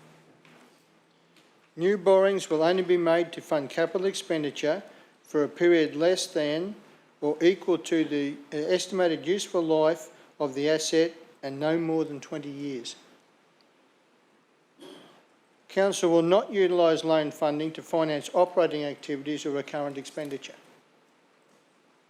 Council undertakes a full analysis of all funding options as outlined in Council's long-term financial forecast, including a forward program of capital works to determine loan funding requirements. Council recognises that infrastructure demands placed upon Council can often only be met through borrowings, but will always be mindful of the additional cost incurred by the community when assets are acquired through borrowings, as this increases the cost of providing capital infrastructure because the ratepayers have to pay the whole cost at the end of the day. And borrowings for infrastructure that provide the opportunity for a return on assets will take priority over borrowings for other assets, and that's been our primary focus. And that's why we have a sound cash balance and we have a low debt environment in this council, which gives us the ability to deliver more of our income in providing services and assets to our community. I commend this to you as a very strong and responsible policy, and I will be very insistent in the future that we maintain this sound policy and not just borrow for anything inside, because living on credit's not the way you achieve. Thank you. Thank you, Councillor Hungerford. Anyone else to speak to the motion? Councillor Dixon. Through you, Madam Mayor. I just thought if Michael, Mr Costello would just be able to quickly list off a few projects that we've borrowed for that meet the investment policy that provide a return. You know, they might be car parking assets or whatnot, I don't know, maybe some examples. Through you, Madam Mayor, we have the Brisbane Road car park, the Lightning Lane car park, solar farm, Quarry, holiday parks, waste management. So those last three being our business units, and then Maroochydore City Centre as the region shaping projects. We also do have some legacy debt which will extinguish in a couple of years from a number of years ago, believe it or not, through amalgamation. But they're the items that we have borrowed for. Anyone else to speak? No. Councillor Hungerford? No. Okay. I put the motion to the vote. All those in favour? Carried unanimously. Thank you. Moving to item 8.8. Thank you, Mr Costello. I hope everyone isn't too hungry. We're trying to push through for you here. I'll go quicker. Through you, Madam Mayor, the revenue policy for 24-25. So once again, the local government regulations require to prepare a revenue policy annually. The revenue policy details the guidelines that must be applied in preparing the revenue statement, and the revenue statement's part of the annual budget and details the rates and charges to apply from 1 July. The revenue policy is reviewed annually, and note that there have been no changes to the existing revenue policy. So the details to be included or are included in the revenue policy include the general principles applied when raising rates revenue, and they are consistency by scheduling the issue of rate notices on a half-yearly basis, communication advising ratepayers about the rate notices, their dates and their payment dates, clarity, providing meaningful information on the rate notices to enable the ratepayers to clearly understand their responsibilities, and flexibility by providing payment arrangements to ratepayers in financial difficulty, along with a wide array of payment options. There have been no changes, once again, to the existing policy, and the recommendation, Madam Mayor. Thank you, Mr Costello. Do I have a mover? Councillor Hungerford. Do I have a seconder? Councillor Johnston. Councillor Hungerford. Through you, Madam Mayor. This is one of the most important ones we have, the debt policy and the revenue policy, because that sets our direction into the next year and what we deliver. So the purpose of this policy is to give guidance in the levying of rates and charges, granting concessions for rates and charges, and recovering overdue rates and charges, and cost recovery methods. Now, Council levies rates and charges to fund the provision of valuable services to our community. When adopting its annual budget, Council will set the rates and charges at a level that will provide for both current and future community requirements. It's looking into the future as well. Council may apply the principle of transparency in making rates and charges. Now, I will divulge here, because I'm sure fellow councillors get this as well. We've just had property revaluations and people have received their notices, and some have got quite large increases in their property value. The fear there is it will be the same with their rates. That, say you've got a 30% increase on your property valuation, it's going to mean a 30% increase in your rates. Just because the property values go up doesn't mean council gets an automatic windfall. What we do is we can only use the unimproved property value to calculate our rates. So we set a rate in the dollar to generate the funds we need for the services and the works that we've committed to for that year. So that means if there's an increase, you're right, mate. In the valuation, we adjust the rate in the dollar down to achieve the amount of money we need to raise to deliver those services. Now, this is not a perfect science, because if the increase in valuations was even across the board, it would make that process really easy. The complication is some of the rating valuations, even within a category, and we've got 156,000 rateable properties, and we've got 6 to 14 just in our residential. Trying to adjust that rate in the dollar to make it exactly even is near impossible because of the difference in the different valuations. We do our best. Now, I know the rates team last year did about 19 different models to try and get it as fair and even as possible. And the other complication is, and I experienced this last time, was I went from category 6 to category 7 because the increase in valuation put you up into another category. So it does make it difficult to make it exactly the same each time, but we get as close as we can to it. So my message to the community out there is, if you've got a large increase in your property valuation, that doesn't mean you're going to get the same increase in your rates. We do work on making it a fair system so that everyone's treated equally and we make it as fair as possible. Because we do work, and I know everyone here is working on it in the next budget, to keep the rates down as low as possible, but to keep any increases as equitable as possible. It's not perfect, it's not going to be exact. Some may get a little bit more, some a bit less, but you pick it up over the swings and roundabouts over the preceding years, the forward years, in the future. But we do our hardest to make it so that any increase is as low as possible for everyone. So I just want to give people out there that assurance that just because you've got a big increase in your property valuation doesn't mean you have the same increase in your rates. So I just wanted to give that there for people. We've got a very sound policy here. We're working very hard through it, and I know Michael and his team, it's very difficult when you've got to run those different scenarios and try and take the lumps and bumps out of those property value increases, but we do our very best to keep it down and get them down to where it's equitable for everyone, but there will be slight differences. So I just wanted to make that point for the community out there. Otherwise, we've got a very sound policy and we need this to go forward with our next budget. Thank you. Thanks, Councillor Hungerford. Councillor Dixon. Mayor, just first question on the back of what Councillor Hungerford just said.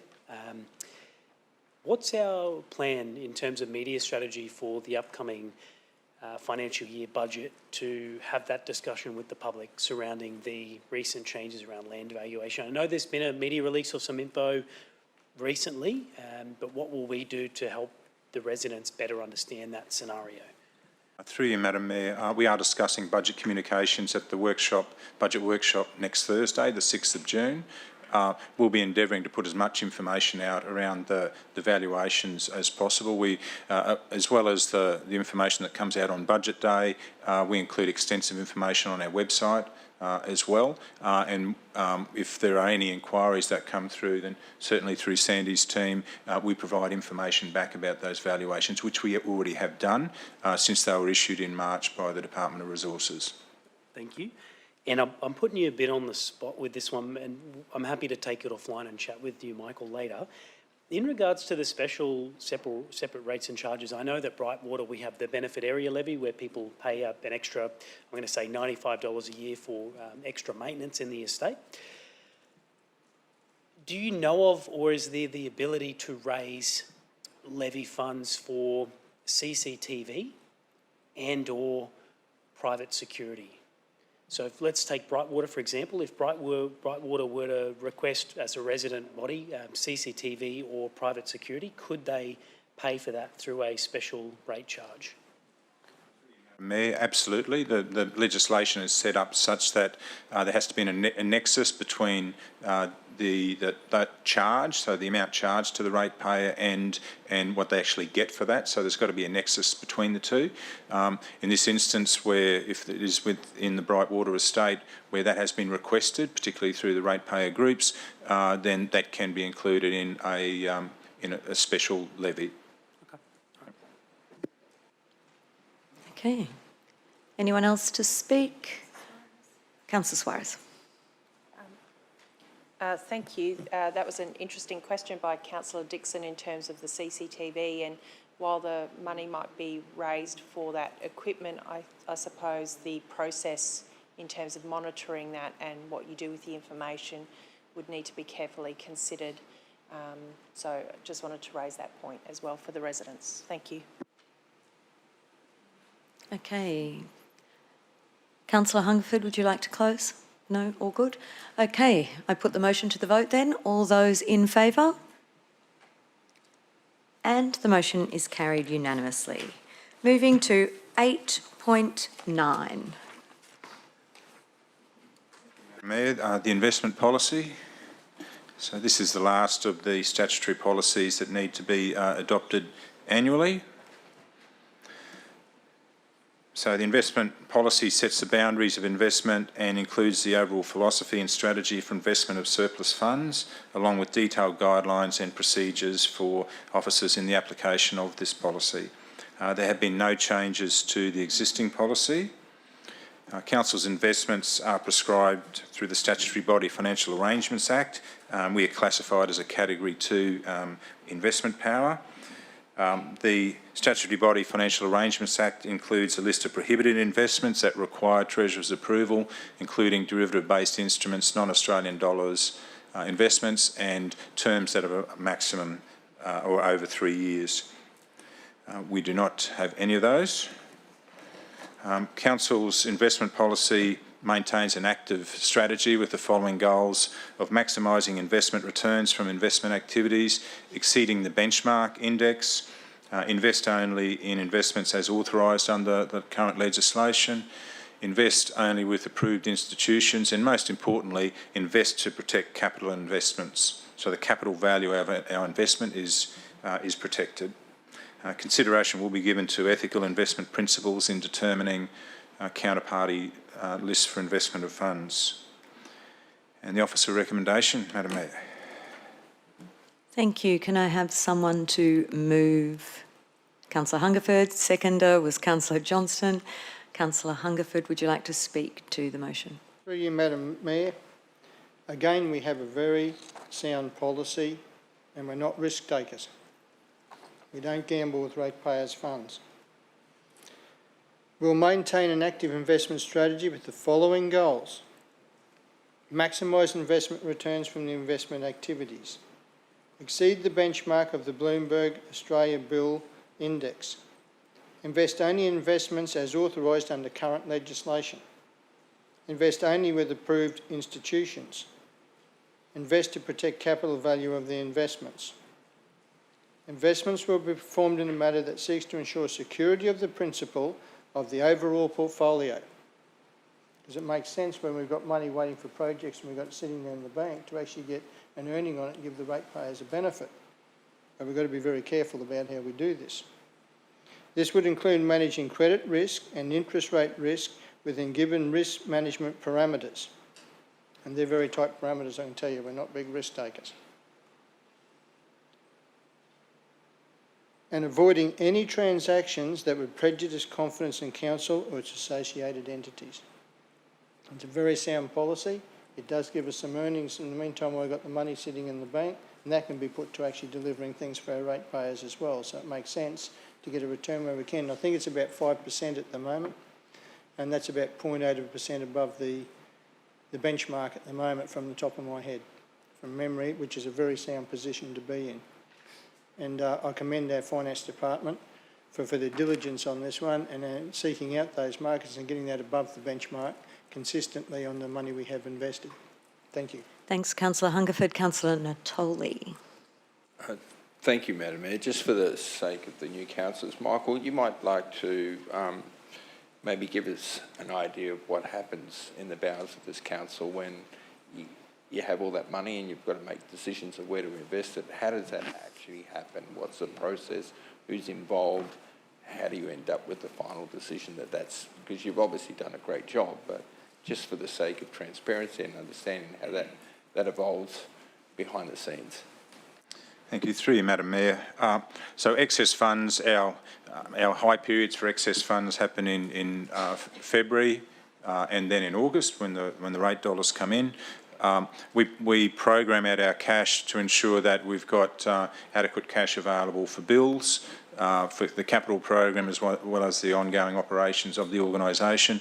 And then we forecast as to what additional funds will be available, surplus funds will be available. Then we run through a process of looking at, as our investment policy, about where we invest. We certainly don't have all our eggs in the one basket, and the investment policy is along those lines, such that we do mix it with a range of particular institutions. And you can see that in the previous report for the financial performance report, with a number of the first-tier banks and a second-tier bank out of the top four, as well as investments in Queensland Treasury Corporation in their cash fund. It's a risk base in our investments. We can often get a much higher interest rate, but then there is a risk attached to that. So we weigh that up, again, using our investment policy as the basis. So the key points out of that is that we only invest, as we said in the investment policy, to maintain our capital value. We then look at the term of those investments, and again in the financial performance report we've got various investments up to a term of 100 or 179 days, and then through our treasury area in our branch, then the relationships that we have with a number of banks, they will actually call us for certain rates that they might have at the time where they need the money in the bank, so they're looking at a higher interest rate for us to invest with them. Again, a couple of key points out of that is maintaining our capital, ensuring we get the best possible rate whilst adhering to the investment policy, so we don't have all our eggs in the same basket, and then looking at the relationships that we've got with existing institutions to ensure we get the best possible interest rate. Thank you, Mr. Costello. Did you have another question? No? Just how many people are involved and who makes the final decision, or is it a collective group within council that does that? Through you, Madam Mayor, I sign off on all of the investments, but through the, in Janine's area and then two other staff work with the, as I said, about that process that I mentioned, and then ultimately it comes through to myself to make a sign-off per delegation for that investment.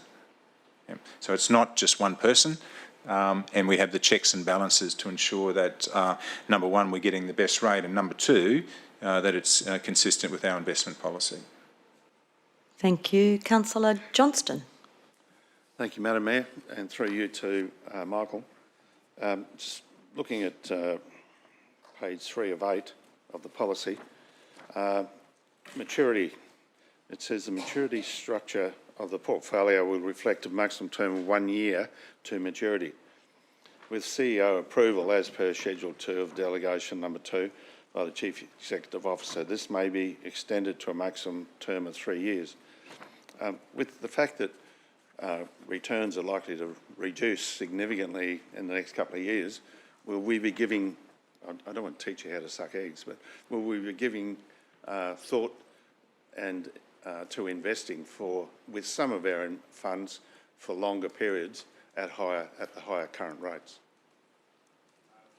Yeah, the banks actually build into their forward rates a risk that's been extremely difficult to predict. So we rely again on our relationships that we have with banks to gather the best rate. Again, as per the financial performance report, we only go up to 6 months, so 180 days, 179 days is our maximum term. Anything, particularly in the current environment, anything further than that has significant risk due to the nature of interest rates, and we've seen that over the last couple of years. So it's, again, in the process I'll just mention for Councillor Natoli, in the current situation that we're in, be very unlikely that we would look at getting CEO approval to go above 12 months. We do have, as a Category 2 investment power, we can go up to 3 years. But again, in the current environment, we've got economists who can't predict what will happen in 1 month, so it'd be very difficult to say that we can predict what will happen in 12 months or in 24 months. Well, I understand that. I think you wouldn't have to be a genius to work out that as interest rates abate, the return for extended periods of time are going to impact on us significantly. So that's why I was making the suggestion. But anyway.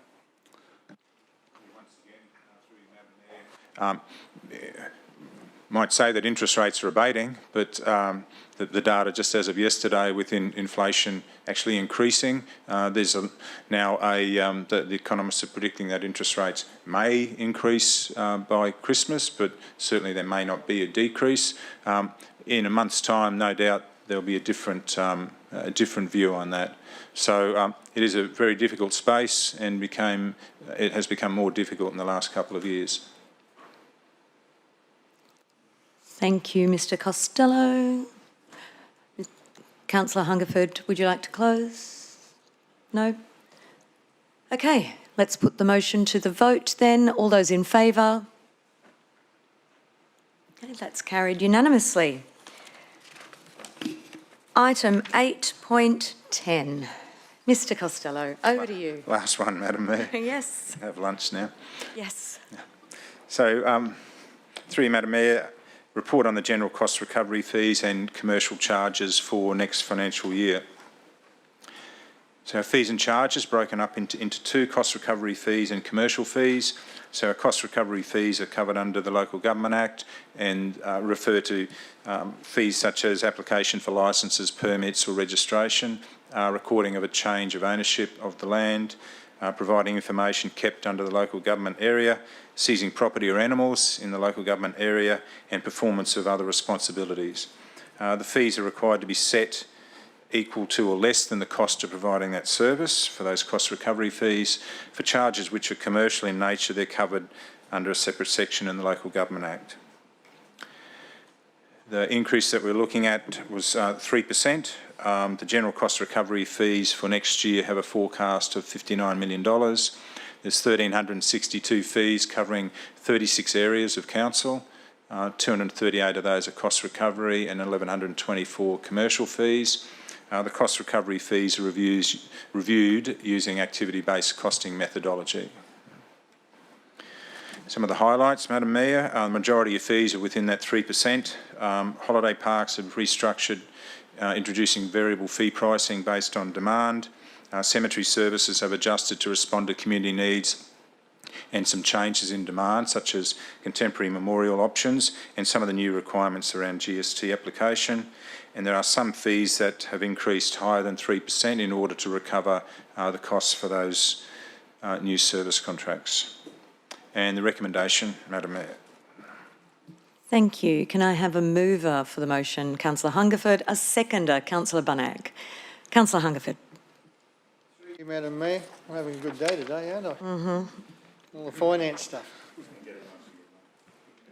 All year, mate. Very important, this one, which is important that we actually collect the cost of providing our commercial fees and charges. Otherwise, the ratepayers are picking up a deficit.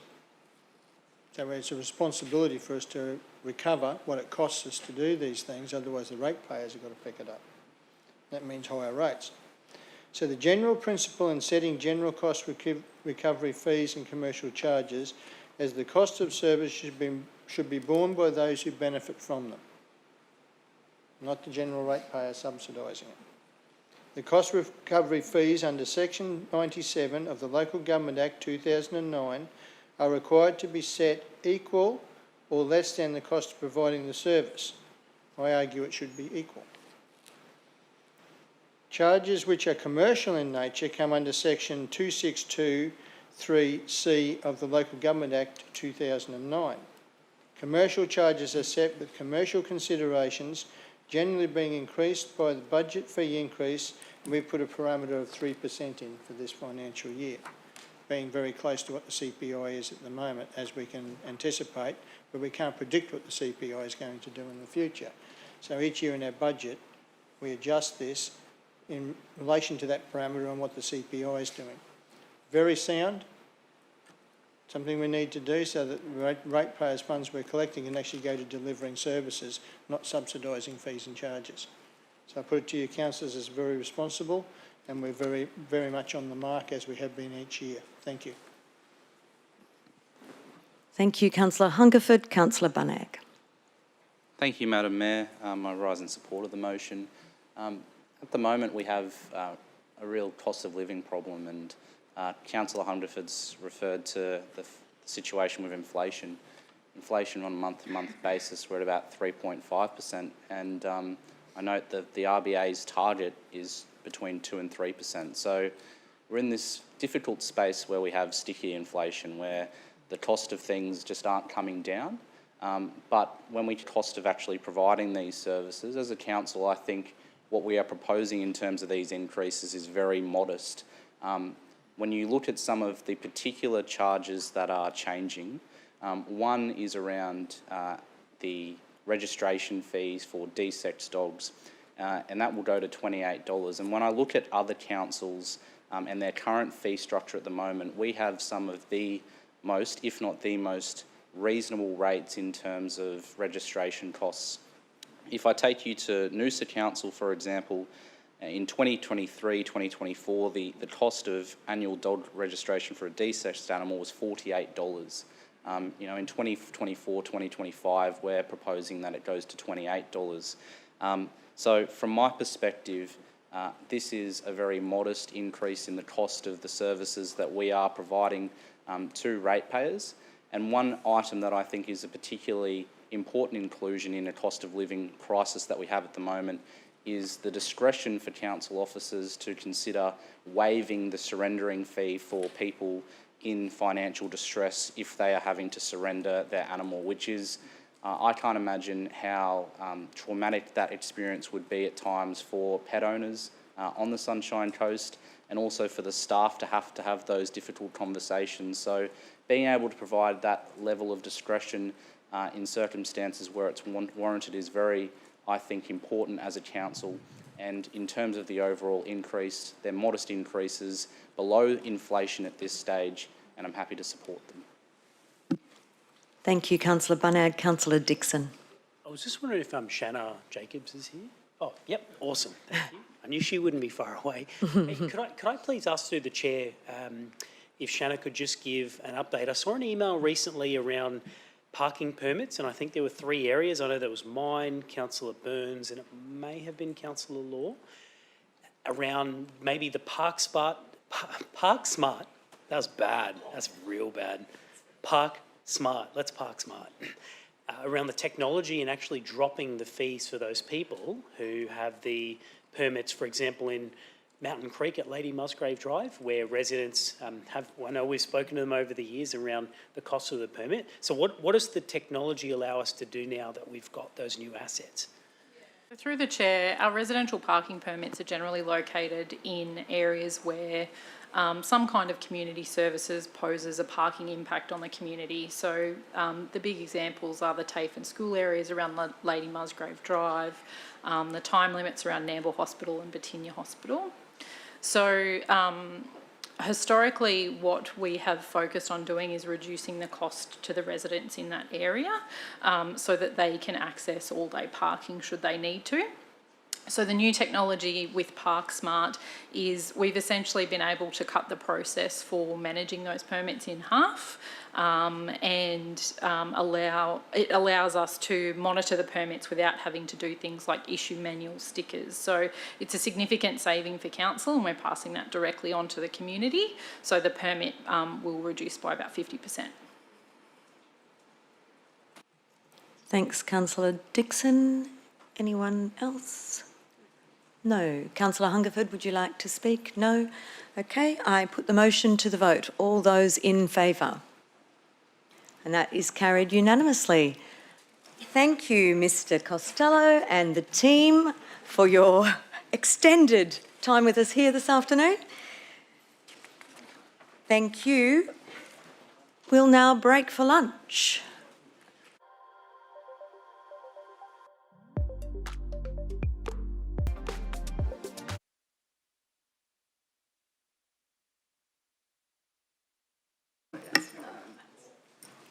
No?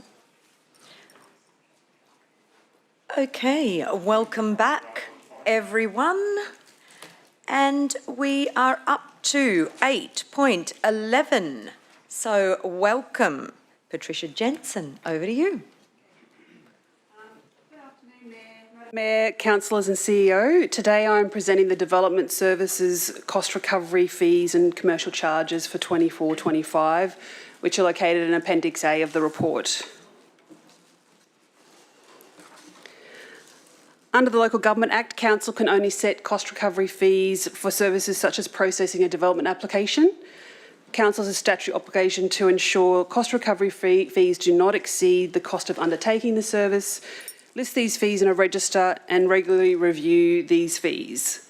At this time, approximately 70% of the activities and services carried out in Development Services branch are associated with the fee generating services in accordance with the Local Government Act provisions. Taking into consideration legislative requirements, Development Services has reviewed our current 23-24 register and applied an average increase of 3% of the majority of the fees in our 24-25 register. Some fees are to be increased greater than 3%. This increase has been applied based on work, efforts, and to ensure appropriate cost recovery for the services undertaken.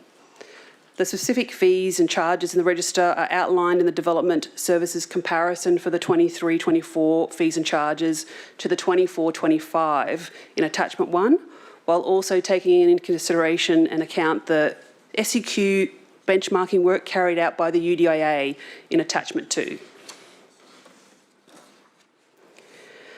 Some of the specific updated fees relate to Section 5 in the dwelling house provisions, where the change to the fees relate to a dwelling house where council is the concurrence agency referral for building work.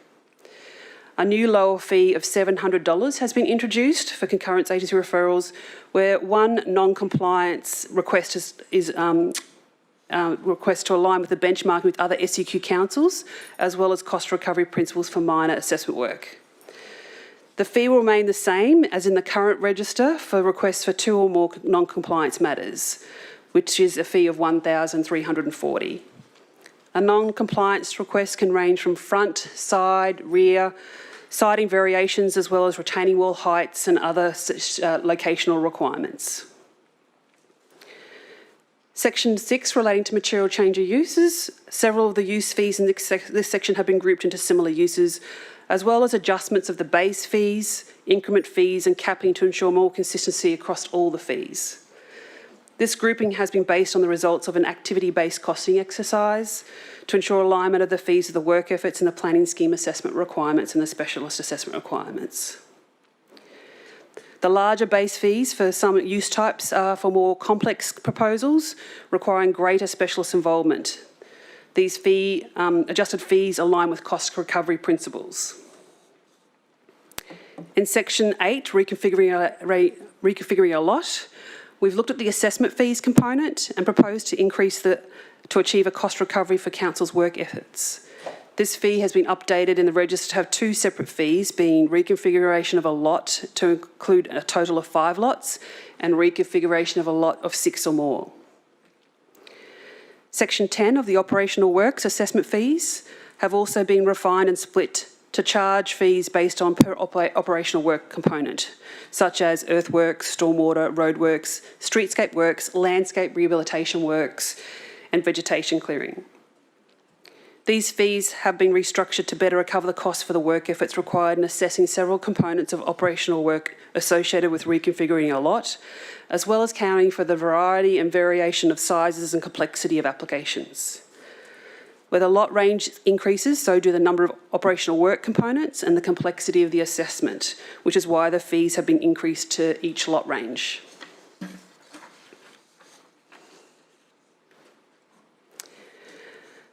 A detailed review has been carried out of our existing development advice and pre-lodgement meeting services, ensuring that upfront information is provided on proposed development to assist in the streamlining assessment of formal development applications.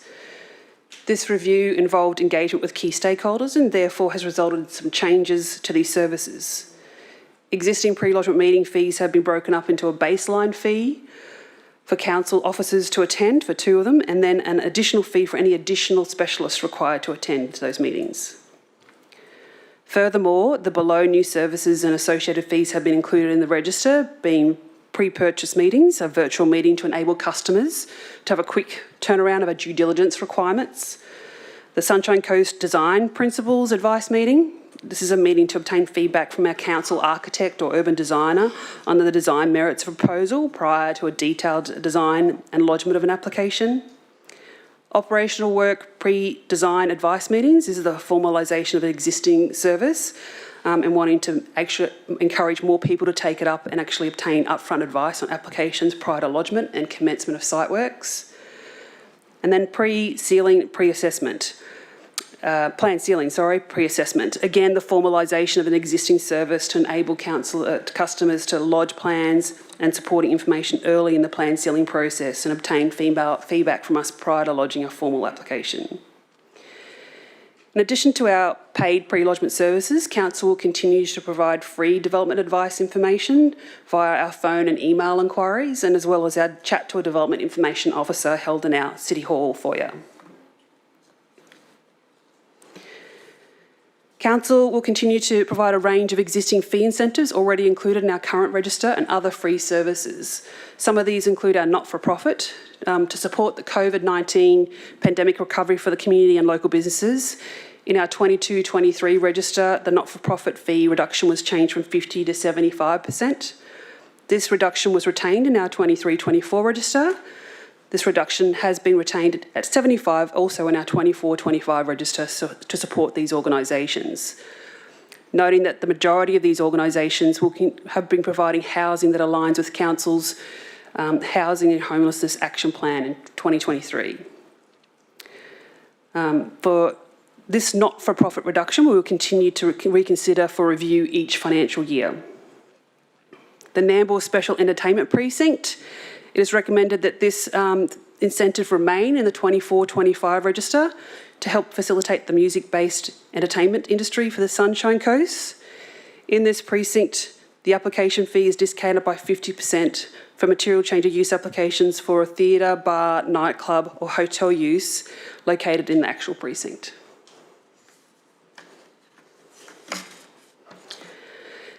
It is recommended that Council adopt the fees detailed in the register located in Appendix A, and that the recommendation is accepted by Council. Council officers will ensure that the register will be operating applications and services from the 1st July 24, and the register will be published on Council's website prior to the 1st July to enable customers to quickly prepare for lodgement of new applications and requesting services at the beginning of the 24-25 year.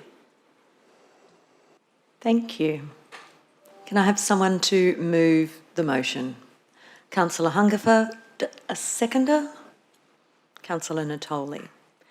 Councillor Hungerford. You, Madam Mayor, as we've been doing today, this is the lead up to budget. The reason why we put these out so early is it gives those out there that are doing our services forewarning of what's coming, as the budget comes down right at the end of June and these come in on the 1st of July. So it's actually a courtesy to those out there to adjust their registers as well as us to adjust our systems as well. Now, under the Local Government Act 2009, Council has a statutory obligation to ensure cost recovery fees do not exceed the cost to undertake the services. List these fees in a register and regularly review these fees. It's only just after lunch, isn't it? I wish. Okay, it's been a busy day today. Okay, in this one here, again, as we've done previously, we've done a standard 3% increase in the pricing parameter for the fees has been proposed in the register. Now, a number of these fees are also going to increase higher than the 3% pricing parameter, as well as some new fees being introduced based on the complexities and the cost of those proposals. And that's to ensure we do get cost recovery on those. Now, this is very modest, and it does ensure, again, that we are only collecting the cost of these things, so the ratepayers are not picking that up. And they're very, very responsible to do it each year, and be interested to see how the CPI does roll out over the next 12 months. We've got a crystal ball, we can't predict it, but it will be interesting to watch. Thank you. Thank you, Councillor Hungerford. Would anyone else like to speak to the motion? Anything else to say, Councillor Hungerford? No? Then I put the motion to the vote. All those in favour? The motion has been carried unanimously. Thank you, Ms Jensen. Moving now to item 8.12. Welcome Mr Pryor to present the next 3 items. Lucky you and lucky us. Over to you. Through the Chair. This report has been submitted to seek an exception from Council in accordance with Local Government Regulation 2012. The exception seeks to allow Council to dispose of land by way of lease on the open market negotiation rather than undertaking a second tender release for Tenancy 2 within the Maroochydore Park and Go. The multi-deck car park was completed at the end of 2023 and contains 2 tenancy spaces. Tenancy 1, which is suited to broad retail uses and is 57 square metres in area, and Tenancy 2, which is suited for commercial and retail uses and is about 214 square metres in area. Council owns the multi-deck car park at 4 Lightning Lane, Maroochydore and Freehold, and a locality plan is shown on the presentation slide and attachment 1 of this report. Council offered the 2 commercial suites to the market via tender, which closed in September 2023. Submissions were received in response to the tender for Tenancy 2, however, a lease did not eventuate from the process post-tender. Council is now seeking to release Tenancy 2 through its appointed real estate agent to seek prospective tenants from the open market rather than undertaking a second tender release. Placing the tenancy on the open market is expected to have the benefit of allowing tenants to make submissions to Council and us to negotiate those arrangements rather than through a fixed tender process again. On the basis that no lease eventuated from Council's initial tender process, it is requested that Council grant an exception under the Local Government Regulation 2012 to have the tenancy leased by private treaty. An exception is applicable as Tenancy 2 has previously been released to the market via public tender, and a lease did not eventuate from this process. Thank you. Councillors, can I have a mover? Councillor Natoli, a seconder, Councillor Burns. You were throwing yours up there. Councillor Natoli. Thank you, Madam Mayor. Through you, Lee, we've obviously had a number of these come through Council of recent times, and obviously it's a difficult time with retail space on the market, and obviously going through a tender process is a really tight and difficult process to undertake and be able to negotiate a lease. So this is always the obvious outcome as we've seen over the last number of years. So it's just a process we have to go through. So Council, it's a formality, and I would hope that you would support it. Thank you, Councillor Natoli. Anyone else to speak to the motion? No? Councillor Natoli, would you like to say anything further? No? I put the motion to the vote. All those in favour? The motion has been carried unanimously. Moving now to item 8.13. Thank you, Mr Pryor. Through the Chair. This report has been submitted to seek an exception from Council in accordance with Local Government Regulation 2012. The exception seeks to allow Council to dispose of land by way of lease at 30 to 32 Whitecross Road, Bly and 5 Palm Street, Maleny to various telecommunications providers.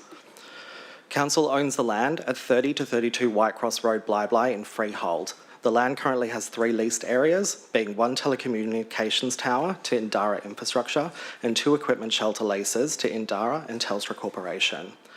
Council owns the land at 5 Palm Street, Maleny, also in freehold, and the land is currently improved by a concrete Unity Water tower, which Unity Water holds telecommunication antennas lease from that tower. Telstra have an existing equipment shelter lease with Council, and CPS Technology, on behalf of Indara, are requesting a new equipment shelter lease at this location to support the antenna infrastructure on the Unity Water Tower. Council is proposing to enter into respective 10-year leases to Indara Infrastructure Pty Ltd over its existing tower and ancillary equipment shelter at Whitecross Road, Telstra Corporation over its existing equipment shelter at Whitecross Road, and CPS Technology on behalf of Indara for a new equipment shelter at the Palm Street site. The leases will be ground leases, with the lessee responsible for the costs of repair, maintenance and capital replacement of infrastructure at these locations. The site will be leased at market rates as determined by an external licence valuer appointed by Council. And the continued leases of these existing sites and the establishment of a new provider in Maleny will ensure a continued provision of telecommunication services to the communities they serve. It is therefore recommended that Council grants an exception to dispose by way of lease, other than by auction or tender, to the various telecommunication sites referenced in the report. An exception is applicable in this instance as the leases are in relation to a telecommunications tower. Thank you. Thank you. Do I have a mover? Councillor Suarez. A seconder? Councillor Johnston. Councillor Suarez. Thank you. Through the Mayor. Thank you for the report, Lee. This is not a very exciting report. Councillor, sorry, no offence. But essentially what it means is these telecommunication services are already on site. It's just an extension of the leases. There are some minor variations, but there's no great change that's going to occur on the properties. Thank you. Thanks, Councillor Suarez. Would anyone else like to speak? Councillor Johnston. Thank you. Thanks, Lee. I'm supporting this and hoping that the access to the Optus network at Maleny improves significantly as a result of this Indara lease, because at the present moment there's only about 3 locations in the Maleny area that you can use an Optus phone, and a lot of the festival goers and people like that, when they come to Maleny, as well as the stall holders, have all sorts of problems if they've got Optus phones. So we would hope that this will improve. Thank you. Thank you, Councillor Johnston. Anyone else? No. Okay. Would you like to close? No. Put the motion to the vote. All those in favour? Okay. The motion has been carried unanimously. Moving now to item 8.14. Thank you. Through the Chair. This report has been submitted to seek an exception from Council in accordance with Local Government Regulation 2012. The exception seeks to allow Council to dispose of land by way of lease, other than by tender or auction, for a portion of 4 Bering Avenue, Warana, to the current tenant, Dynamic Hydro Excavations. Council owns the land at 4 Bering Avenue in freehold, and a portion of this land has been leased to Dynamic Hydro Excavations since 2019, with the lease having expired on the 13th of March 2024, and the tenant has been holding over as a monthly tenant under the same terms and conditions of the existing lease since this date. Dynamic Hydro utilised the land for the purposes of depot and equipment storage to support its operations within the region. Council's land comprises of 5 freehold lots. The 2 lots fronting Tandem Avenue, highlighted within the report, comprise of a 3,100 square metre portion of land, which is leased to Dynamic Hydro. The remaining 3 lots fronting Bering Avenue are currently internally used for council operations. Council is proposing to enter into a further 3-year lease with a 3-year option to Dynamic Hydro Excavations. The lease form will be a ground lease with the lessee responsible for the cost of repair, maintenance and capital replacement of all infrastructure at the site. The terms and conditions of the proposed lease are detailed in Attachment 3. And the proposed terms of lease are deemed acceptable to support entering into a direct lease with Dynamic Hydro Excavations rather than undertaking a tender or auction process. And the lease continuation will allow the current tenant to continue operations from the land for a further period of at least 3 years. It's therefore recommended that Council grant an exception to dispose by way of lease other than by tender or auction to Dynamic Hydro Excavations. An exception is applicable in this instance as the lessee has been the existing tenant of the land. Thank you. Thank you. Councillors, do I have a mover? Councillor Natoli, a seconder? Councillor Bunnag? Councillor Natoli.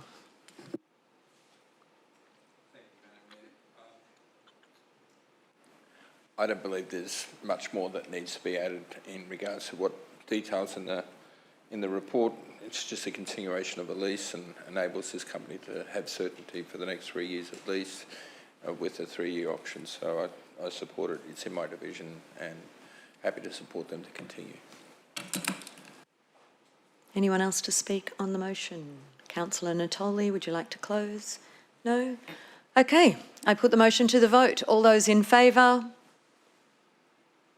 The motion is carried unanimously. Thank you so much, team. Thanks for coming down. Councillors, as there are no notices of motion, we'll move to item 10, petitions. Okay. Councillor Natoli, I understand you have a petition relating to the request for a yellow line. Yes, I have a petition and I'll read the prayer that they've provided me. We, the undersigned, respectfully petition the Sunshine Coast Council to correct the major road safety risk when motorists exit to the right from 70 Memorial Avenue, Maroochydore Plantation Retirement Resort, Cotton Tree. Vision is completely obscured by the first parked car due to the proximity of the parking space to the exit and the severe narrowing of the road at the exit point. Over only 24 metres in distance between 76 Memorial Avenue and 70 Memorial Avenue, the width of the road narrows from 8.4 metres to 6.6 metres from the gutter to the centre line. Over the same distance, but from the parking space line to the centre line, the road narrows from 6.2 metres to 4.4 metres. This means neither oncoming traffic or exiting vehicles have any safe vision when the first car parking space is occupied. It is only a matter of time before a serious accident occurs. The issue will become worse when more traffic from a minimum of 3 new high-rise buildings currently planned or under construction in Memorial Avenue. Our requested solution, please remove the first car parking space on the right of the exit and replace it with a yellow line. Please find attached the petition mentioned above, signed by the residents. 44 residents have signed this, as well as residents, visitors, carers and tradespeople who park in the visitor parking spaces under the building, a total of 59 signatures. For your consideration, we look forward to an effective solution and thank you in anticipation of such. So I know I've got a minute that I could speak to this. Yes, you're moving the petition. I Yeah. need a seconder. Councillor Landsberg. Thank you. Councillor Natoli. So just briefly, Councillor, this is one of the first vertical retirement villages that you could almost put. It is in Memorial Avenue, just down from the RSL Club. And it's quite a busy road at times. And she's right, there are many other buildings about to be built and the whole of Cotton Tree is becoming much more dense. So I know how difficult it is for elderly people, especially I've had numerous requests similar to this. The hedge at the moment is another one. There's another one off 6th Avenue. So we're going to get more and more, but generally it's the elderly people that have major concerns about trying to exit. And when you've got vehicles that are parked so close to the exit, they have to push out into the road space itself, and it can be quite difficult and dangerous. So I know I've already put a CRM. I know that our officers have been on site. I'm hoping over the next couple of days we'll have an answer. Thank you. Okay, I'll now put the motion to the vote. All those in favour? Okay, carried unanimously. Councillor Broderick, I understand you have a petition. Thank you, Madam Mayor.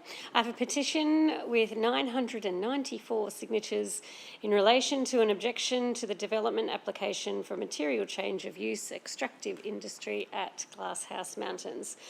And the petition reads, "We, the undersigned, hereby submit this petition to express our collective concern and objection to the approval of the current development application number MCU23/0197 for material change of use extractive industry, changes to existing quarry and associated environmentally relevant activity, ERA 16.2C extraction activities, and ERA 33 crushing, milling, grinding or screening by Hanson Construction Materials Proprietary Limited.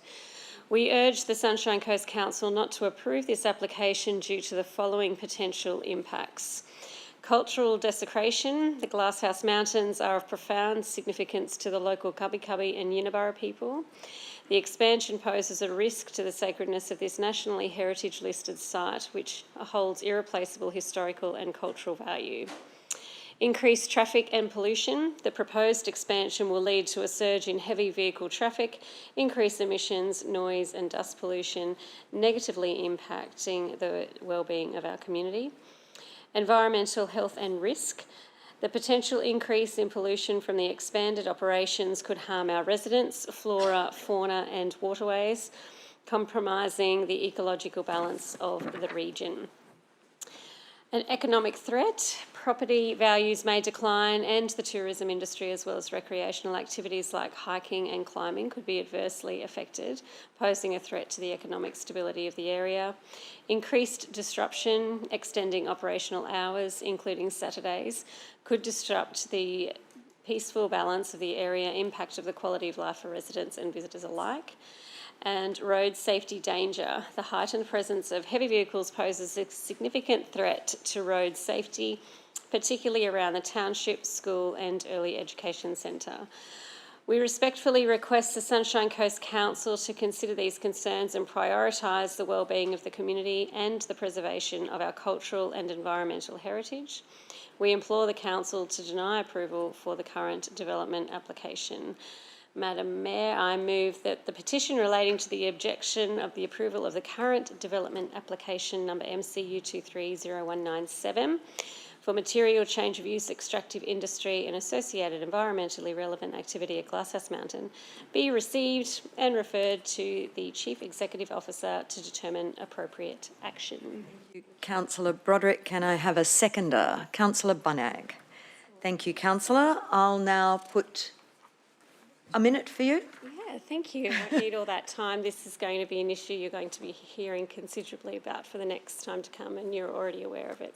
So I'm going to leave it at that. You'll be hearing enough of it in the future. Thank you. Okay, thank you, Councillor Broderick. I'll put the motion to the vote. All those in favour? And the motion has been carried unanimously. Thank you. Councillor Johnston, you have a petition to stop the removal of trees in Witter. Thank you, Madam Mayor.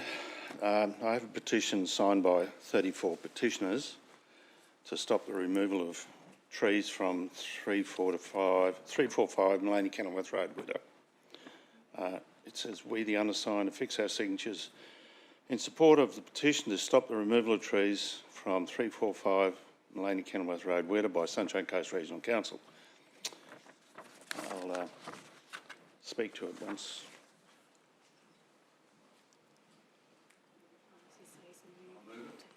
Yes, you're moving it, Councillor Johnston. Can I have a seconder? Councillor Natoli, seconding. Right. Briefly, the situation is that this is a service road adjacent well, separated by about 15 metres from the Lansbury Maleny Road, and it serves 3 residences.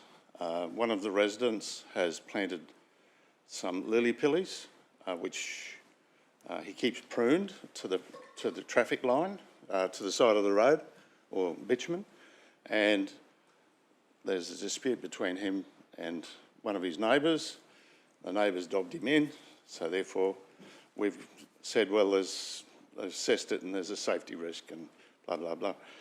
So the whole neighbourhood is just totally up in arms in relation to this, because there are numerous roads within that area and within the hinterland where you can't get two lines of traffic down it because of the overgrowth growing on the side. So basically, I'm asking on their behalf for council officers to intercede and allow these pencil trees basically to remain. I'll put the motion to the vote. All those in favour?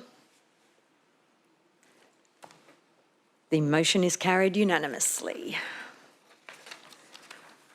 Councillors, before we move into a confidential session, do any of you wish to declare any personal interests in relation to the item to be discussed? No? With regard to item 11.1, the Chief Executive Officer has advised that the report contains confidential information relating to negotiations about a commercial matter involving council, for which a public discussion would likely prejudice the interests of council.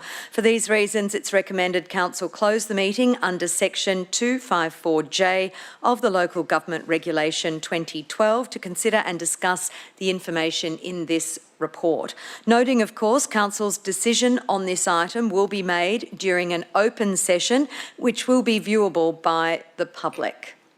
Councillors, is someone prepared to move that we close the meeting to discuss agenda item 11.1? I just wonder about the wisdom of us actually needing to go into confidential session to discuss this. We've all received a copy of it. We've all discussed it at an earlier instance, and it's fairly straightforward.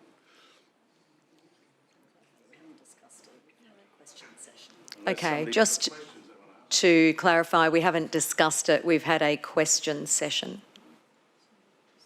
So we'll proceed to... So you're moving that we close the meeting. A seconder, Councillor Hungerford. I'll put the motion to the vote. All those in favour? Carried unanimously.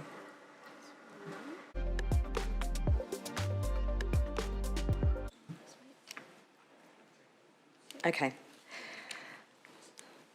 The meeting has now resumed. Yep. Yep. Councillors, would someone like to move this item? Councillor Suarez, and a seconder, Councillor Bunag. Councillor Suarez, would you like to speak to the motion?